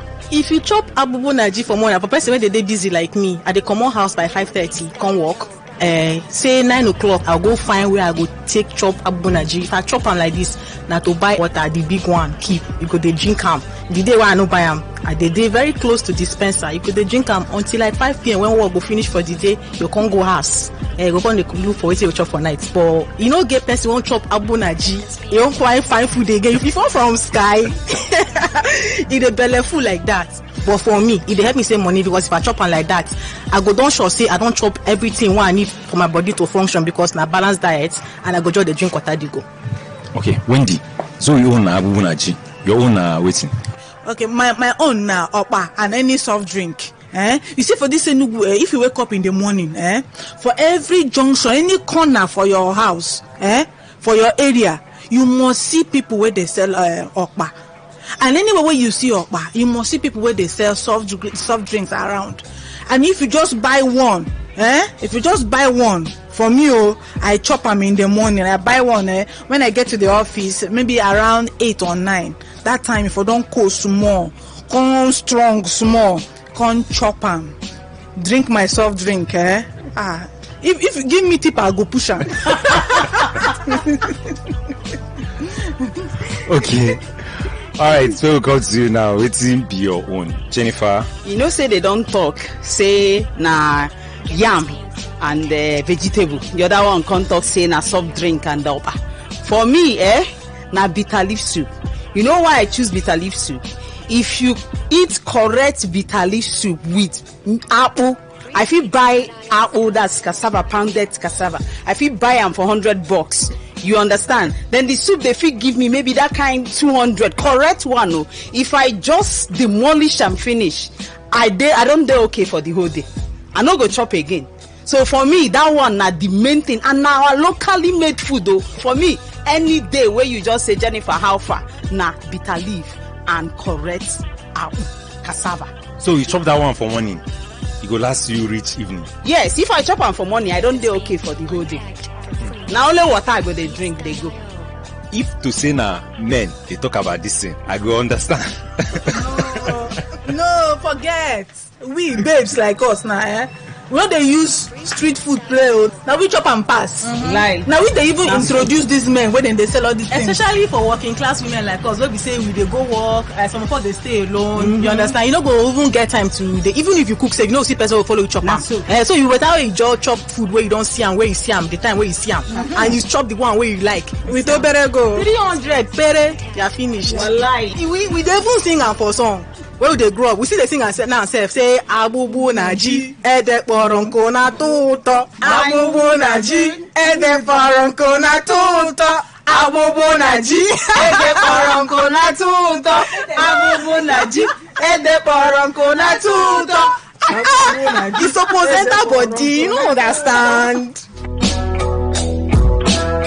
So Wendy, I will come back to you. But we'll still put this question for inside social media and make we read some of the things where people don't talk. Give us. Talk your own. Sanidan Lani Yahaya, he said, Gary and vegetable soup.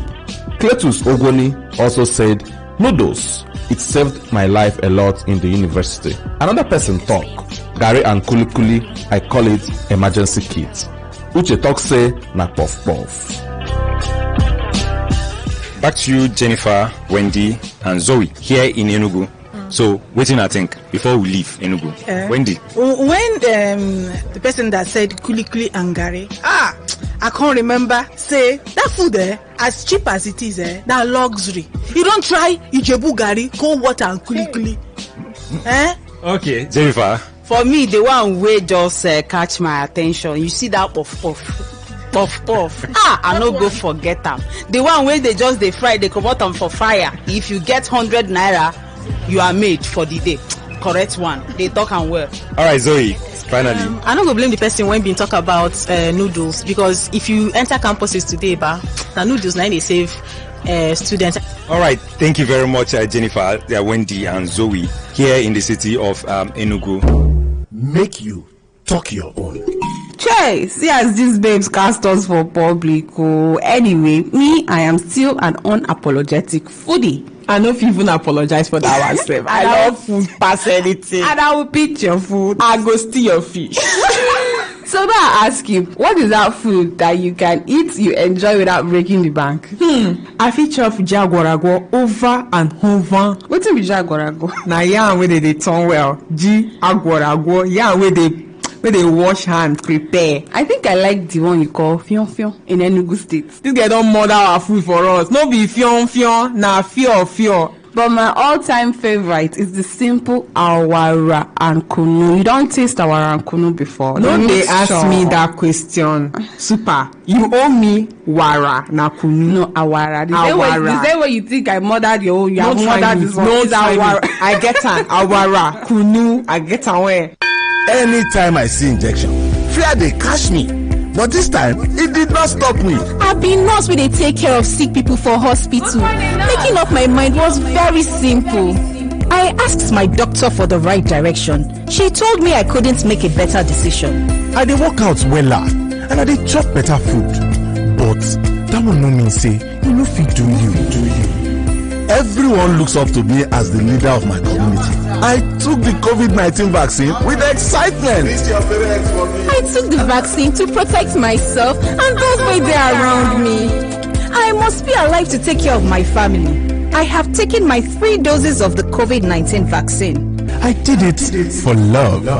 Protect yourself, family, friends, and community from COVID-19. Get vaccinated sharply. Do it for love. Do it for love. Do it for love.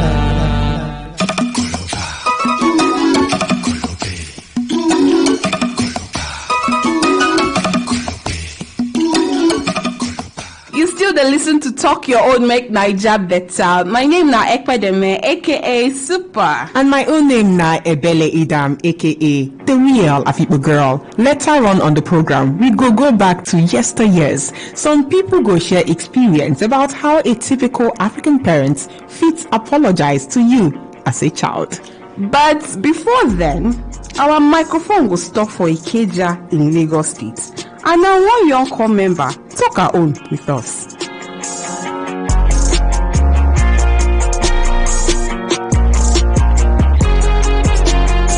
My name is Oshuri Ame, and I am a copper currently serving in Lagos State. While I was in school, I tested positive for COVID. This was right before my exam, so I had to be sent home. But thankfully, my symptoms weren't that bad or as bad as other people had it. And within a week, I tested again and I was negative. Did it affect your studies in any way? Yes, it did, because I had to leave school. I wrote one exam and then I had to take a COVID test right after writing the exam. And that's when they said, oh, you've tested positive. So I had to go home immediately. So when I tested again the next week, I tested negative and I could go back to write one exam, but then they had to postpone the other ones that I had missed. So it delayed my summertime. When my mates were at home, I still had to go back to school to finish my exams. Have you been vaccinated? Yes, I have. I got vaccinated that same year. What motivated you to get vaccinated? Well, I think taking the vaccine is the only step that most of us can take just to reduce the risk of getting deadly symptoms and spreading the virus. So I just knew I had to play my part in society and take the vaccine. And I also feel like it's better to take it because obviously it doesn't stop you from getting COVID, but just so when you get it, your symptoms aren't as bad or you don't have like long-lasting effects. I took my first dose in September. This was when because I think there was a break for a while. So when it came back, I registered online and I went to get my vaccine. Oshoriame had to miss her exam because she got the COVID-19 virus. According to her, she still went on to take the COVID-19 vaccines, not minding waiting she done hear before. For Oshoriame, now her own contribution to reducing the risk of getting deadly symptoms from COVID-19 and playing her part in the society. What about you? What is preventing you from getting vaccinated? Share with us. Text us on 0708 282 1279.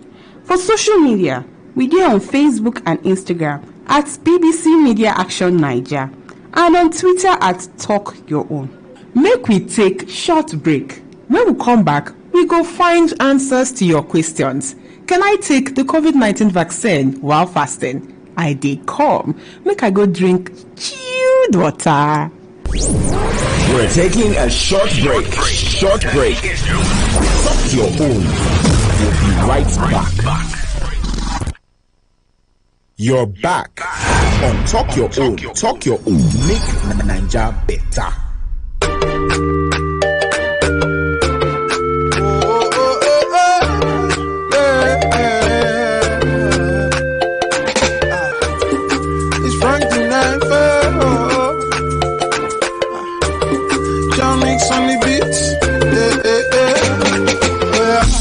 Certificate he full for ground, but we still define work. Oh,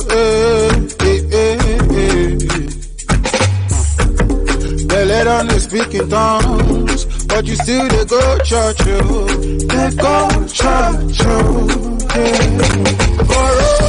Police wahala me, and if I do anyhow, them go fire me. Politicians they fight every day, they tire me. Make we know which one we did. Time now reach to make the change. Oh yeah, come make we go, make we vex, make we talk our own.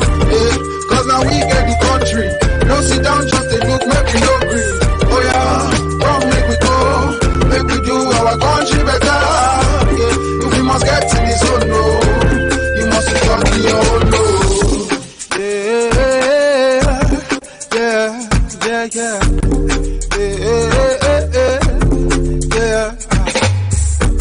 We say like no day, so the boys they go Malay. But if people know them, who are said to make the change? Make we help ourselves, because now broken promises they for sure. And if we not put mouth inside the affair, tell me how we want to make we come up for yeah. Oh yeah, come make we go, make we vex, make we talk our own. Cause now we get the country. Don't sit down, just a look, make we no green. Oh yeah, come make we go. Rain no be anybody friend. Who this COVID-19 no touch? Who doesn't have a story to tell? Come close. Let me tell you mine. Something huge enter my account that time. So I call my yard people. Make we jolly. Now that day, lockdown starts. There will be a 2-week nationwide sanitizing. The first death from COVID-19 was reported by...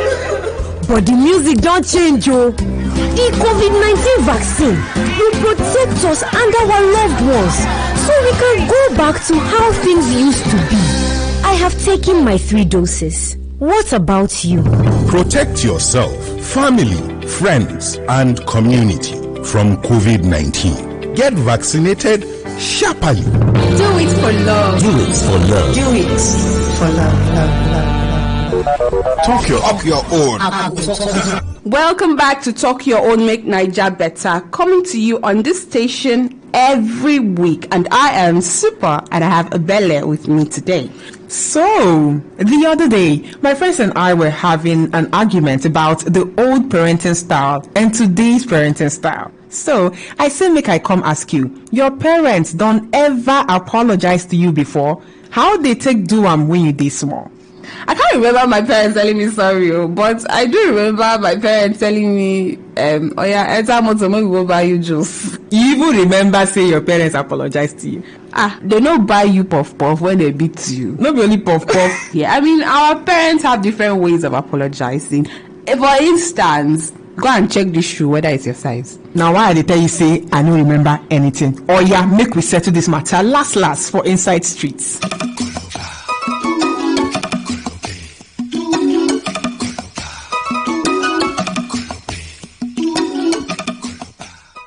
Inside this statement, apology never even supposed to now because my mama apologized. No, the apology will go give me go wash more plates. From there, maybe add extra meat, small extra meat. But they never have apologized all through my life. Say, your papa apologized. Your papa will not be the worst. I seen beat you finish. You go see give money and go buy something for us for her. Now for them, we go cut small give you. But no apology. Nobody they ever apologize give anybody at all. Direct apology, no.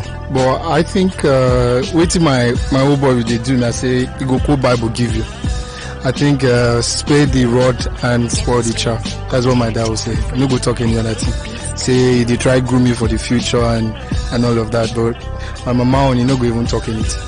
Adults don't say sorry. They will always look at your face and they are like, why you still vex now? This small thing that I just did now, you're vexed. Oh yeah, go and take this thing, take this biscuit. Oh yeah, go and drink water. Oh yeah, take this soft drink. That's how they apologize. They never get to tell you sorry. But when they tell you sorry, carry it with your full chest because it's never going to come again to you whenever. So that's how they actually apologize when I was little. As a trendy mom, I actually tell my kids sorry because this is not back in the day. This is not 1960. This is 2022. So there are some times that I spank my kids thinking that they did something wrong. Truth be told, the kids now are very, very outspoken. Back in the day, we did not tell our parents, I didn't do this thing. But my daughter will say, Mommy, I didn't do this, but I didn't do it. And when I probe further, I will realize that she didn't actually do that. And I will call her and say, sorry that I screamed at you. Sorry that I spanked you. I will give her a hug. I'll peck her and all that. But saying I'm sorry, I do that a lot with my kids. So, you can't say the same for yourself. My mama and my papa, tell me sorry. Even as a last child, where they supposed pamper, if my mama pound me finish, the next thing, you're still crying. Oh yeah, wipe your tears off. Come on, wipe your face off. Oh yeah, go and lie down. But sorry, no, it's hard to come by. We also told our followers to apologize like an African parent. Here are some of the hilarious comments we got. So Chidima Mary Okike said, Obinnamu, you are still crying just because of that small slap that I slapped you. Oya, wipe your tears. Are you hungry? Oya, come and eat. From Idam Kingsley. And he said, go and check those clothes if it will size you. I tell you now, I don't tell you. Don't start with me. Frederick Abel says, no, they do things where they make me vex. As I they beat you, you like they sweet me. They say they sweet me. While Mary Blossom said, you need to have sense. It will help you. Now go and carry your food in the kitchen. If like saying that this one I remember, my mama do me this one. You, when you get picking, how you want to apologize to them? When we get there, we will cross that bridge. I go tell them, my lovey-dovey, my darling, come to mama, I'm sorry. So therefore, you are a trendy mom. Of course I am. I know see how trendy I am looking.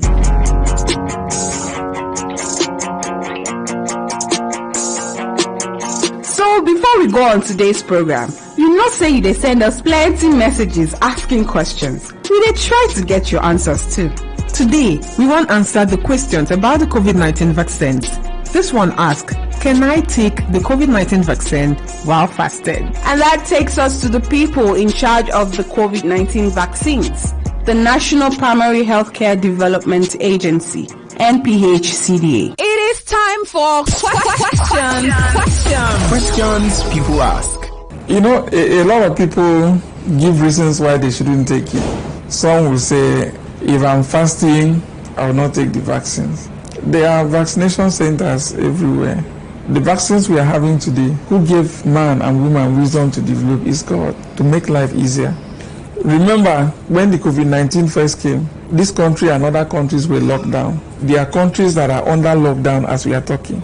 China, again, is under a lockdown. Some counties in China are under lockdown. They have entered their 6th wave of infection. Do we know which of the variants that will come to Nigeria that will cause problem, that can be disastrous to Nigeria? The most important thing is to get protected, stay safe, so that no matter the variant that comes, you already have some antibodies that will fight the infection. So whether you're pregnant, you are breastfeeding, you're fasting, you can negotiate with the health workers around you on appropriate time that you can take your vaccine, and they will agree and cooperate with you and give you questions people ask. Dr. Basi Okposin of the National Primary Healthcare Development Agency don't tell us, say, whether you dey fast or you be pregnant woman, you sef fit take the COVID-19 vaccine, because the most important thing is to stay safe. If you have questions or suggestions or even comments about all that we have talked about today, text us on 0708 282 1279. And if you prefer social media, we got you. We always got your back. Find us at BBC Media Action Niger. Now our name be that for Instagram and Facebook. Don't forget to like, comment, share, and follow. Thank you so much for being part of today's Talk Your Own Make Niger Better. My name na Ebele Idam, aka Ebi Wamama, aka The Real Afipo Girl, a presenter from 92.5 Inugu's Dream FM. And I am Ekpedeme, also known as Super. Until next week, I will still meet you for this junction at this time. So let's do it for love. Talk Your Own is made by BBC Media Action Nigeria. Okay, all right. All you need to know about this one is that 95.1 FM. Such a unique dial. What's a successful business without sales? And what is sales without an audience? Well, do you know that you can reach 8 million listeners across 6 states in 2 geopolitical zones all at once? How? With Today95.1 FM, you can get millions of people to know about your business. And what does that mean to you? More sales. Call 081-389-2850 now for more information.